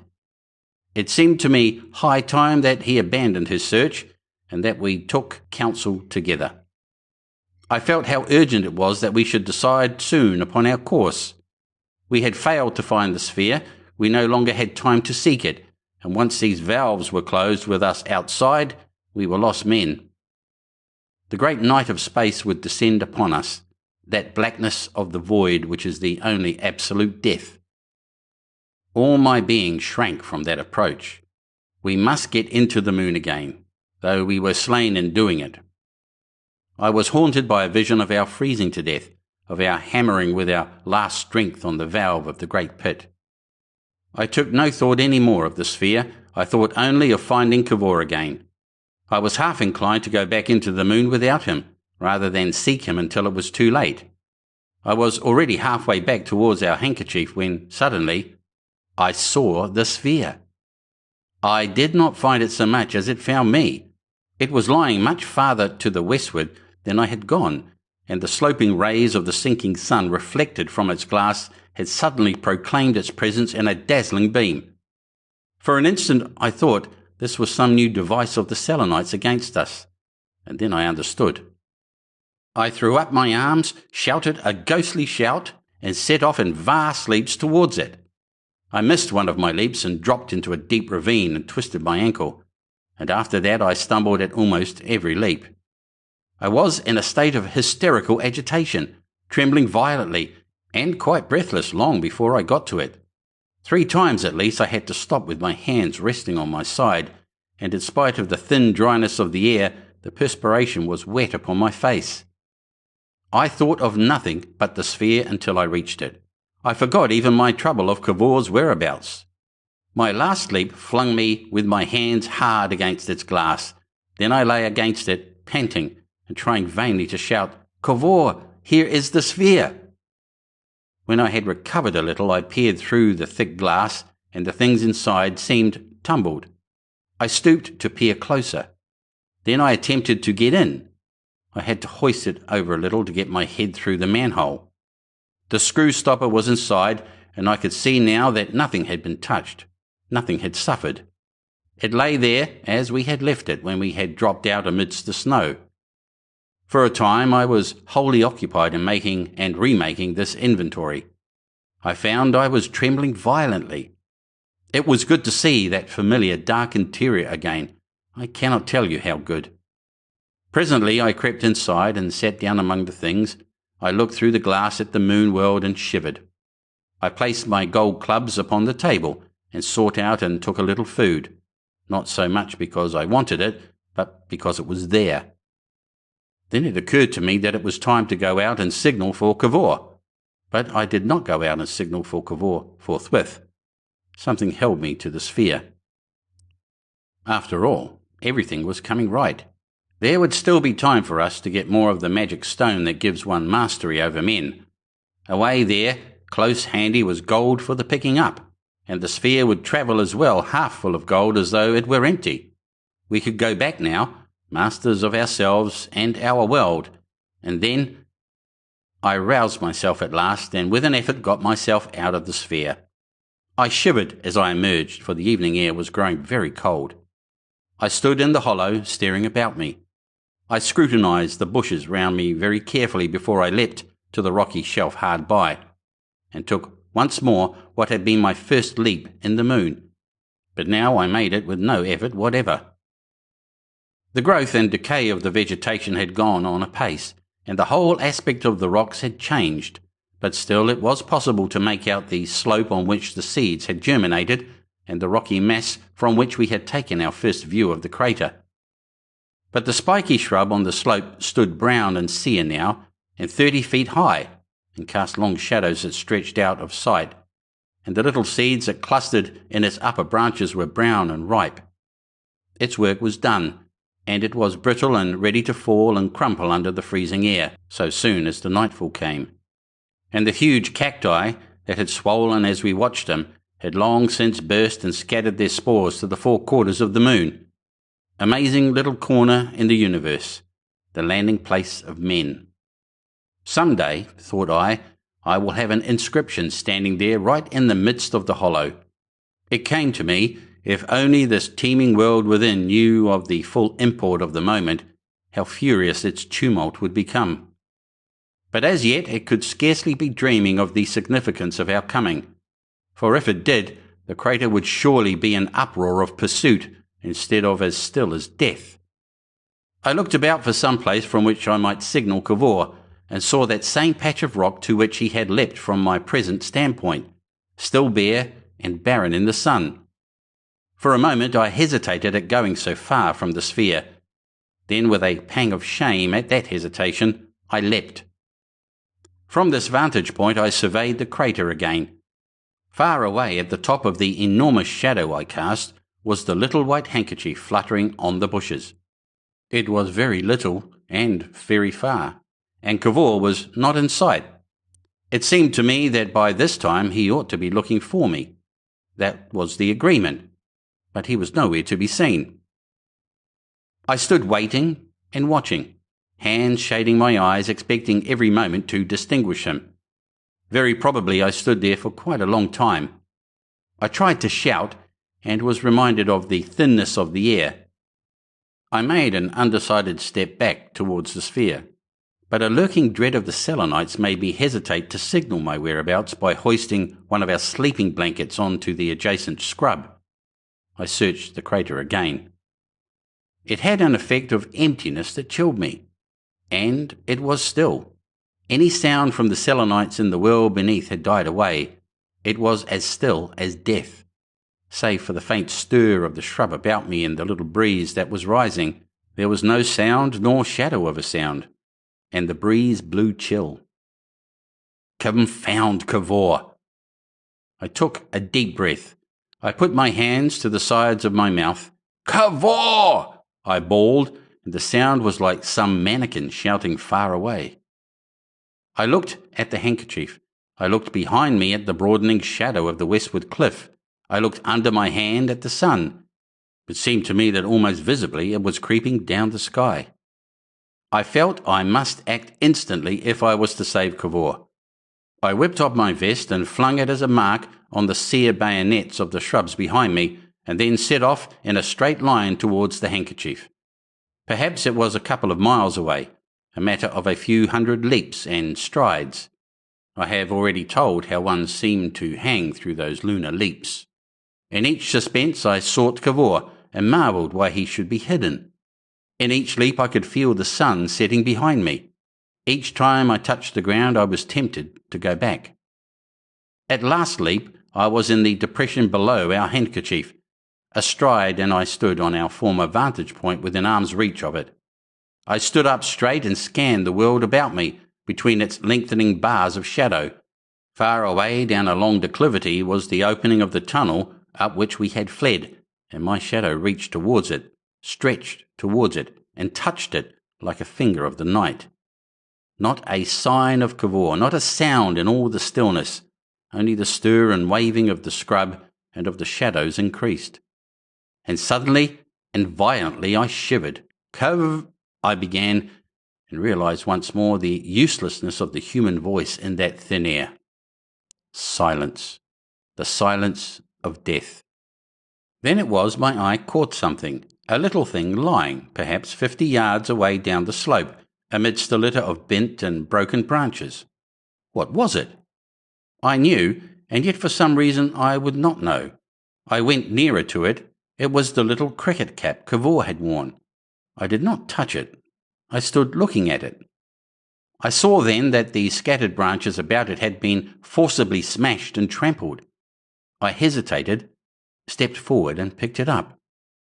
I stood with Cavor's cap in my hand, staring at the trampled reeds and thorns about me. On some of them were little smears of something dark, something that I dared not touch. A dozen yards away, perhaps, the rising breeze dragged something into view, something small and vividly white.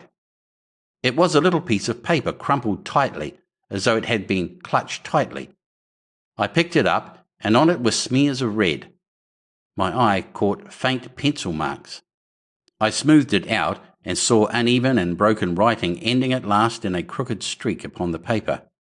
I set myself to decipher this. I have been injured about the knee. I think my kneecap is hurt, and I cannot run or crawl, it began, pretty distinctly written. Then, less legibly, they have been chasing me for some time, and it is only a question of... The word time seemed to have been written here and erased in favour of something illegible. Before they get me. They are beating all about me. Then the writing became convulsive. I can hear them, I guess the tracing meant, and then it was quite unreadable for a space. Then came a little string of words that were quite distinct. A different sort of Selenite altogether, who appears to be directing the... The writing became a mere hasty confusion again. They have larger brain cases, much larger, and slenderer bodies, and very short legs. They make gentle noises and move with organised deliberation. And though I am wounded and helpless here, their appearance still gives me hope. That was like Cavor. They have not shot at me or attempted injury. I intend... Then came the sudden streak of the pencil across the paper, and on the back and edges, blood. And as I stood there, stupid and perplexed with this dumbfounding relic in my hand, something very soft and light and chill touched my hand for a moment and ceased to be, and then a little white speck, drifted athwart a shadow. It was a tiny snowflake, the first snowflake, the herald of the night. I looked up with a start, and the sky had darkened almost to blackness, and was thick with a gathering multitude of coldly watchful stars. I looked eastward, and the light of that shriveled world was touched with sombre bronze. Westward, and the sun, robbed now by a thickening white mist of half its heat and splendour, was touching the crater rim, was sinking out of sight, and all the shrubs and jagged tumbled rocks stood out against it in a bristling disorder of black shapes. Into the great lake of darkness westward, a vast wreath of mist was sinking. A cold wind set all the crater shivering. Suddenly, for a moment, I was in a puff of falling snow, and all the world about me grey and dim. And then it was I heard, not loud and penetrating as at first, but faint and dim like a dying voice, that tolling, that same tolling that had welcomed the coming of the day. Boom, boom, boom. It echoed about the crater. It seemed to throb with the throbbing of the greater stars. The blood-red crescent of the sun's disk sank as it tolled out. Boom, boom, boom. What had happened to Cavor? All through that tolling I stood there stupidly, and at last the tolling ceased. And suddenly the open mouth of the tunnel down below there shut like an eye and vanished out of sight. Then indeed was I alone. Over me, around me, closing in on me, embracing me ever nearer, was the eternal, that which was before the beginning, and that which triumphs over the end. That enormous void in which all light and life and being is but the thin and vanishing splendour of a falling star, the cold, the stillness, the silence, the infinite and final night of space. The sense of solitude and desolation became the sense of an overwhelming presence that stooped towards me, that almost touched me. "No," I cried, "no, not yet, not yet, wait, wait, oh wait." My voice went up to a shriek. I flung the crumpled paper from me, scrambled back to the crest to take my bearings, and then, with all the will that was in me, leapt out towards the mark I had left, dim and distant now in the very margin of the shadow. Leap, leap, leap, and each leap was 7 ages. Before me the pale serpent-girdled section of the sun sank and sank, and the advancing shadow swept to seize the sphere before I could reach it. I was 2 miles away, 100 leaps or more, and the air about me was thinning out as it thins under an air pump, and the cold was gripping at my joints. But had I died, I should have died leaping. Once and then again my foot slipped on the gathering snow as I leapt and shortened my leap. Once I fell short into bushes that crashed and smashed into dusty chips and nothingness. And once I stumbled as I dropped and rolled head over heels into a gully, and rose bruised and bleeding and confused as to my direction. But such incidents were as nothing to the intervals, those awful pauses when one drifted through the air towards that pouring tide of night. My breathing made a piping noise, and it was as though knives were whirling in my lungs. My heart seemed to beat against the top of my brain. Shall I reach it? Oh heaven, shall I reach it? My whole being became anguish. "Lie down," screamed my pain and despair. "Lie down." The nearer I struggled, the more awfully remote it seemed. I was numb. I stumbled. I bruised and cut myself and did not bleed. It was in sight. I fell on all fours and my lungs whooped. I crawled. The frost gathered on my lips. Icicles hung from my moustache. I was white with the freezing atmosphere. I was a dozen yards from it. My eyes had become dim. "Lie down," screamed despair. "Lie down." I touched it and halted. "Too late," screamed despair. "Lie down." I fought stiffly with it.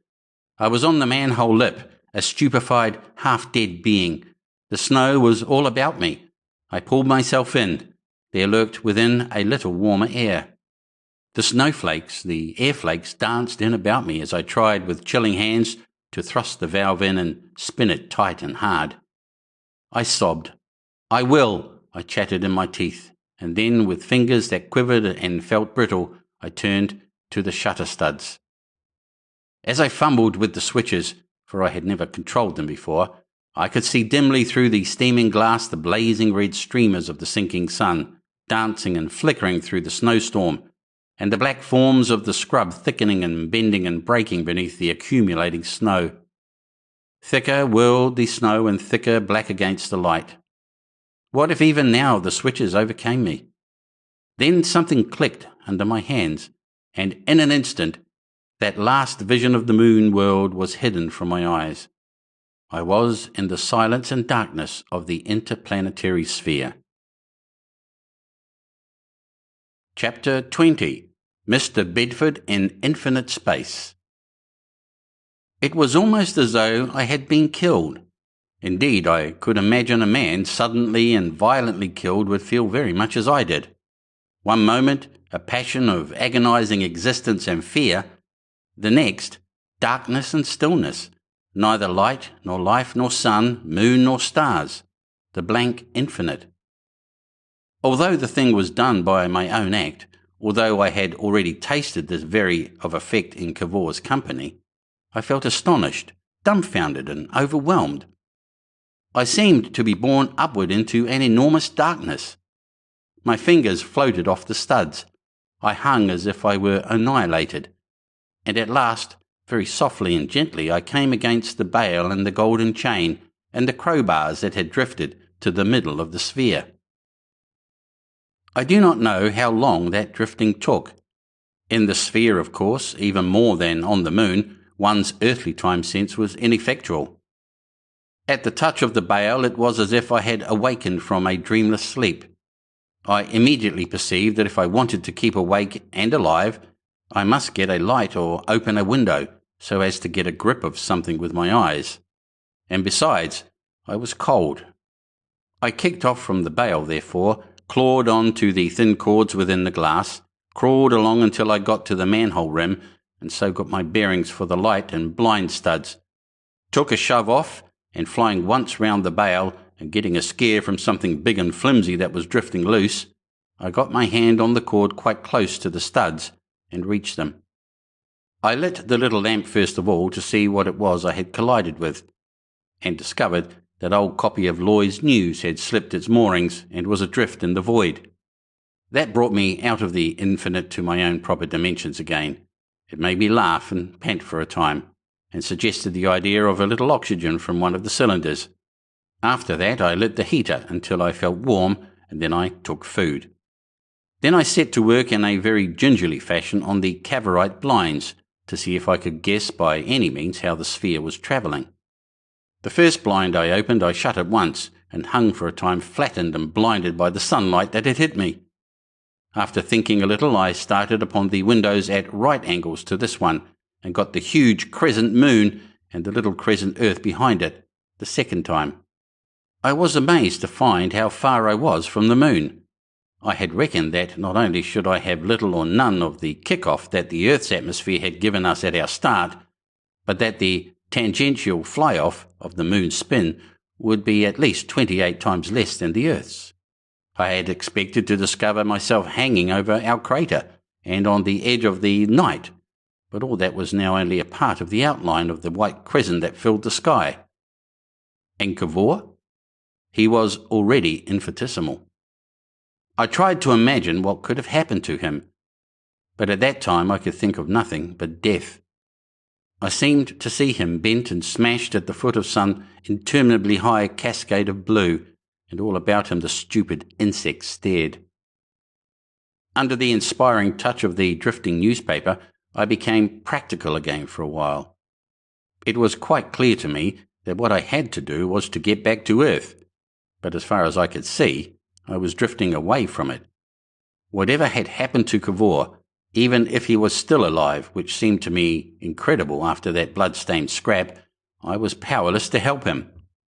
There he was, living or dead behind the mantle of that rayless night, and there he must remain at least until I could summon our fellow men to his assistance. Should I do that? Something of that sort I had in my mind. To come back to Earth if it were possible, and then, as maturer consideration might determine, either to show and explain the sphere to a few discreet persons and act with them, or else to keep my secret, sell my gold, obtain weapons, provisions, and an assistant, and return with these advantages to deal on equal terms with the flimsy people of the moon, to rescue Cavor, if that was still possible, and at any rate to procure a sufficient supply of gold to place my subsequent proceedings on a firmer basis. But that was hoping far. I had first to get back. I set myself to decide just exactly how the return to Earth could be contrived. As I struggled with that problem, I ceased to worry about what I should do when I got there. At last, my only care was to get back. I puzzled out at last that my best chance would be to drop back towards the moon as near as I dared in order to gather velocity, then to shut my windows and fly behind it, and when I was past, to open my earthward windows and so get off at a good pace homeward. But whether I should ever reach the Earth by that device, or whether I might not simply find myself spinning about it in some hyperbolic or parabolic curve or other, I could not tell. Later, I had a happy inspiration, and by opening certain windows to the moon, which had appeared in the sky in front of the Earth, I turned my course aside so as to head off the Earth, which it had become evident to me I must pass behind without some such expedient. I did a very great deal of complicated thinking over these problems, for I am no mathematician, and in the end I am certain it was much more my good luck than my reasoning that enabled me to hit the Earth. Had I known then, as I know now, the mathematical chances there were against me, I doubt if I should have troubled even to touch the studs to make any attempt. And having puzzled out what I considered to be the thing to do, I opened all my moonward windows and squatted down. The effort lifted me for a time some feet or so into the air, and I hung there in the oddest way and waited for the crescent to get bigger and bigger until I felt I was near enough for safety. Then I would shut the windows, fly past the moon with the velocity I had got from it, if I did not smash upon it, and so go on towards the Earth. And that is what I did. At last I felt my moonward start was sufficient. I shut out the sight of the moon from my eyes, and in a state of mind that was, I now recall, incredibly free from anxiety or any distressful quality, I sat down to begin a vigil in that little speck of matter in infinite space that would last until I should strike the Earth. The heater had made the sphere tolerably warm. The air had been refreshed by the oxygen, and except for that faint congestion of the head that was always with me while I was away from Earth, I felt entire physical comfort. I had extinguished the light again, lest it should fail me in the end. I was in darkness, save for the earth shine and the glitter of the stars below me. Everything was so absolutely silent and still that I might indeed have been the only being in the universe, and yet, strangely enough, I had no more feeling of loneliness or fear than if I had been lying in bed on Earth. Now, this seems all the stranger to me, since during my last hours in that crater of the moon, the sense of my utter loneliness had been an agony. Incredible as it will seem, this interval of time that I spent in space has no sort of proportion to any other interval of time in my life. Sometimes it seemed as though I sat through immeasurable eternities like some god upon a lotus leaf, and again as though there was a momentary pause as I leapt from moon to Earth. In truth, it was altogether some weeks of earthly time. But I had done with care and anxiety, hunger or fear, for that space. I floated, thinking with a strange breadth and freedom of all that we had undergone, and of all my life and motives, and the secret issues of my being. I seemed to myself to have grown greater and greater, to have lost all sense of movement, to be floating amidst the stars, and always the sense of Earth's littleness and the infinite littleness of my life upon it was implicit in my thoughts. I can't profess to explain the things that happened in my mind. No doubt they could all be traced directly or indirectly to the curious physical conditions under which I was living. I set them down here just for what they are worth, and without any comment.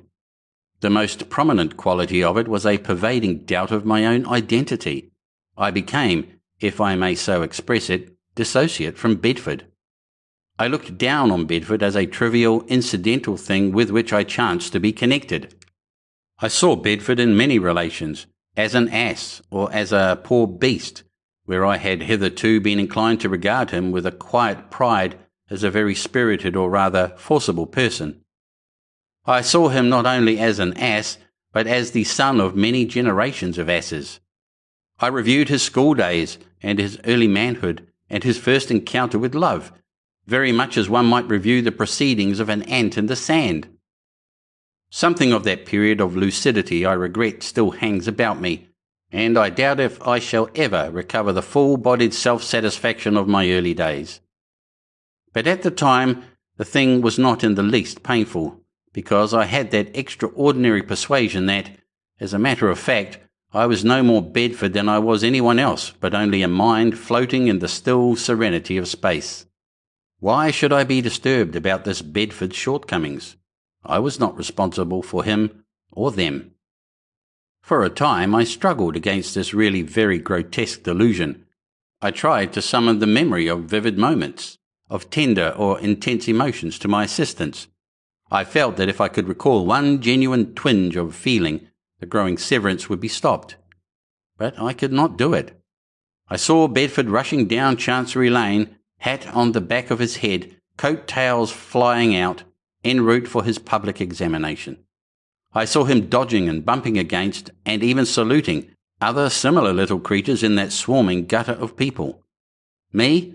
I saw Bedford that same evening in the sitting-room of a certain lady, and his hat was on the table beside him, and it wanted brushing badly, and he was in tears.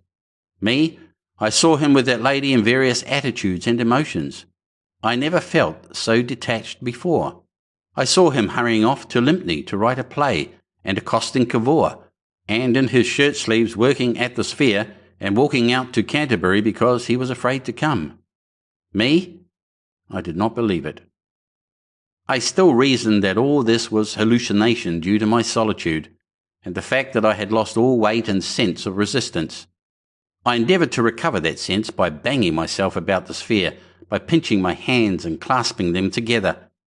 Among other things, I lit the light, captured that torn copy of Lloyd's, and read those convincingly realistic advertisements about the cutaway bicycle and the gentleman of private means and the lady in distress who was selling those forks and spoons.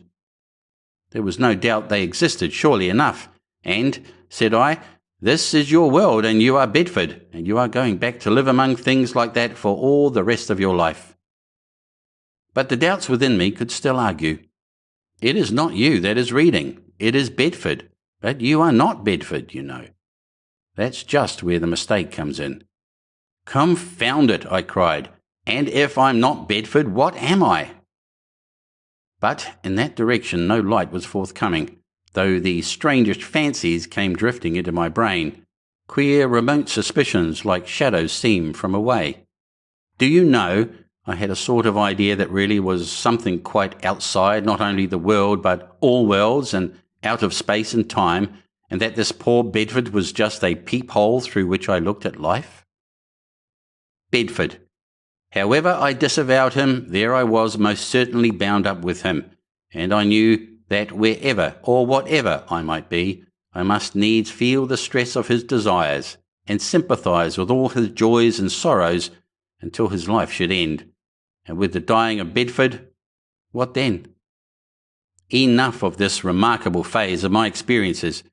I tell it here simply to show how one's isolation and departure from this planet touch not only the functions and feeling of every organ of the body, but indeed also the very fabric of the mind with strange and unanticipated disturbances. All through the major portion of that vast space journey, I hung thinking of such immaterial things as these, hung disassociated and apathetic, a cloudy megalomaniac, as it were, amidst the stars and planets in the void of space. And not only the world to which I was returning, but the blue-lit caverns of the Selenites, their helmet faces, their gigantic and wonderful machines, and the fate of Cavor, dragged helpless into that world, seemed infinitely minute and altogether trivial things to me. Until at last I began to feel the pull of the earth upon my being, drawing me back again to the life that is real for men. And then indeed it grew clearer and clearer to me that I was quite certainly Bedford after all, and returning after amazing adventures to this world of ours, and with a life that I was very likely to lose in this return. I set myself to puzzle out the conditions under which I must fall to earth. Chapter 21. Mr. Bedford at Littlestone. My line of flight was about parallel with the surface as I came into the upper air. The temperature of the sphere began to rise forthwith. I knew it behoved me to drop at once. Far below me, in a darkling twilight, stretched a great expanse of sea. I opened every window I could, and fell, out of sunshine into evening, and out of evening into night. Vaster grew the earth, and vaster, swallowing up the stars, and the silvery translucent starlit veil of cloud at war spread out to catch me. At last the world seemed no longer a sphere, but flat, and then concave. It was no longer a planet in the sky, but the world of man. I shut all but an inch or so of earthward window, and dropped with a slackening velocity. The broadening water, now so near that I could see the dark glitter of the waves, rushed up to meet me. The sphere became very hot. I snapped the last strip of window and sat scowling and biting my knuckles, waiting for the impact. The sphere hit the water with a huge splash. It must have sent it fathoms high. At the splash I flung the Cavorite shutters open. Down I went, but slower and slower, and then I felt the sphere pressing against my feet, and so drove up again as a bubble drives. And at the last I was floating and rocking upon the surface of the sea, and my journey in space was at an end. The night was dark and overcast. 2 yellow pinpoints far away showed the passing of a ship, and nearer was a red glare that came and went. Had not the electricity of my glow lamp exhausted itself, I could have got picked up that night. In spite of the inordinate fatigue I was beginning to feel, I was excited now, and for a time hopeful, in a feverish, impatient way, that so my travelling might end. But at last I ceased to move about, and sat, wrists on knees, staring at a distant red light. It swayed up and down, rocking. My excitement passed. I realised I had yet to spend another night at least in the sphere. I perceived myself infinitely heavy and fatigued, and so I fell asleep. A change in my rhythmic motion awakened me. I peered through the refracting glass and saw that I had come upon a huge shallow of sand. Far away I seemed to see houses and trees, and seaward a curved, vague distortion of a ship hung between sea and sky. I stood up and staggered. My one desire was to emerge.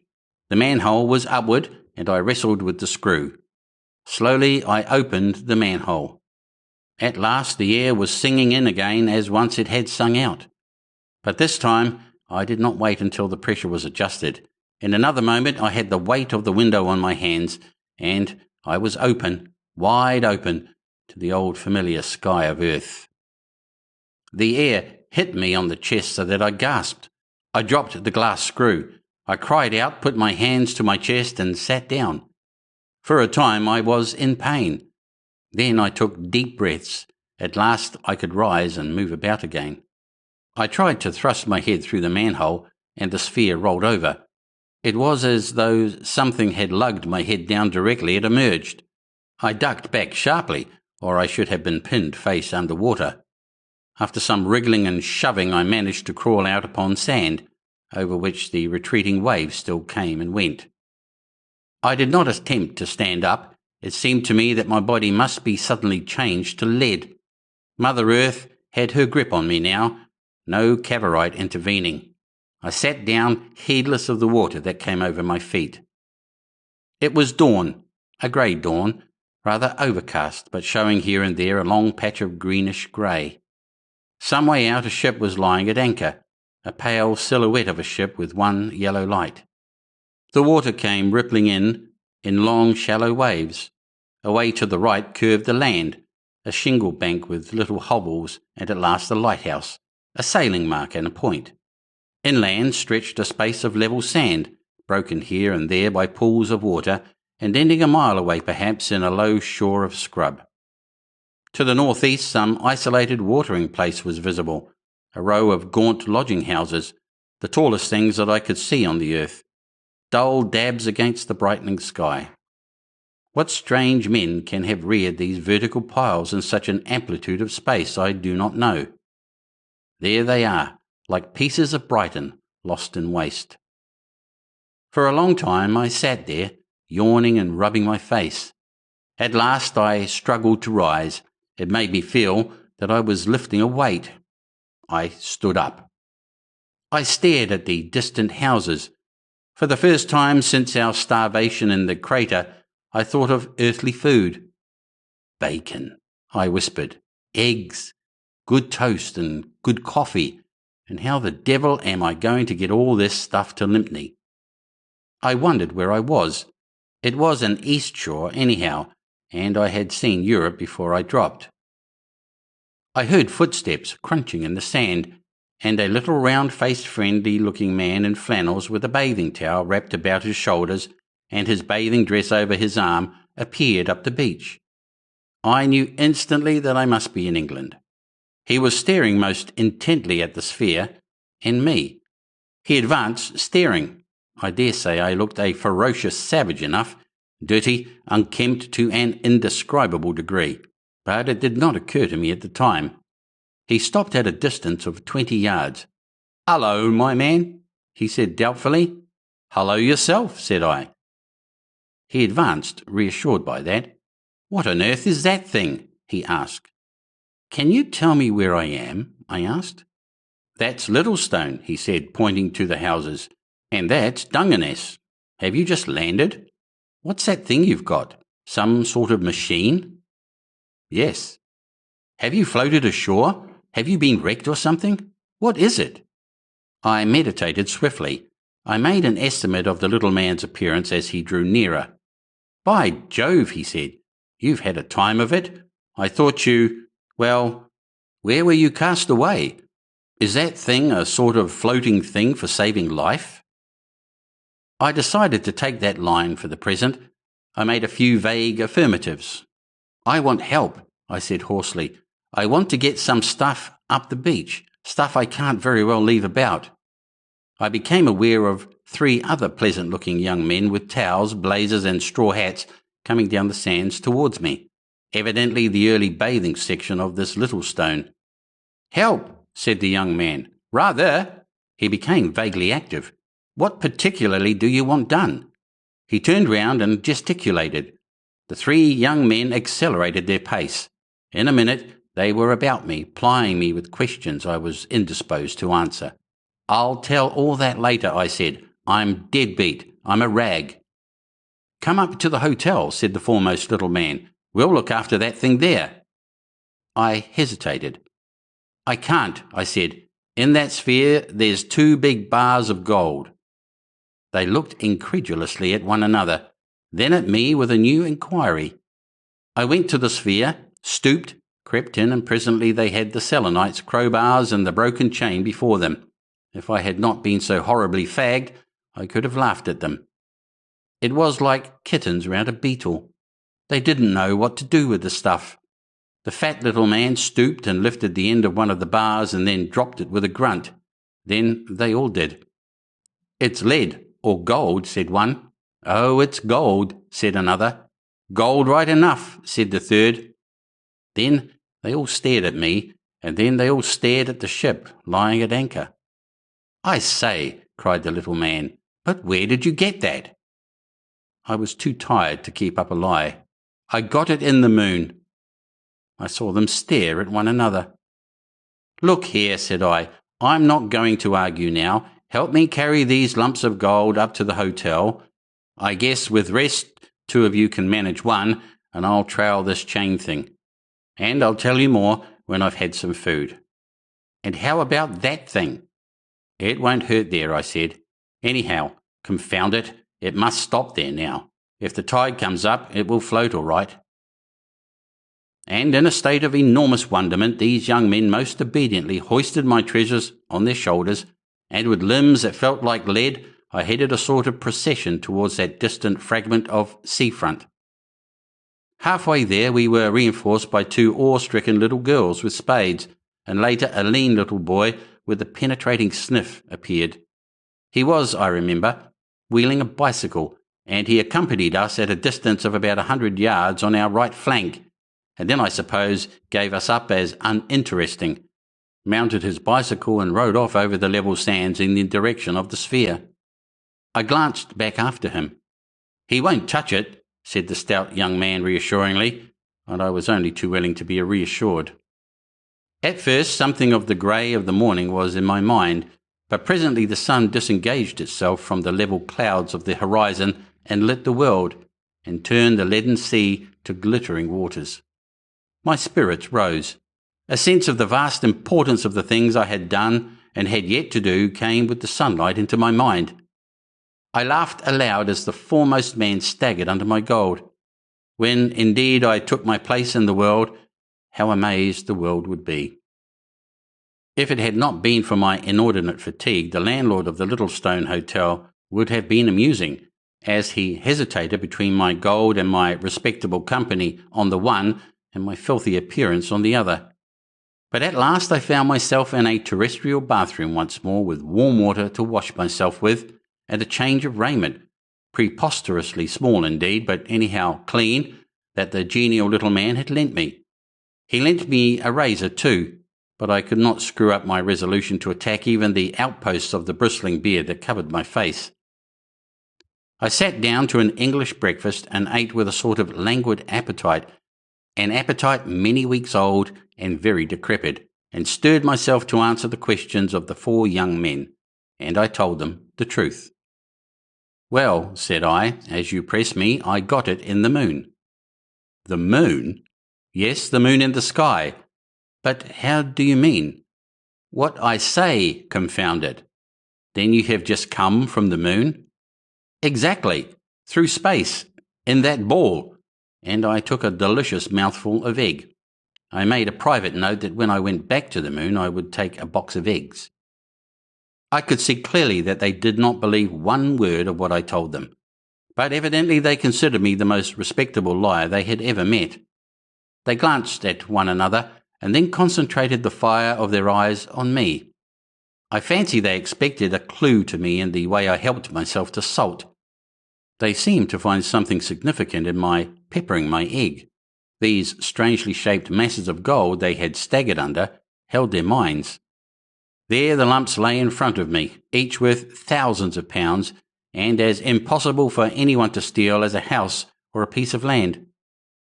As I looked at their curious faces over my coffee cup, I realized something of the enormous wilderness of explanations into which I should have to wander to render myself comprehensible again. "You don't really mean," began the youngest young man, in the tone of one who speaks to an obstinate child. "Just pass me that toast rack," I said, and shut him up completely. "But look here, I say," began one of the others. "We're not going to believe that, you know." "Ah, well," said I, and shrugged my shoulders. "He doesn't want to tell us," said the youngest young man in a stage aside. And then, with an appearance of great sang-froid, "You don't mind if I take a cigarette?" I waved him a cordial assent and proceeded with my breakfast. 2 of the others went and looked out the farther window and talked inaudibly. I was struck by a thought. "The tide," I said, "is running out?" There was a pause, a doubt who should answer me. "It's near the ebb," said the fat little man. "Well, anyhow," I said, "it won't float far." I decapitated my 3rd egg and began a little speech. "Look here," I said, "please don't imagine I'm surly or telling you uncivil lies or anything of that sort. I'm forced almost to be a little short and mysterious. I can quite understand this is as queer as it can be, and that your imaginations must be going it. I can assure you you're in at a memorable time, but I can't make it clear to you now. It's impossible. I give you my word of honour, I've come from the moon, and that's all I can tell you. All the same, I'm tremendously obliged to you, you know, tremendously. I hope that my manner hasn't in any way given you offence." "Oh, not in the least," said the youngest young man affably. We can quite understand. And staring hard at me all the time, he heeled his chair back until it very nearly upset, and recovered with some exertion. Not a bit of it, said the fat young man. Don't you imagine that? And they all got up and dispersed and walked about and lit cigarettes, and generally tried to show they were perfectly amiable and disengaged and entirely free from the slightest curiosity about me and the sphere. I'm going to keep an eye on that ship out there all the same, I heard one of them remarking in an undertone. If only they could have forced themselves to it, they would, I believe, even have gone out and left me. I went on with my third egg. The weather, the fat little man remarked presently, has been immense, has it not? I don't know when we have had such a summer. Foo whiz, like a tremendous rocket. And somewhere a window was broken. What's that? Said I. It isn't, cried the little man and rushed to the corner window. All the others rushed to the window likewise. I sat staring at them. Suddenly I leapt up, knocked over my third egg, rushed for the window also. I had just thought of something. Nothing to be seen there, cried the little man, rushing for the door. It's that boy, I cried, bawling in hoarse fury. It's that accursed boy. And turning about, I pushed the waiter aside. He was just bringing me some more toast, and rushed violently out of the room and down and out upon the queer little esplanade in front of the hotel. The sea, which had been smooth, was rough now with hurrying cat's paws, and all about where the sphere had been was tumbled water like the wake of a ship. Above, a little puff of cloud whirled like dispersing smoke, and the 3 or 4 people on the beach were staring up with interrogative faces towards the point of that unexpected report. And that was all. Boots and waiter and the 4 young men in blazers came rushing out behind me. Shouts came from windows and doors, and all sorts of worrying people came into sight, agape. For a time I stood there, too overwhelmed by this new development to think of the people. At first I was too stunned to see the thing as any definite disaster. I was just stunned, as a man is by some accidental violent blow. It is only afterwards he begins to appreciate his specific injury. Good Lord! I felt as though somebody was pouring funk out of a can down the back of my neck. My legs became feeble. I had got the first intimation of what the disaster meant for me. There was that confounded boy, sky high. I was utterly left. There was the gold in the coffee room, my only possession on earth. How would it all work out? The general effect was of a gigantic, unimaginable confusion. I say, said the voice of the little man behind. I say, you know.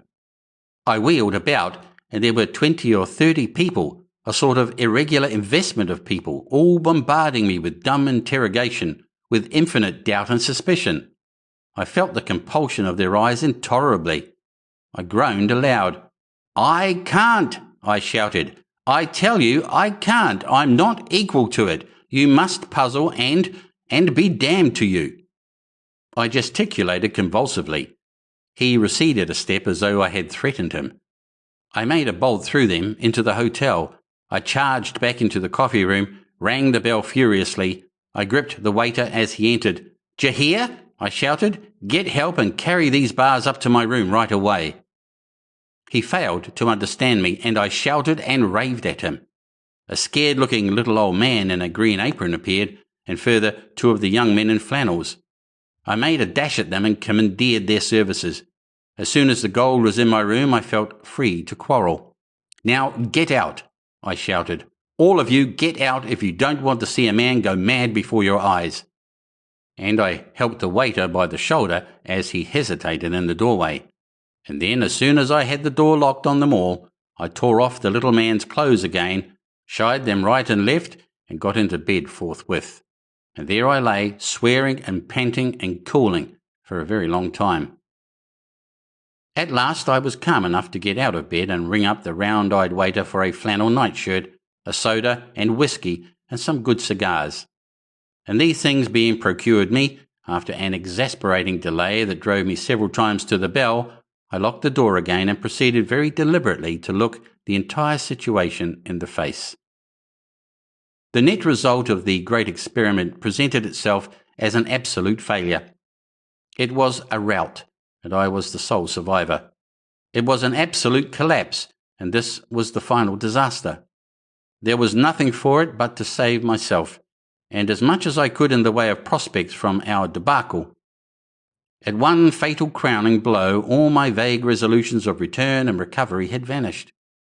My intention of going back to the moon, of getting a sphere full of gold, and afterwards of having a fragment of Cavorite analysed and so recovering the great secret, perhaps, finally even of recovering Cavor's body, all these ideas vanished altogether. I was the sole survivor, and that was all. I think that going to bed was one of the luckiest ideas I have ever had in an emergency. I really believe I should either have got loose-headed or done some indiscreet thing, but there, locked in and secure from all interruptions, I could think out the position in all its bearings and make my arrangements at leisure. Of course, it was quite clear to me what had happened to the boy. He had crawled into the sphere, meddled with the studs, shut the Cavorite windows, and gone up. It was highly improbable he had screwed the manhole stopper, and even if he had, the chances were 1,000 to 1 against his getting back. It was fairly evident that he would gravitate with my bales to somewhere near the middle of the sphere and remain there, and so cease to be a legitimate terrestrial interest, however remarkable he might seem to the inhabitants of some remote quarter of space. I very speedily convinced myself on that point.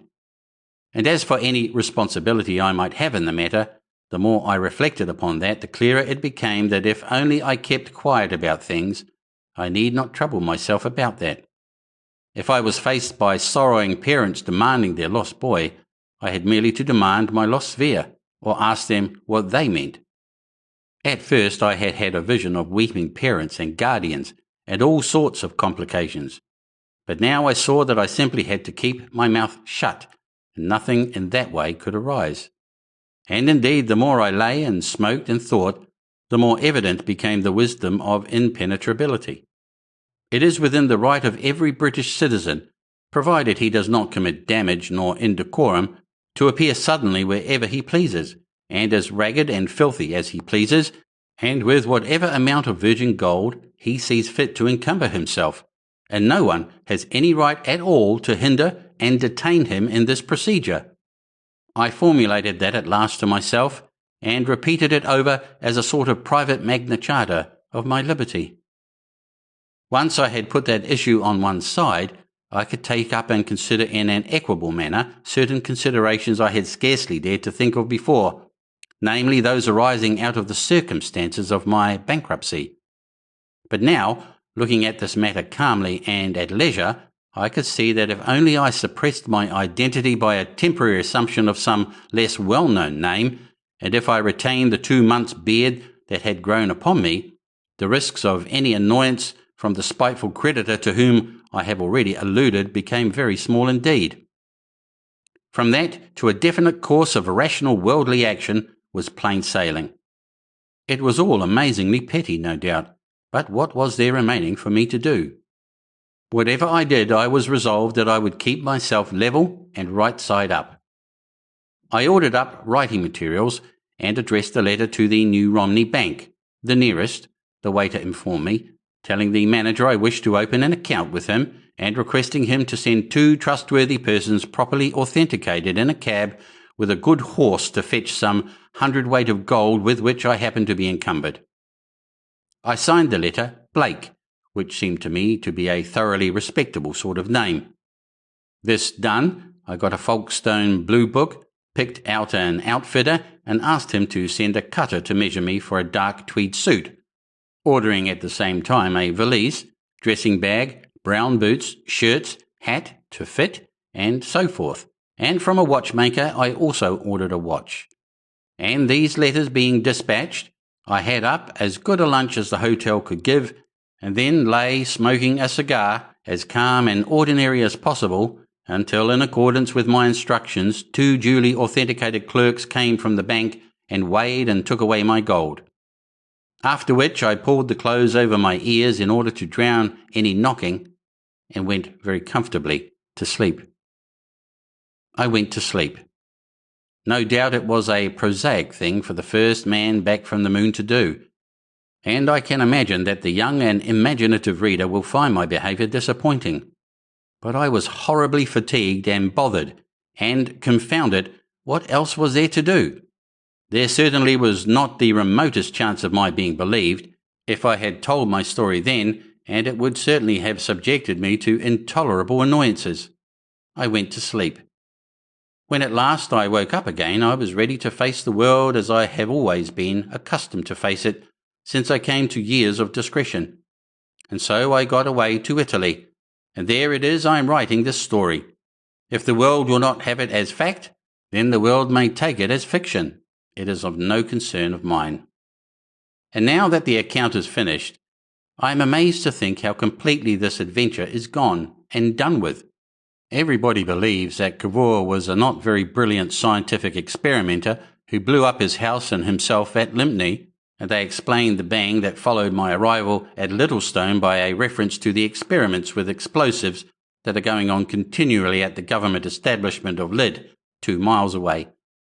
I must confess that hitherto I have not acknowledged my share in the disappearance of Master Tommy Simmons, which was that little boy's name.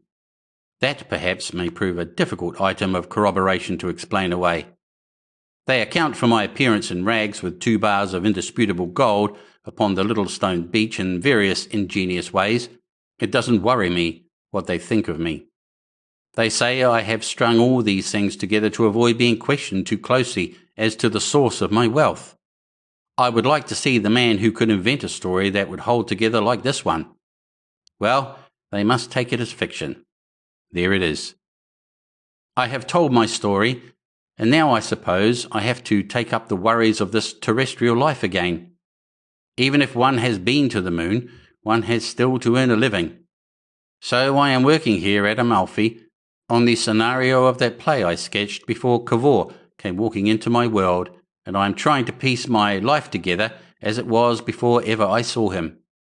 I must confess that I find it hard to keep my mind on the play when the moonshine comes into my room. It is full moon here, and last night I was out on the pergola for hours, staring away at the shining blankness that hides so much. Imagine it, tables and chairs and trestles and bars of gold. Confound it, if only one could hit on that Cavorite again. But a thing like that doesn't come twice in a life. Here I am, a little better off than I was at Lympne, and that is all. And Cavor has committed suicide in a more elaborate way than any human being ever did before. So the story closes as finally and completely as a dream. It fits in so little with all the other things of life. So much of it is so utterly remote from all human experience.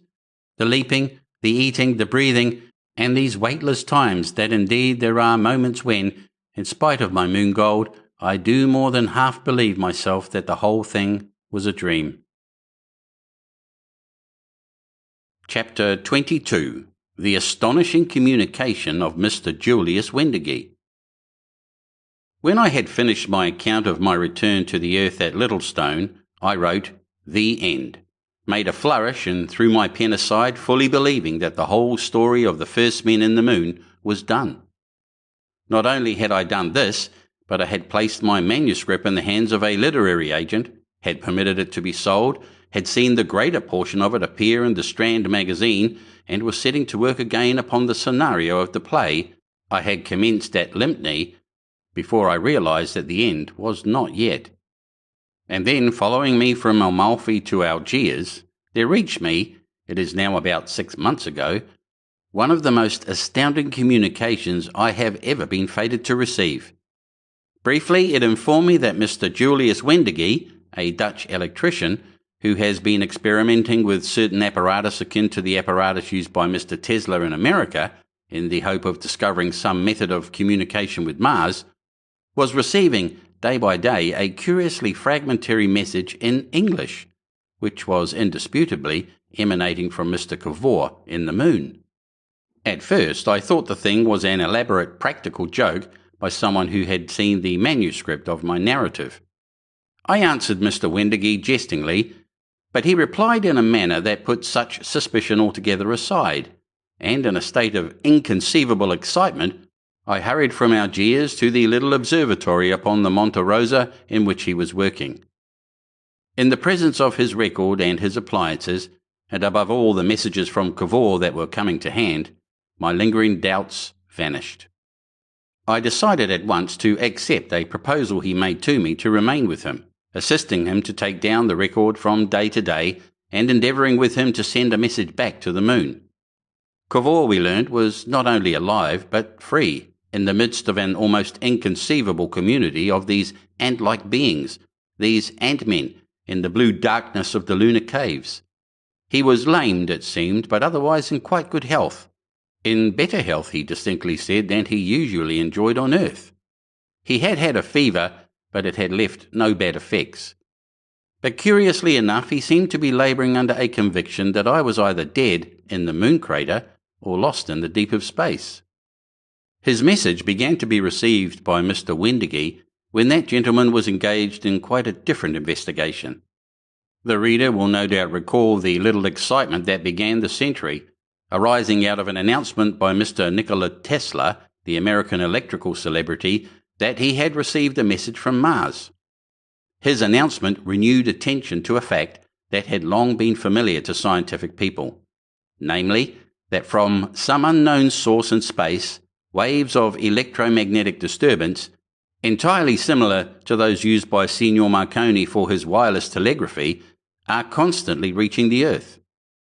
Besides Tesla, quite a number of other observers have been engaged in perfecting apparatus for receiving and recording these vibrations, though few would go so far as to consider them actual messages from some extraterrestrial sender. Among that few, however, we must certainly count Mr. Wendigee.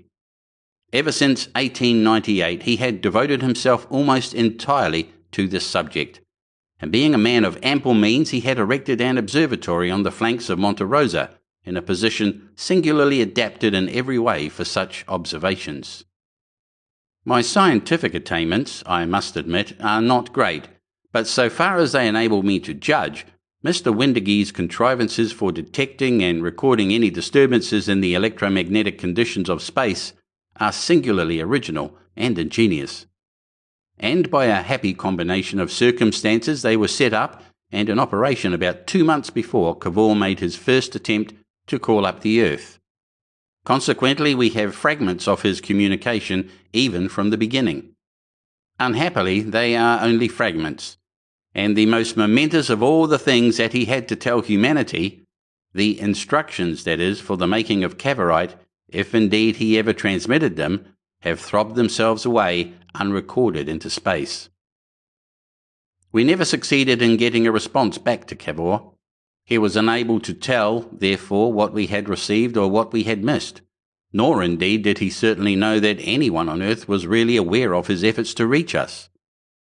And the persistence he displayed in sending 18 long descriptions of lunar affairs, as they would be if we had them complete, shows how much his mind must have turned back towards his native planet since he left it 2 years ago. You can imagine how amazed Mr. Wendigee must have been when he discovered his record of electromagnetic disturbances interlaced by Cavor's straightforward English. Mr. Wendigee knew nothing of our wild journey moonward, and suddenly this English out of the void. It is well the reader should understand the conditions under which it would seem these messages were sent. Somewhere within the moon, Cavor certainly had access for a time to a considerable amount of electrical apparatus, and it would seem he rigged up, perhaps furtively, a transmitting arrangement of the Marconi type. This he was able to operate at irregular intervals, sometimes for only half an hour or so, sometimes for 3 or 4 hours at a stretch. At these times he transmitted his earthward message, regardless of the fact that the relative position of the moon and points upon the Earth's surface is constantly altering. As a consequence of this and of the necessary imperfections of our recording instruments, his communication comes and goes in our records in an extremely fitful manner. It becomes blurred. It fades out in a mysterious and altogether exasperating way. And added to this is the fact that he was not an expert operator. He had partly forgotten, or never completely mastered, the code in general use, and as he became fatigued he dropped words and misspelt in a curious manner. Altogether we have probably lost quite half of the communications he made, and much we have is damaged, broken, and partly effaced. In the abstract that follows, the reader must be prepared therefore for a considerable amount of break, hiatus, and change of topic. Mr. Wendigee and I are collaborating in a complete and annotated edition of the Cavor record, which we hope to publish together with a detailed account of the instruments employed, beginning with the first volume in January next. That will be the full and scientific report, of which this is only the popular transcript.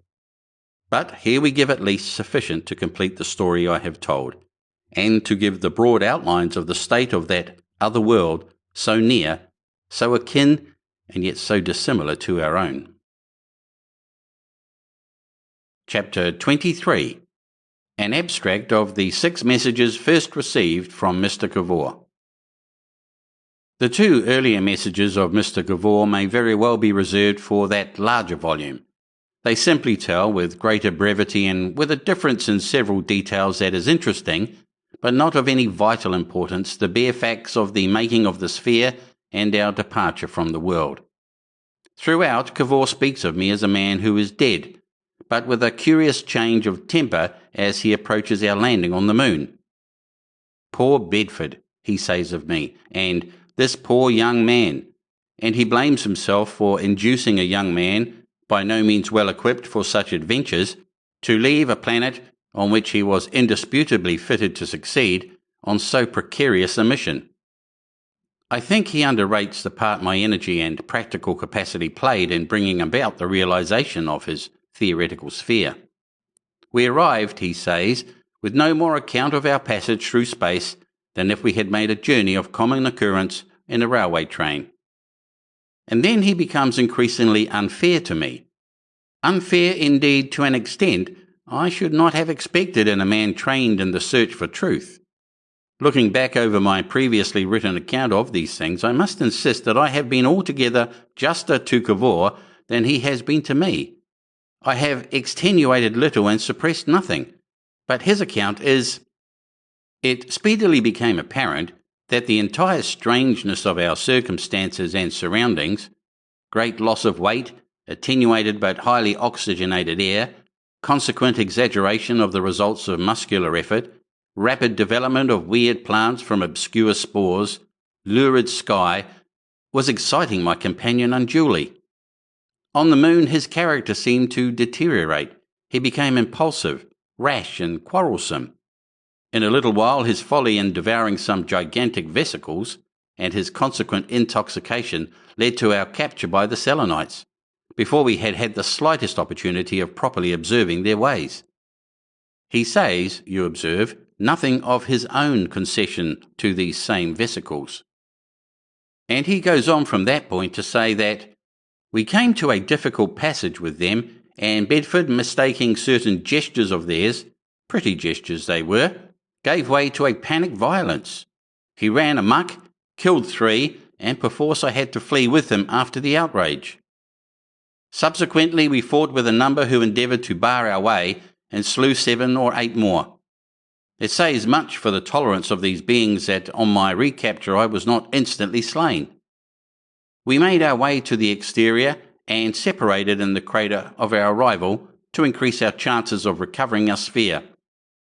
But presently I came upon a body of Selenites, led by 2 who were curiously different, even in form, from any of these we had seen hitherto, with larger heads and smaller bodies, and much more elaborately wrapped about.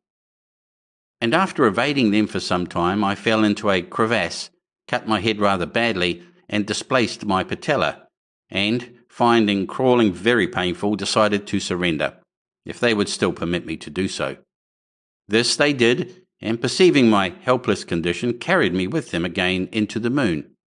And of Bedford I have heard or seen nothing more, nor, so far as I can gather, has any Selenite. Either the night overtook him in the crater, or else, which is more probable, He found the sphere and, desiring to steal a march upon me, made off with it. Only I fear to find it uncontrollable and to meet a more lingering fate in outer space. And with that, Cavor dismisses me and goes on to more interesting topics. I dislike the idea of seeming to use my position as his editor to deflect his story in my own interest, but I am obliged to protest here against the turn he gives these occurrences. He said nothing about that gasping message on the blood-stained paper in which he told or attempted to tell a very different story. The dignified self-surrender is an altogether new view of the affair that has come to him, I must insist, since he began to feel secure among the lunar people. And as for the stealing a march conception, I am quite willing to let the reader decide between us on what he has before him.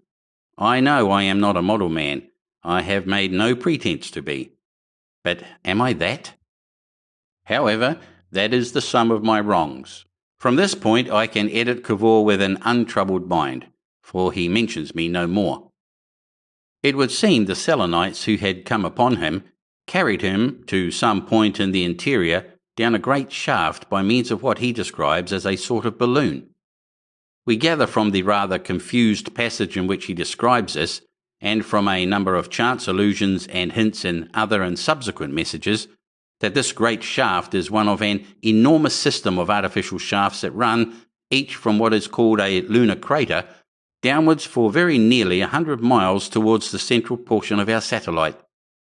These shafts communicate by transverse tunnels. They throw out abysmal caverns and expand into great globular places. The whole of the moon's substance for 100 miles inward, indeed, is a mere sponge of rock. Partly, says Cavor, this sponginess is natural, but very largely it is due to the enormous industry of the Selenites in the past.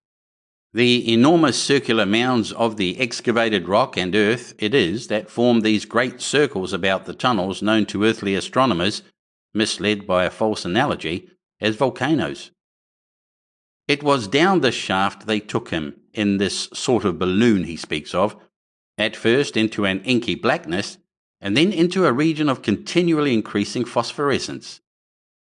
Cavor's dispatches show him to be curiously regardless of detail for a scientific man, but we gather that this light was due to the streams and cascades of water, no doubt containing some phosphorescent organism that flowed ever more abundantly downward towards the central sea. And as he descended, he says, the Selenites also became luminous. And at last, far below him he saw, as it were, a lake of heatless fire, the waters of the central sea, glowing and eddying in strange perturbation, like luminous blue milk that is just on the boil. This lunar sea, says Cavor in a later passage, is not a stagnant ocean. A solar tide sends it in a perpetual flow around the lunar axis, and strange storms and boilings and rushings of its waters occur, and at times cold winds and thunderings that ascend out of it into the busy ways of the great ant-hill above. It is only when the water is in motion that it gives out light. In its rare seasons of calm, it is black. Commonly when one sees it, its waters rise and fall in an oily swell, and flakes and big rafts of shining, bubbly foam drift with the sluggish, faintly glowing current. The Selenites navigate its cavernous straits and lagoons in little shallow boats of a canoe-like shape. And even before my journey to the galleries about the Grand Lunar, who is master of the moon, I was permitted to make a brief excursion on its waters. The caverns and passages are naturally very tortuous. A large proportion of these ways are known only to expert pilots among the fishermen, and not infrequently, Selenites are lost forever in their labyrinths. In their remoter recesses, I am told, strange creatures lurk, some of them terrible and dangerous creatures that all the science of the moon has been unable to exterminate. There is particularly the Rapha, an inextricable mass of clutching tentacles that one hacks to pieces only to multiply, and the Tsi, a darting creature that is never seen, so subtly and suddenly does it slay. He gives us a gleam of description. I was reminded on this excursion of what I have read of the Mammoth Caves. If only I had had a yellow flambeau instead of the pervading blue light, and a solid-looking boatman with an oar instead of a scuttle-faced Selenite working an engine at the back of the canoe, I could have imagined I had suddenly got back to Earth. The rocks about us were very various, sometimes black, sometimes pale blue and veined, and once they flashed and glittered as though we had come into a mine of sapphires. And below one saw the ghostly phosphorescent fishes flash and vanish in the hardly less phosphorescent deep. Then, presently, a long ultramarine vista down the turgid stream of one of the channels of traffic, and a landing stage, and then, perhaps, a glimpse up the enormous crowded shaft of one of the vertical ways. In one great place, heavy with glistening stalactites, a number of boats were fishing. We went alongside one of these and watched the long-armed Selenites winding in a net. They were little, hunchbacked insects, with very strong arms, short bandy legs and crinkled face masks. As they pulled at it, that net seemed the heaviest thing I had come upon in the moon. It was loaded with weights, no doubt of gold, and it took a long time to draw, for in those waters the larger and more edible fish lurked deep. The fish in the net came up like a blue moonrise, a blaze of darting, tossing blue. Among their catch was a many-tentaculate, evil-eyed black thing, ferociously active, whose appearance they greeted with shrieks and twitters, and which with quick, nervous movements they hacked to pieces by means of little hatchets. All its dissevered limbs continued to lash and writhe in a vicious manner. Afterwards, when fever had hold of me, I dreamt again and again of that bitter, furious creature rising so vigorous and active out of the unknown sea. It was the most active and malignant thing of all the living creatures I have yet seen in this world inside the moon. The surface of this sea must be very nearly 200 miles, if not more, below the level of the moon's exterior. All the cities of the moon lie, I learnt, immediately above this central sea, in such cavernous spaces and artificial galleries as I have described, and they communicate with the exterior by enormous vertical shafts which open invariably in what are called by earthly astronomers the craters of the moon. The lid covering one such aperture I had already seen during the wanderings that had preceded my capture. Upon the condition of the less central portion of the moon I have not yet arrived at very precise knowledge. There is an enormous system of caverns in which the mooncalves shelter during the night, and there are abattoirs and the like. In one of these it was that I and Bedford fought with the Selenite butchers, and I have since seen balloons laden with meat descending out of the upper dark. I have as yet scarcely learnt as much of these things as a Zulu in London would learn about the British corn supplies in the same time. It is clear, however, that these vertical shafts and the vegetation of the surface must play an essential role in ventilating and keeping fresh the atmosphere of the moon. At one time, and particularly on my first emergence from my prison, there was certainly a cold wind blowing down the shaft, and later there was a kind of sirocco upward that corresponded with my fever. For at the end of about 3 weeks I fell ill of an indefinable sort of fever, and in spite of sleep and the quinine tabloids that very fortunately I had brought in my pocket, I remained ill and fretting miserably, almost to the time when I was taken into the presence of the Grand Lunar, who is master of the moon. I will not dilate on the wretchedness of my condition, he remarks, during those days of ill health. And he goes on with great amplitude with details I omit here. My temperature, he concludes, kept abnormally high for a long time, and I lost all desire for food. I had stagnant waking intervals and sleep tormented by dreams, and at one phase I remember, so weak as to be earth-sick and almost hysterical. I longed almost intolerably for colour to break the everlasting blue. He reverts again presently to the topic of this sponge-caught lunar atmosphere. I am told by astronomers and physicists that all he tells is in absolute accordance with what was already known of the moon's condition. Had earthly astronomers had the courage and imagination to push home a bold induction, says Mr. Wendigee, they might have foretold almost everything that Cavor has to say of the general structure of the moon.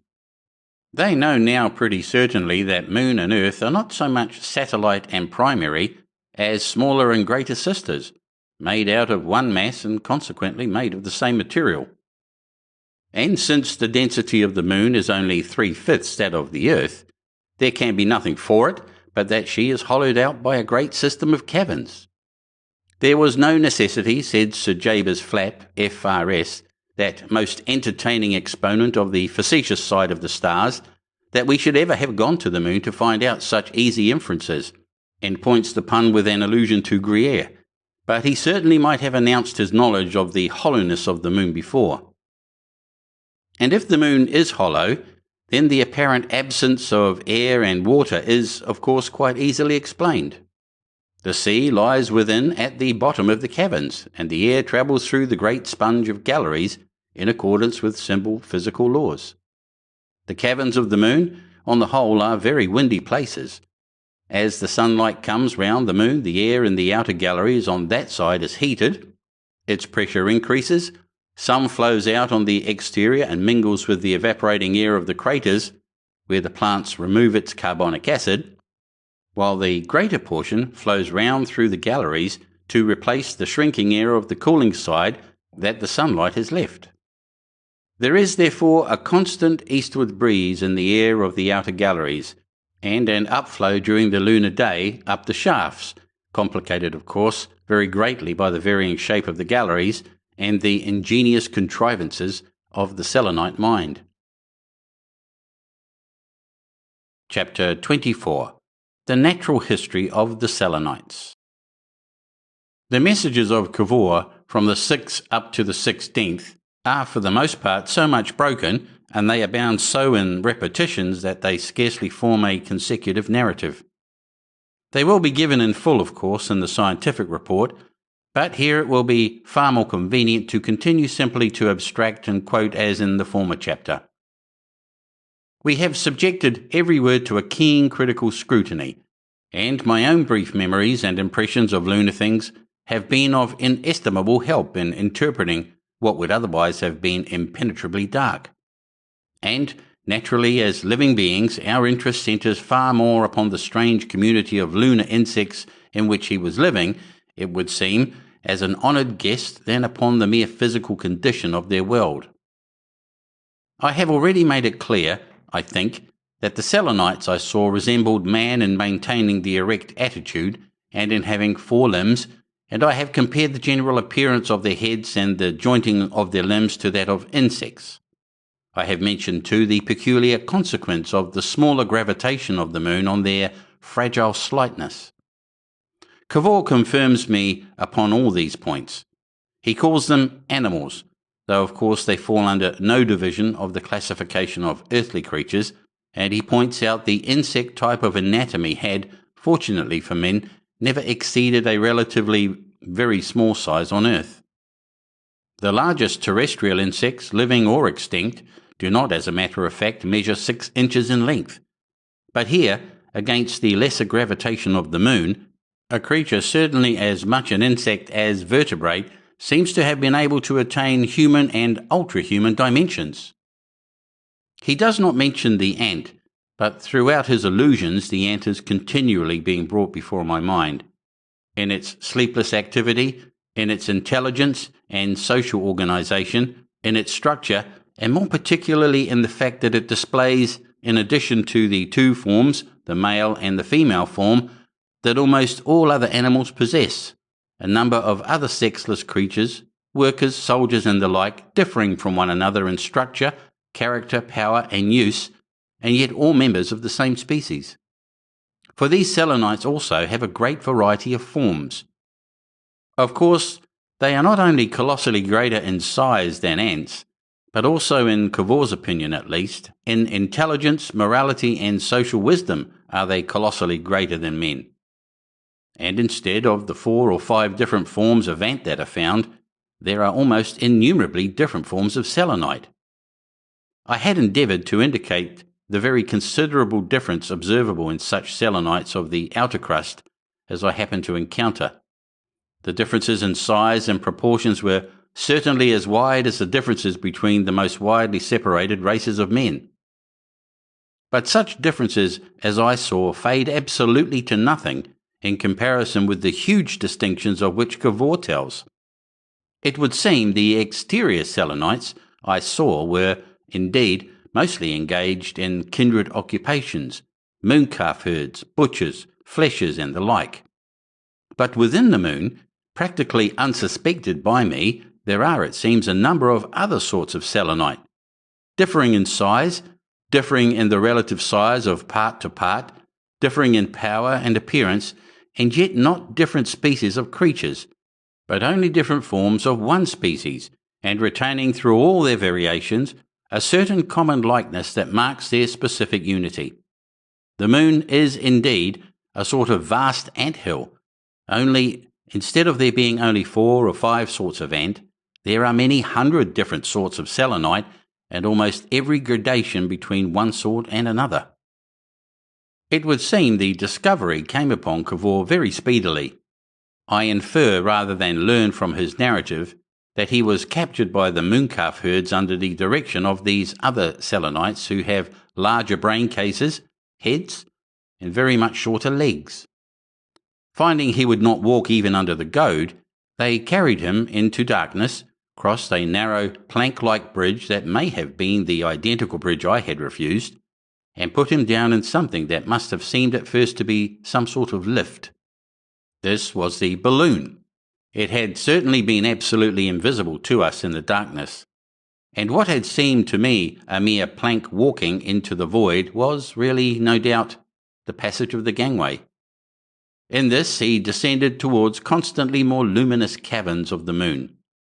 At first they descended in silence, save for the twitterings of the Selenites, and then into a stir of windy movement. In a little while the profound blackness had made his eyes so sensitive that he began to see more and more of the things about him, and at last the vague took shape. "Conceive an enormous cylindrical space," says Cavor in his 7th message, "a quarter of a mile across perhaps, very dimly lit at first and then brighter, with big platforms twisting down its sides in a spiral that vanishes at last below in a blue profundity, and lit even more brightly, one could not tell how or why. Think of the well of the very largest spiral staircase or lift shaft that you have ever looked down, and magnify that by 100. Imagine it at twilight seen through blue glass. Imagine yourself looking down that. Only imagine also that you feel extraordinarily light and have got rid of any giddy feeling you might have on earth, and you will have the first conditions of my impression. Round this enormous shaft, imagine a broad gallery running in a much steeper spiral than would be credible on earth, and forming a steep road protected from the gulf only by a little parapet that vanishes at last in perspective a couple of miles below. Looking up, I saw the very fellow of the downward vision. It had, of course, the effect of looking into a very steep cone.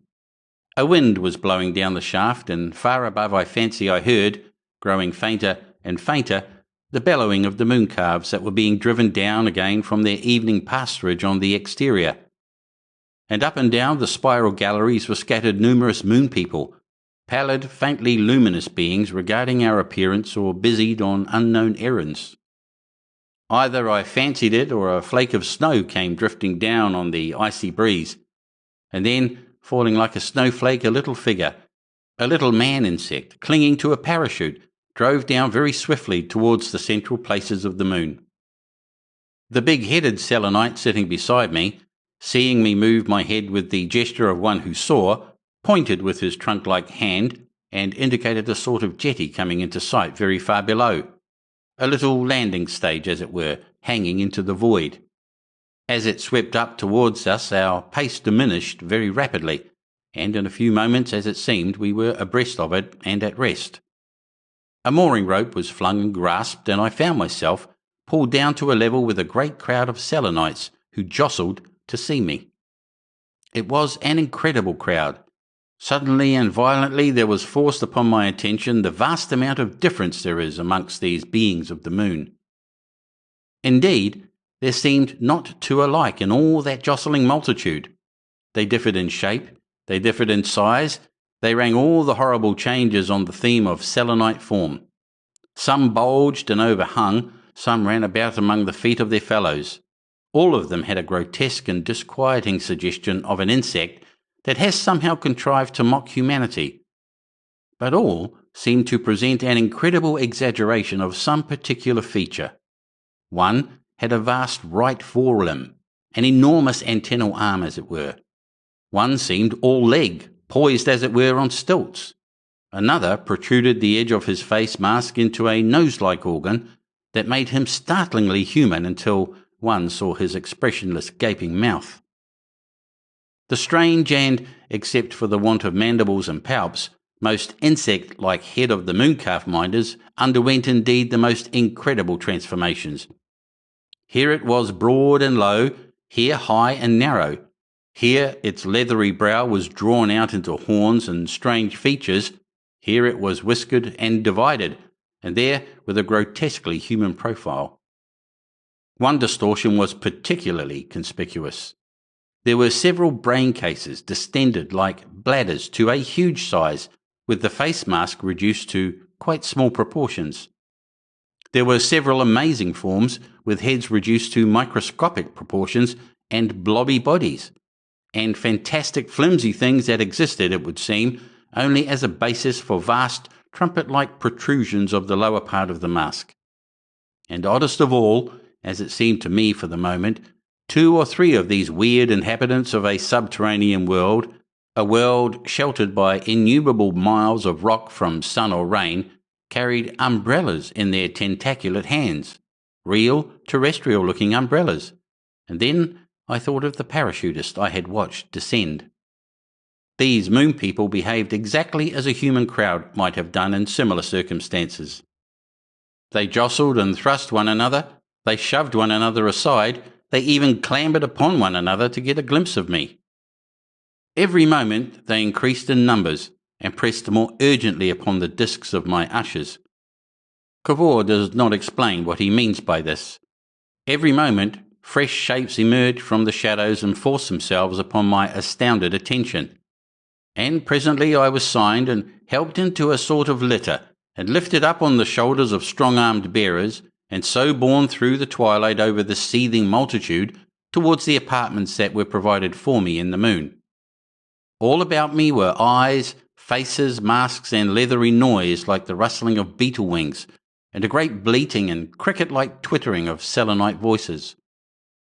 We gather he was taken to a hexagonal apartment, and there for a space he was confined.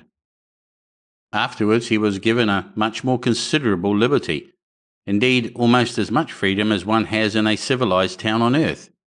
And it would appear that the mysterious being who is the ruler and master of the moon appointed 2 Selenites with large heads to guard and study him, and to establish whatever mental communications were possible with him. And, amazing and incredible as it may seem, these 2 creatures, these fantastic men insects, these beings of other world, were presently communicating with Cavor by means of terrestrial speech. Cavor speaks of them as Fiu and Puff. Fiu, he says, was about 5 feet high. He had small, slender legs about 18 inches long and slight feet of the common lunar pattern. On these balanced a little body, throbbing with the pulsations of his heart. He had long, soft, many-jointed arms ending in a tentacled grip, and his neck was many-jointed in the usual way, but exceptionally short and thick. His head, says Cavor, apparently alluding to some previous description that has gone astray in space, is of the common lunar type, but strangely modified. The mouth has the usual expressionless gape, but it is unusually small and pointing downward, and the mask is reduced to the size of a large flat nose flap. On either side are the little eyes. The rest of the head is distended into a huge globe, and the chitinous, leathery cuticle of the Mooncalf herds thins out to a mere membrane, through which the pulsating brain movements are distinctly visible. He is a creature indeed, with a tremendously hypertrophied brain, and with the rest of his organism both relatively and absolutely dwarfed. In another passage, Cavor compares the back view of him to Atlas supporting the world. Puff, it seems, was a very similar insect, but his face was drawn out to a considerable length, and the brain hypertrophy being in different regions, his head was not round, but pear-shaped, with the stalk downward. There were also litter carriers, lopsided beings with enormous shoulders, very spidery ushers, and a squat-foot attendant in Cavor's retinue. The manner in which Fai-oo and Si-puff attacked the problem of speech was fairly obvious.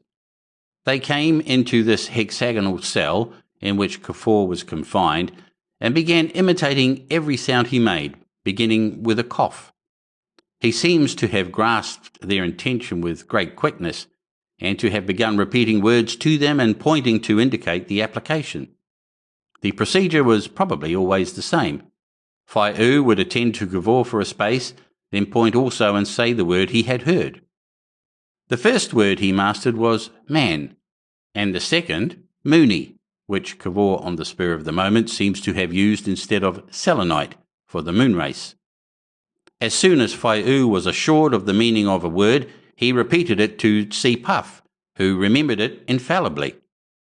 They mastered over 100 English nouns at their first session. Subsequently, it seems, they brought an artist with them to assist the work of explanation with sketches and diagrams, Cavor's drawings being rather crude.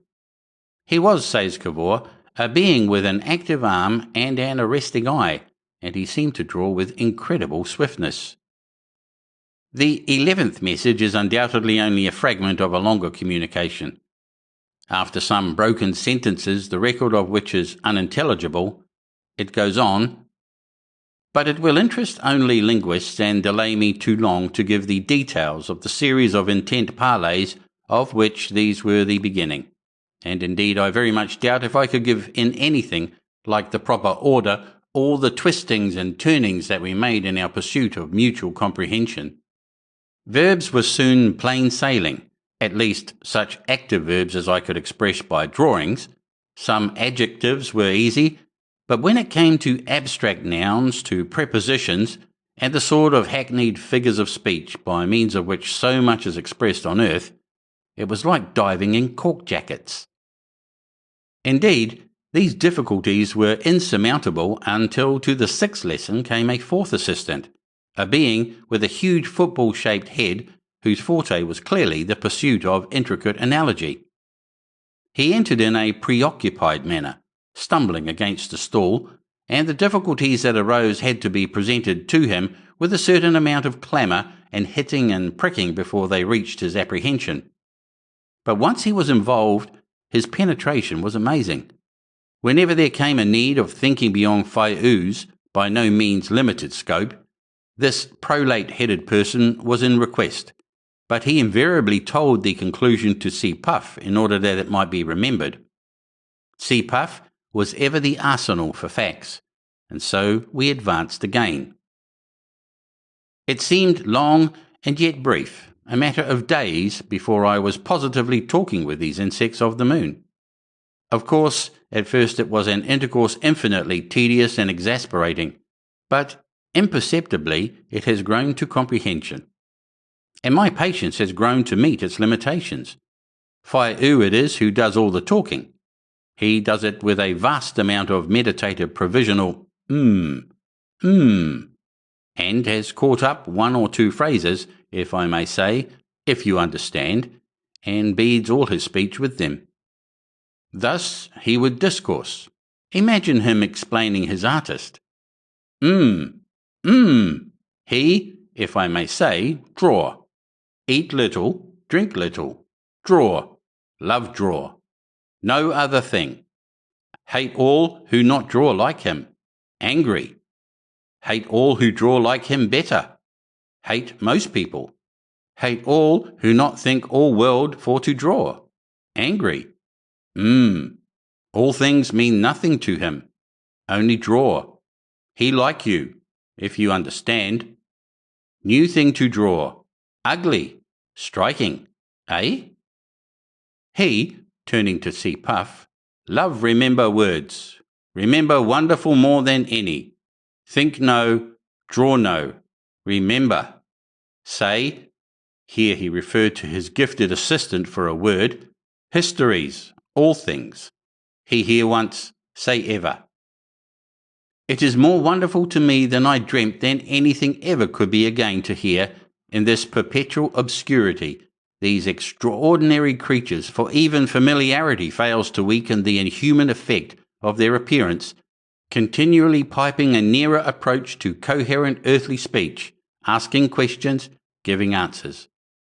I feel that I am casting back to the fable-hearing period of childhood again, when the ant and the grasshopper talked together and the bee judged between them. And while these linguistic exercises were going on, Cavor seems to have experienced a considerable relaxation of his confinement. The first dread and distrust our unfortunate conflict aroused is being, he said, continually effaced by the deliberate rationality of all I do. I am now able to come and go as I please, or I am restricted only for my own good. So it is I have been able to get at this apparatus, and assisted by a happy find among the material that is littered in this enormous store cave, I have contrived to dispatch these messages. So far not the slightest attempt has been made to interfere with me in this, though I have made it quite clear to Phi-U that I am signalling to the earth. You talk to other? He asked, watching me. Others, said I. Others, he said. Oh yes, men? And I went on transmitting. Cavor was continually making corrections in his previous accounts of the Selenites as fresh facts flowed upon him to modify his conclusions, and accordingly one gives the quotations that follow with a certain amount of reservation. They are quoted from the 9th, 13th and 16th messages, and altogether vague and fragmentary as they are, they probably give as complete a picture of the social life of this strange community as mankind can now hope to have for many generations. In the moon, says Cavor, every citizen knows his place. He is born to that place, and the elaborate discipline of training and education and surgery he undergoes fits him at last so completely to it that he has neither ideas nor organs for any purpose beyond it. Why should he? Phi-U would ask. If, for example, a Selenite is destined to be a mathematician, his teachers and trainers set out at once to that end. They check any incipient disposition to other pursuits. They encourage his mathematical bias with a perfect psychological skill. His brain grows, or at least the mathematical faculties of his brain grow, and the rest of him only so much as is necessary to sustain this essential part of him. At last, save for rest and food, his one delight lies in the exercise and display of his faculty, his one interest in its application, his sole society with other specialists in his own line. His brain grows continually larger, at least so far as the proportions engaging in mathematics are concerned. They bulge ever larger and seem to suck all life and vigour from the rest of his frame. His limbs shrivel, his heart and digestive organs diminish, his insect face is hidden under its bulging contours. His voice becomes a mere stridulation for the stating of formula. He seems deaf to all but properly enunciated problems. The faculty of laughter, save for the sudden discovery of some paradox, is lost to him. His deepest emotion is the evolution of a novel computation, and so he attains his end. Or again, a Selenite appointed to be a minder of mooncalves is from his earliest years induced to think and live mooncalf, to find his pleasure in mooncalf lore, his exercise in their tending and pursuit. He is trained to become wiry and active. His eye is indurated to the tight wrappings, the angular contours that constitute a smart mooncalfishness. He takes, at last, no interest in the deeper part of the moon. He regards all Selenites not equally versed in mooncalves with indifference, derision, or hostility. His thoughts are of mooncalf pastures, and his dialect an accomplished mooncalf technique. So also he loves his work, and discharges in perfect happiness the duty that justifies his being. And so it is with all sorts and conditions of Selenites. Each is a perfect unit in a world machine. These beings with the big heads, on whom the intellectual labours fall, form a sort of aristocracy in this strange society, and at the head of them, quintessential of the moon, is that marvellous gigantic ganglion, the Grand Lunar, into whose presence I am finally to come. The unlimited development of the minds of the intellectual class is rendered possible by the absence of any bony skull in the lunar anatomy, that strange box of bone that clamps about the developing brain of man, imperiously insisting thus far and no farther to all his possibilities. They fall into three main classes, differing greatly in influence and respect. There are administrators, of whom Phi-U is one, Selenites of considerable initiative and versatility, responsible each for a certain cubic content of the moon's bulk. The experts like the football-headed thinker, who are trained to perform certain special operations, and the erudite, who are the repositories of all knowledge. To the latter class belongs C. Puff, the first lunar professor of terrestrial languages. With regards to these latter, it is a curious thing to note that the unlimited growth of the lunar brain has rendered unnecessary the invention of all those mechanical aids to brain work which have distinguished the career of man. There are no books, no records of any sort, no libraries or inscriptions. All knowledge is stored in distended brains, much as the honey ants of Texas store honey in their distended abdomens. The Lunar Somerset House and the Lunar British Museum Library are collections of living brains. The less specialised administrators, I note, do for the most part take a very lively interest in me whenever they encounter me. They will come out of the way and stare at me and ask questions to which Phi-U will reply. I see them going hither and thither with a retinue of bearers, attendants, shouters, parachute carriers, and so forth, queer groups to see. The experts, for the most part, ignore me completely, even as they ignore each other or notice me only to begin a clamorous exhibition of their distinctive skill. The erudite, for the most part, are wrapped in an impervious and apoplectic complacency from which only a denial of their erudition can rouse them. Usually they are led about by little watchers and attendants, and often there are small and active-looking creatures, small females usually, that I am inclined to think are a sort of wife to them.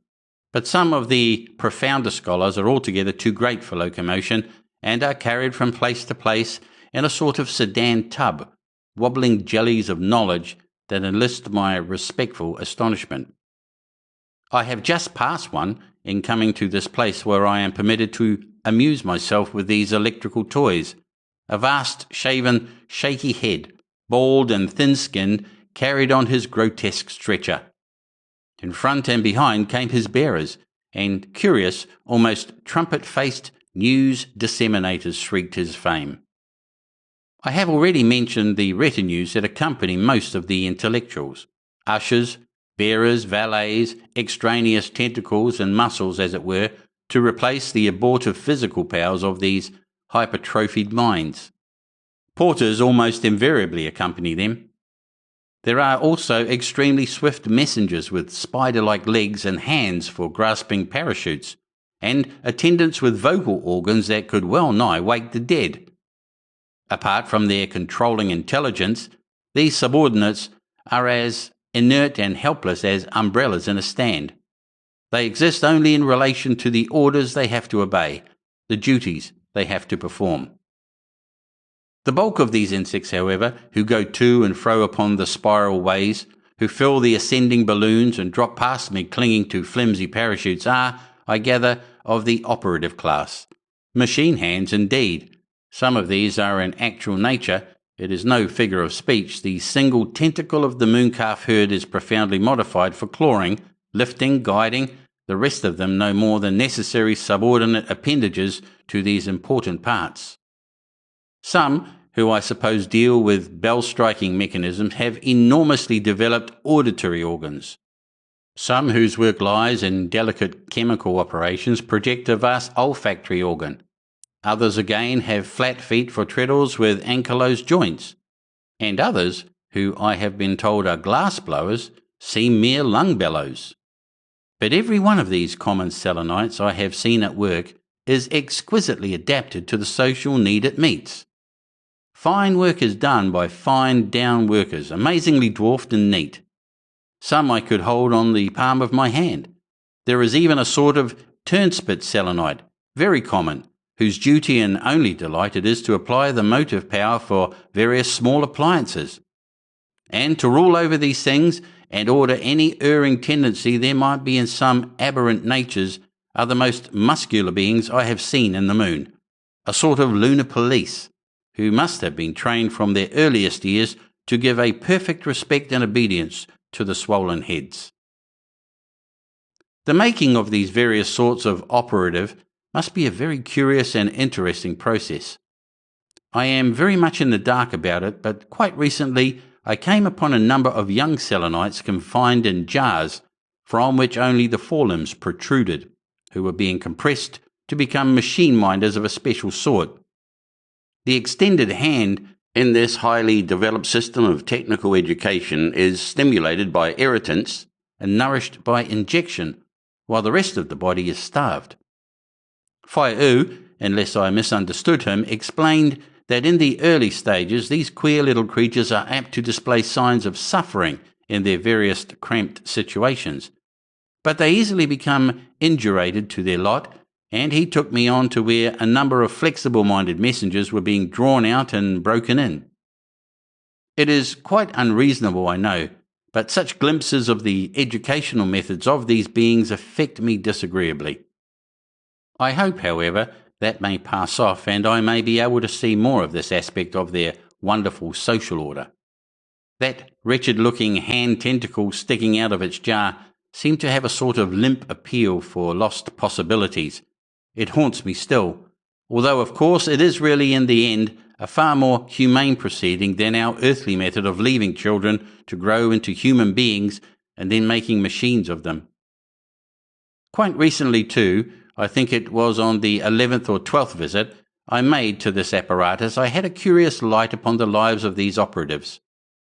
I was being guided through a shortcut hither instead of going down the spiral and by the quays to the central sea.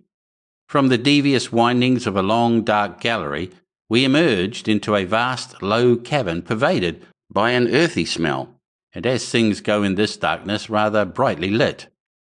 The light came from a tumultuous growth of livid fungoid shapes, some indeed singularly like our terrestrial mushrooms, but standing as high or higher than a man. "Moonies eat these?" said I to Faiu. "Yes, food." "Goodness me," I cried, "what's that?" My eye had just caught the figure of an exceptionally big and ungainly selenite lying motionless among the stems, face downward. We stopped. "Dead?" I asked, for as yet I have seen no dead in the moon, and I have grown curious. "No," exclaimed Faiu. "Him worker, no work to do. Get little drink then, make sleep, till we him want. What good him wake, eh? No want him walking about." "There's another," cried I. And indeed, all that huge extent of mushroom ground was, I found, peppered with these prostrate figures sleeping under an opiate until the moon had need of them.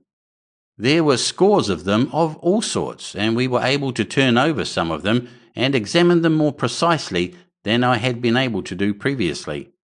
They breathed noisily at my doing so, but did not wake. One I remember very distinctly.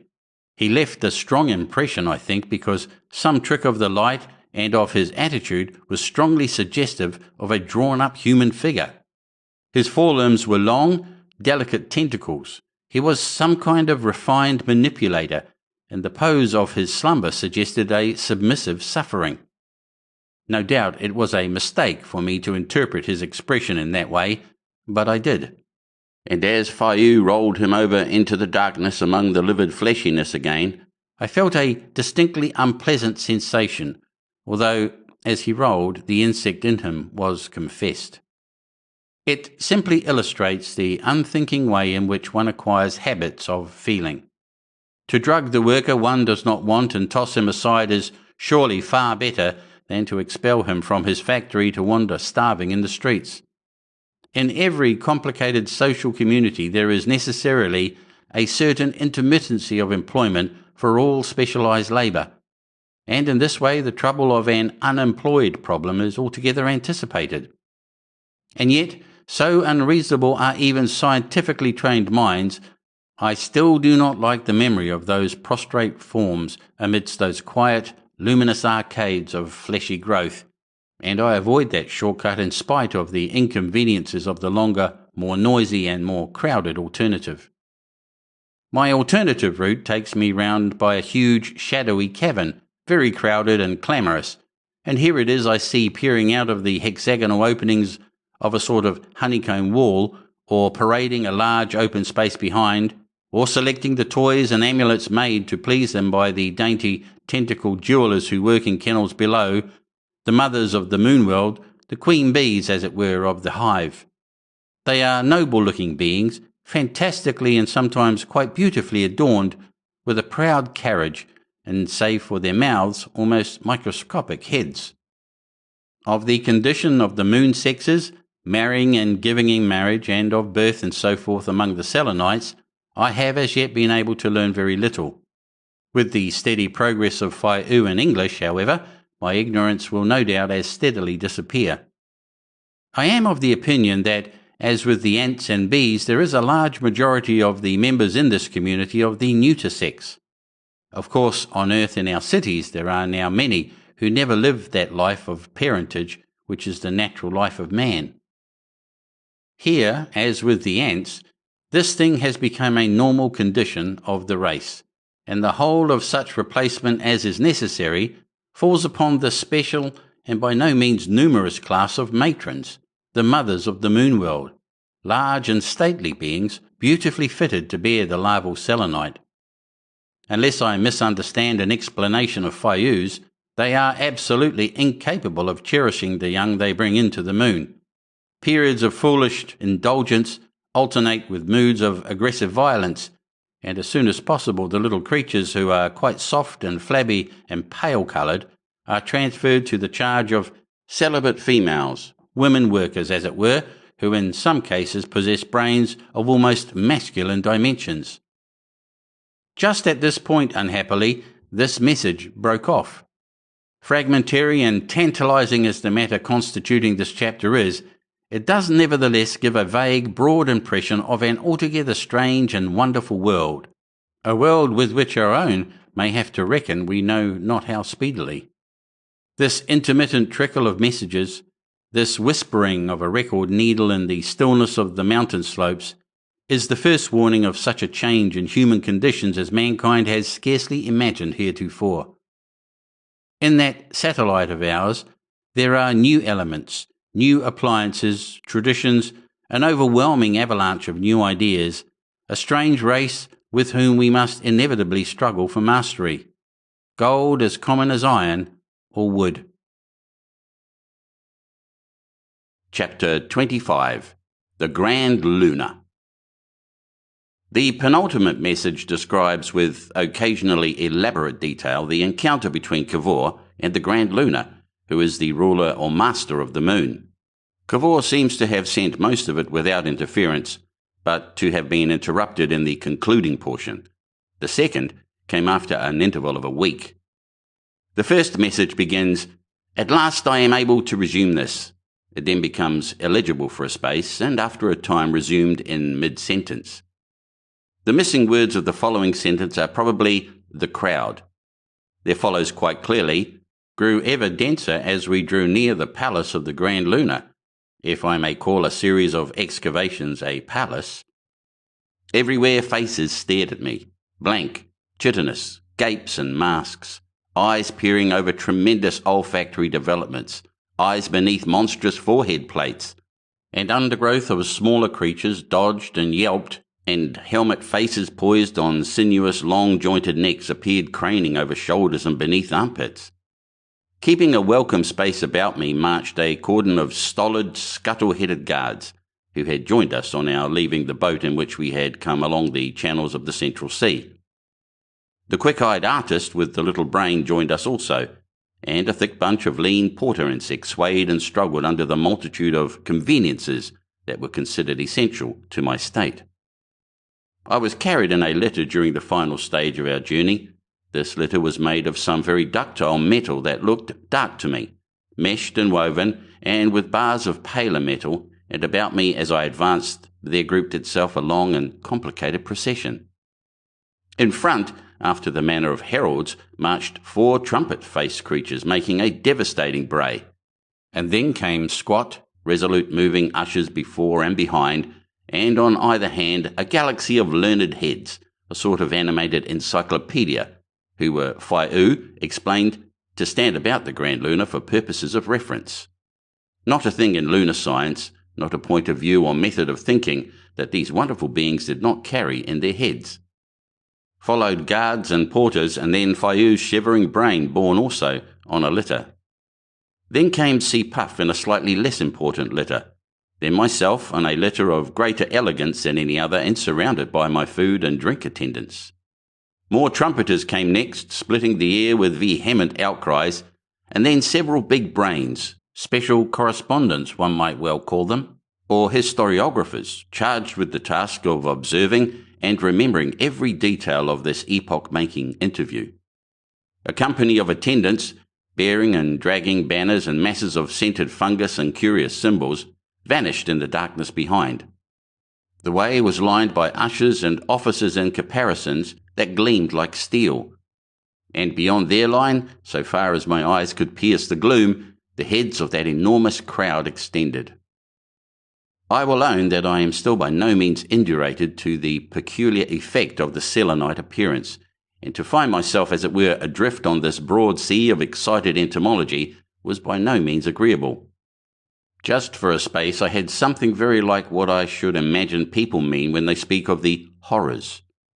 It had come to me before in these lunar caverns when on occasion I have found myself weaponless and with an undefended back amidst a crowd of these Selenites, but never quite so vividly.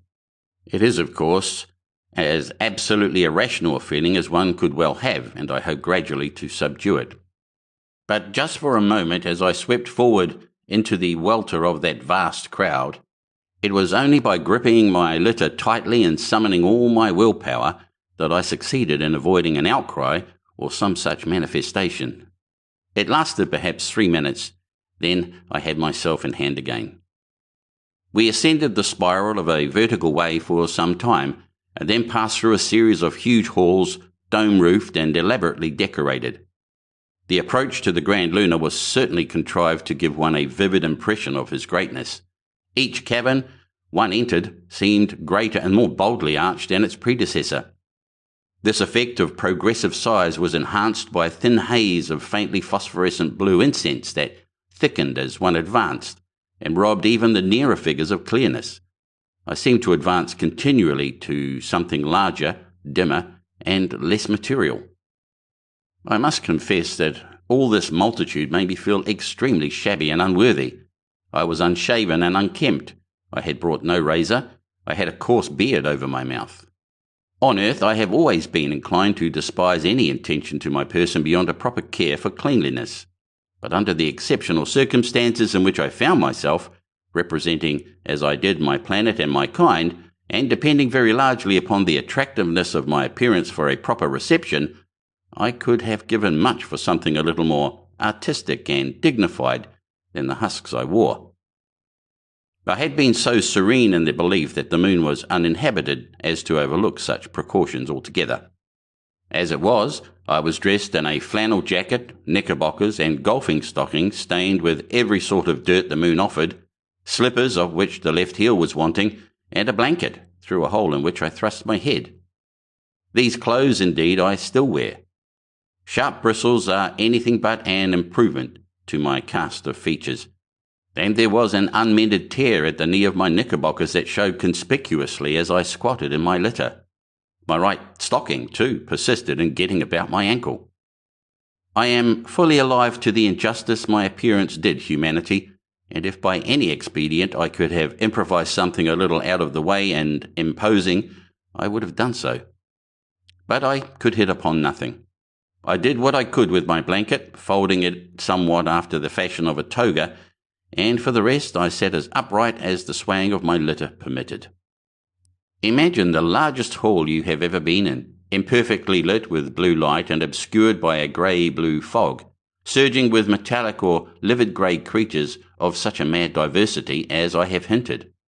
Imagine this hall to end in an open archway, beyond which is a still larger hall, and beyond this yet another and still larger one, and so on. At the end of the vista, dimly seen, a flight of steps like the steps of Araceli at Rome ascend out of sight. Higher and higher these steps appear to go as one draws nearer their base. But at last I came under a huge archway and beheld the summit of these steps, and upon it the Grand Lunar exalted on his throne. He was seated in what was relatively a blaze of incandescent blue. This and the darkness about him gave him an effect of floating in a blue-black void. He seemed a small, self-luminous cloud at first. Brooding on his sombre throne, his brain case must have measured many yards in diameter. For some reason that I cannot fathom, a number of blue searchlights radiated from behind the throne on which he sat, and immediately encircling him was a halo. About him, and little and indistinct in this glow, a number of body servants sustained and supported him, and overshadowed and standing in a huge semicircle beneath him were his intellectual subordinates, his remembrances, and computators, and searchers, and servants, and all the distinguished insects of the court of the moon. Still lower stood ushers and messengers, and in all down the countless steps of the throne were guards, and at the base, enormous, various, indistinct, vanishing at last into an absolute black, a vast swaying multitude of the minor dignitaries of the moon. Their feet made a perpetual scraping whisper on the rocky floor as their limbs moved with a rustling murmur. As I entered the penultimate hall, the music rose and expanded into an imperial magnificence of sound, and the shrieks of the news-bearers died away. I entered the last and greatest hall. My procession opened out like a fan. My ushers and guards went right and left, and the three litters bearing myself and Faiu and Si Puff marched across a shiny darkness of floor to the foot of the giant stairs. Then began a vast throbbing hum that mingled with the music. The two Selenites dismounted, but I was bidden remain seated, I imagine as a special honour. The music ceased, but not that humming, and by a simultaneous movement of 10,000 respectful heads my attention was directed to the enhaloed supreme intelligence that hovered above me. At first, as I appeared into the radiating glow, this quintessential brain looked very much like an opaque, featureless bladder with dim, undulating ghosts of convolutions writhing visibly within. Then, beneath its enormity, and just above the edge of the throne, one saw, with a start, minute elfin eyes peering out of the glow. No face, but eyes, as if they peered through holes. At first I could see no more than these two staring little eyes, and then below I distinguished the little dwarfed body and its insect-jointed limbs shriveled and white. The eyes stared down at me with a strange intensity, and the lower part of the swollen globe was wrinkled. Ineffectual-looking little hand tentacles steadied the shape on the throne. It was great. It was pitiful. One forgot the hall and the crowd. I ascended the staircase by jerks. It seemed to me that this darkly glowing brain case above us spread over me, and took more and more of the whole effect into itself as I drew nearer. The tiers of attendants and helpers grouped about their master seemed to dwindle and fade into the night. I saw that shadowy attendants were busy spraying that great brain with a cooling spray, and patting and sustaining it. For my own part, I sat gripping my swaying litter and staring at the Grand Lunar, unable to turn my gaze aside. And at last, as I reached a little landing that was separated only by 10 steps or so from the supreme seat, the woven splendour of the music reached a climax and ceased, and I was left naked, as it were, in that vastness beneath the still scrutiny of the Grand Lunar's eyes. He was scrutinizing the first man he had ever seen. My eyes dropped at last from his greatness to the ant figures in the blue mist about him, and then down the steps to the massed Selenites, still and expectant in their thousands, packed on the floor below. Once again an unreasonable horror reached out towards me, and passed. After the pause came the salutation. I was assisted from my litter, and stood awkwardly while a number of curious and no doubt deeply symbolic gestures were vicariously performed for me by two slender officials. The encyclopedic galaxy of the learned that had accompanied me to the entrance of the last hall appeared 2 steps above me and left and right of me, in readiness for the Grand Lunar's need, and Fai'u's pale brain placed itself about halfway up to the throne in such a position as to communicate easily between us without turning his back on either the Grand Lunar or myself. Puff took up a position behind him. Dexterous ushers sidled sideways towards me, keeping a full face to the presence. I seated myself Turkish fashion, and Fai'u and Puff also knelt down above me. There came a pause. The eyes of the nearer court went from me to the Grand Lunar and came back to me, and a hissing and piping of expectation passed across the hidden multitudes below and ceased. That humming ceased. For the first and last time in my experience, the moon was silent.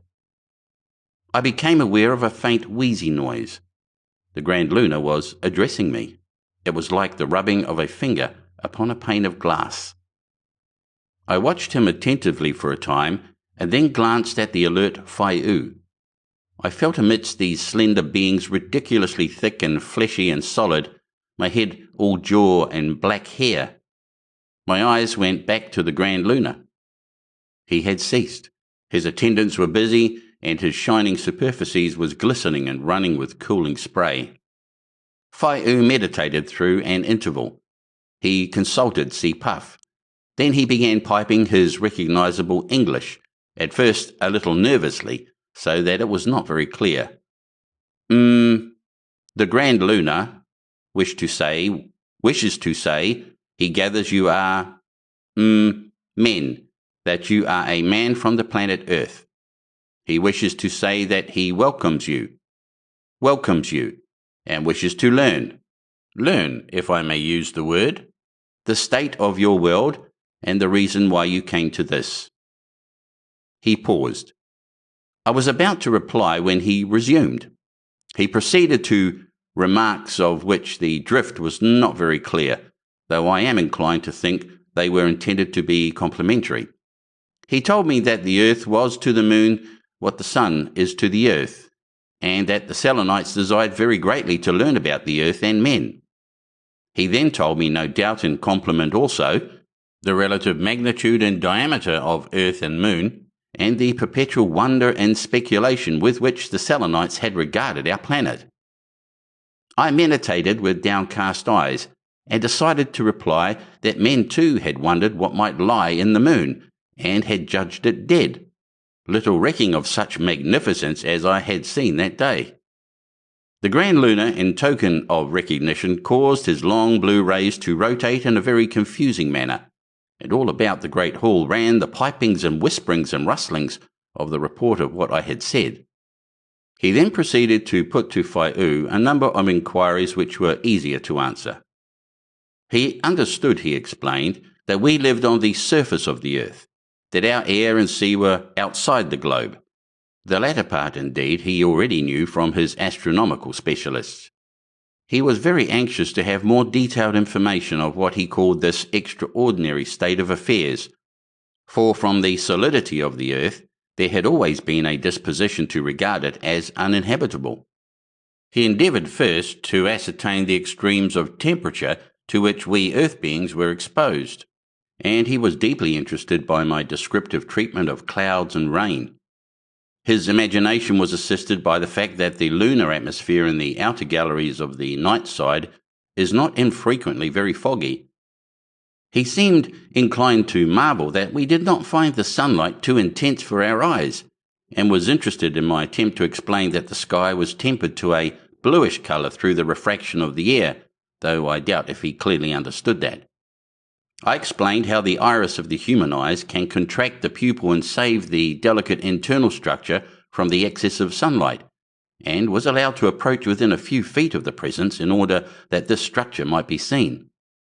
This led to a comparison of the lunar and terrestrial eyes.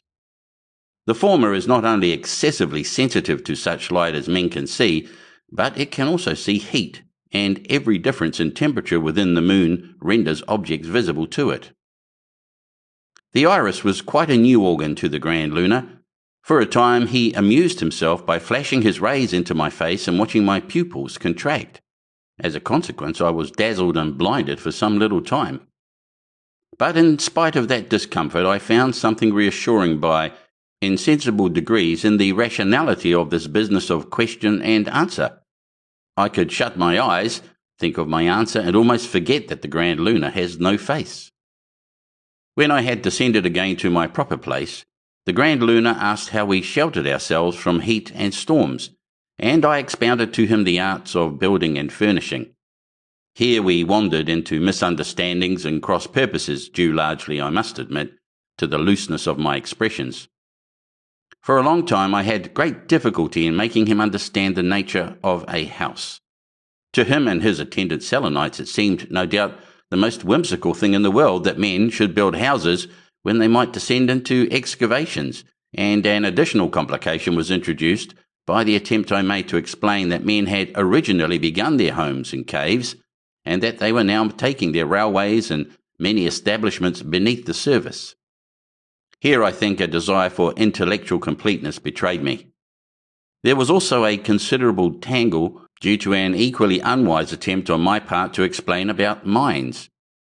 Dismissing this topic at last in an incomplete state, the Grand Lunar inquired what we did with the interior of our globe. A tide of twittering and piping swept into the remotest corners of that great assembly, when it was at last made clear that we men know absolutely nothing of the contents of the world upon which the immemorial generations of our ancestors had been evolved. 3 times had I to repeat that all of the 4,000 miles of distance between the earth and its centre men knew only to the depth of a mile, and that very vaguely. I understood the Grand Lunar to ask why had I come to the moon, seeing we had scarcely touched our own planet yet, but he did not trouble me at that time to proceed to an explanation, being too anxious to pursue the details of this mad inversion of all his ideas. He reverted to the question of weather, and I tried to describe the perpetually changing sky and snow and frost and hurricanes. But when the night comes, he asked, is it not cold? I told him it was colder than by day. And does not your atmosphere freeze? I told him not, that it was never cold enough for that because our nights were so short. Not even liquefy? I was about to say no, but then it occurred to me that one part at least of our atmosphere, the water vapour of it, does sometimes liquefy and form dew, and sometimes freeze and form frost, a process perfectly analogous to the freezing of all the external atmosphere of the moon during its longer night. I made myself clear on this point, and from that the Grand Lunar went on to speak with me of sleep. For the need of sleep that comes so regularly every 24 hours to all things is part also of our earthly inheritance. On the moon they rest only at rare intervals, and after exceptional exertions. Then I tried to describe to him the soft splendours of a summer night, and from that I passed to a description of those animals that prowl by night and sleep by day. I told him of lions and tigers, and here it seemed as though we had come to a deadlock. For save in their waters, there are no creatures in the moon, not absolutely domestic and subject to his will, and so it has been for immemorial years. They have monstrous water creatures, but no evil beasts, and the idea of anything strong and large existing outside in the night is very difficult for them. The record is here too broken to transcribe for the space of perhaps 20 words or more. He talked with his attendants, as I suppose, upon the strange superficiality and unreasonableness of man who lives on the mere surface of a world, a creature of waves and winds, and all the chances of space, who cannot even unite to overcome the beasts that prey upon his kind, and yet who dares to invade another planet. During this aside I sat thinking, and then at his desire I told him of the different sorts of men. He searched me with questions. And for all sorts of work you have the same sort of men. But who thinks? Who governs? I gave him an outline of the democratic method. When I had done, he ordered cooling sprays upon his brow, and then requested me to repeat my explanation, conceiving something had miscarried. "Do they not do different things then?" said Whaiu. "Some," I admitted, "were thinkers, and some officials. Some hunted, some were mechanics, some artists, some toilers. But all rule," I said. "And have they not different shapes to fit them to their different duties?" "None that you can see," I said, "except perhaps for clothes. Their minds perhaps differ a little," I reflected. "Their minds must differ a great deal," said the Grand Lunar, "or they would all want to do the same things." In order to bring myself into a closer harmony with his preconceptions, I said that his surmise was right. It was all hidden in the brain, I said, but the difference was there. Perhaps if one could see the minds and souls of men, they would be as varied and unequal as the Selenites. There were great men and small men, men who could reach out far and wide, men who could go swiftly, noisy, trumpet-minded men, and men who could remember without thinking. The record is indistinct for 3 words. He interrupted me to recall me to my previous statements. "But you said all men rule?" he pressed. "To a certain extent," I said, and made, I fear, a denser fog with my explanation. He reached out to a salient fact. "Do you mean," asked, "that there is no grand earthly?" I thought of several people, but assured him finally there was none. I explained that such autocrats and emperors as we had tried upon earth had usually ended up in drink or vice or violence, and that the large and influential section of the people of the earth to which I belonged, the Anglo-Saxons, did not mean to try that sort of thing again. At which the Grand Lunar was even more amazed. "But how do you keep even such wisdom as you have?" he asked. And I explained to him the way we helped our limited, a word omitted here probably brains, with libraries of books. I explained to him how our science was growing by the united labours of innumerable little men, and on that he made no comment save that it was evident we had mastered much in spite of our social savagery, or we could not have come to the moon. Yet the contrast was very marked. With knowledge, the Selenites grew and changed. Mankind stored their knowledge about them and remained brutes, equipped. He said this. Here there is a short piece of the record indistinct. He then caused me to describe how he went about this earth of ours, and I described to him our railways and ships. For a time he could not understand that we had had the use of steam only 100 years, but when he did, he was clearly amazed. I may mention as a singular thing that the Selenites use years to count by, just as we do on Earth, though I can make nothing of their numeral system. That, however, does not matter because Whaiu understands ours. From that I went on to tell him that mankind had dwelt in cities only for 9,000 or 10,000 years, and that we were still not united in one brotherhood, but under many different forms of government. This astonished the Grand Lunar very much when it was made clear to him. At first he thought we referred merely to administrative areas.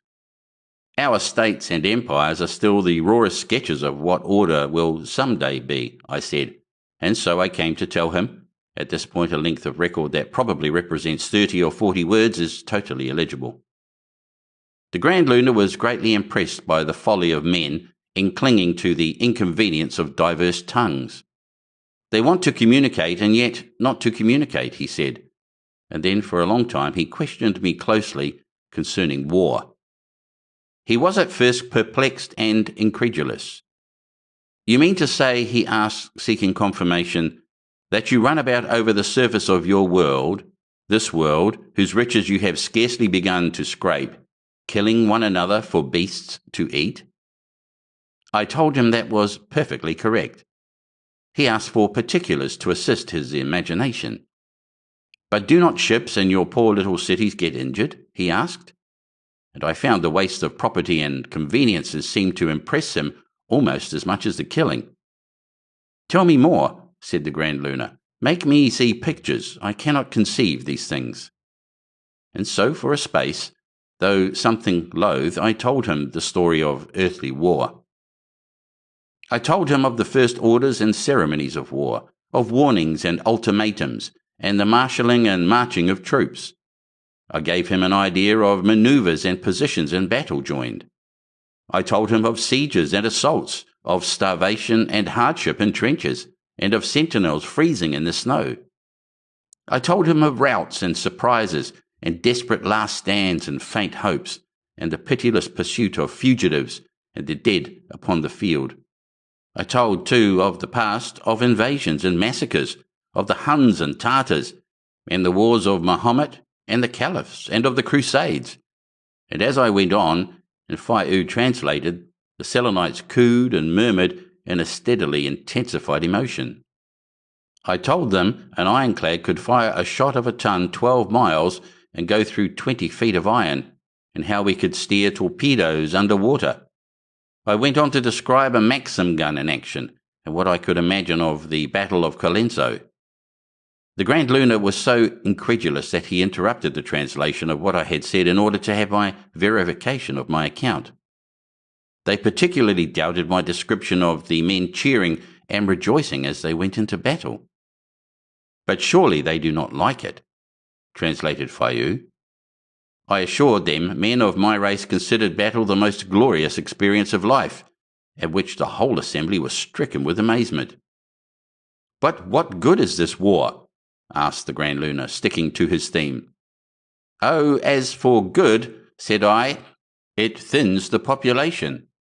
But why should there be a need? There came a pause. The cooling sprays impinged upon his brow, and then he spoke again. At this point, a series of undulations that have been apparent as a perplexing complication as far back as Cavor's description of the silence that fell before the first speaking of the Grand Lunar become confusingly predominant in the record. These undulations are evidently the result of radiations proceeding from a lunar source, and their persistent approximation to the alternating signals of Cavor is curiously suggestive of some operator deliberately seeking to mix them in with his message and render it illegible. At first they are small and regular, so that with a little care and the loss of very few words we have been able to disentangle Cavor's message. Then they become broader and larger. Then suddenly they are irregular, with an irregularity that gives the effect at last of someone scribbling through a line of writing. For a long time, nothing can be made of this madly zigzagging trace. Then, quite abruptly, the interruption ceases, leaves a few words clear, and then resumes and continues for the rest of the message, completely obliterating whatever Cavor was attempting to transmit. Why, if this is indeed a deliberate intervention, the Selenites should have preferred to let Cavor go on transmitting his message in happy ignorance of their obliteration of its record, when it was clearly quite in their power, and much more easy and convenient for them to stop his proceedings at any time is a problem to which I can contribute nothing. The thing seems to have happened so, and that is all I can say. The last rag of his description of the Grand Lunar begins in mid-sentence. Interrogated me very closely upon my secret. I was able in a little while to get to an understanding with them, and at last to elucidate what has been a puzzle to me ever since I realized the vastness of their science, namely, how it is they themselves have never discovered Cavorite.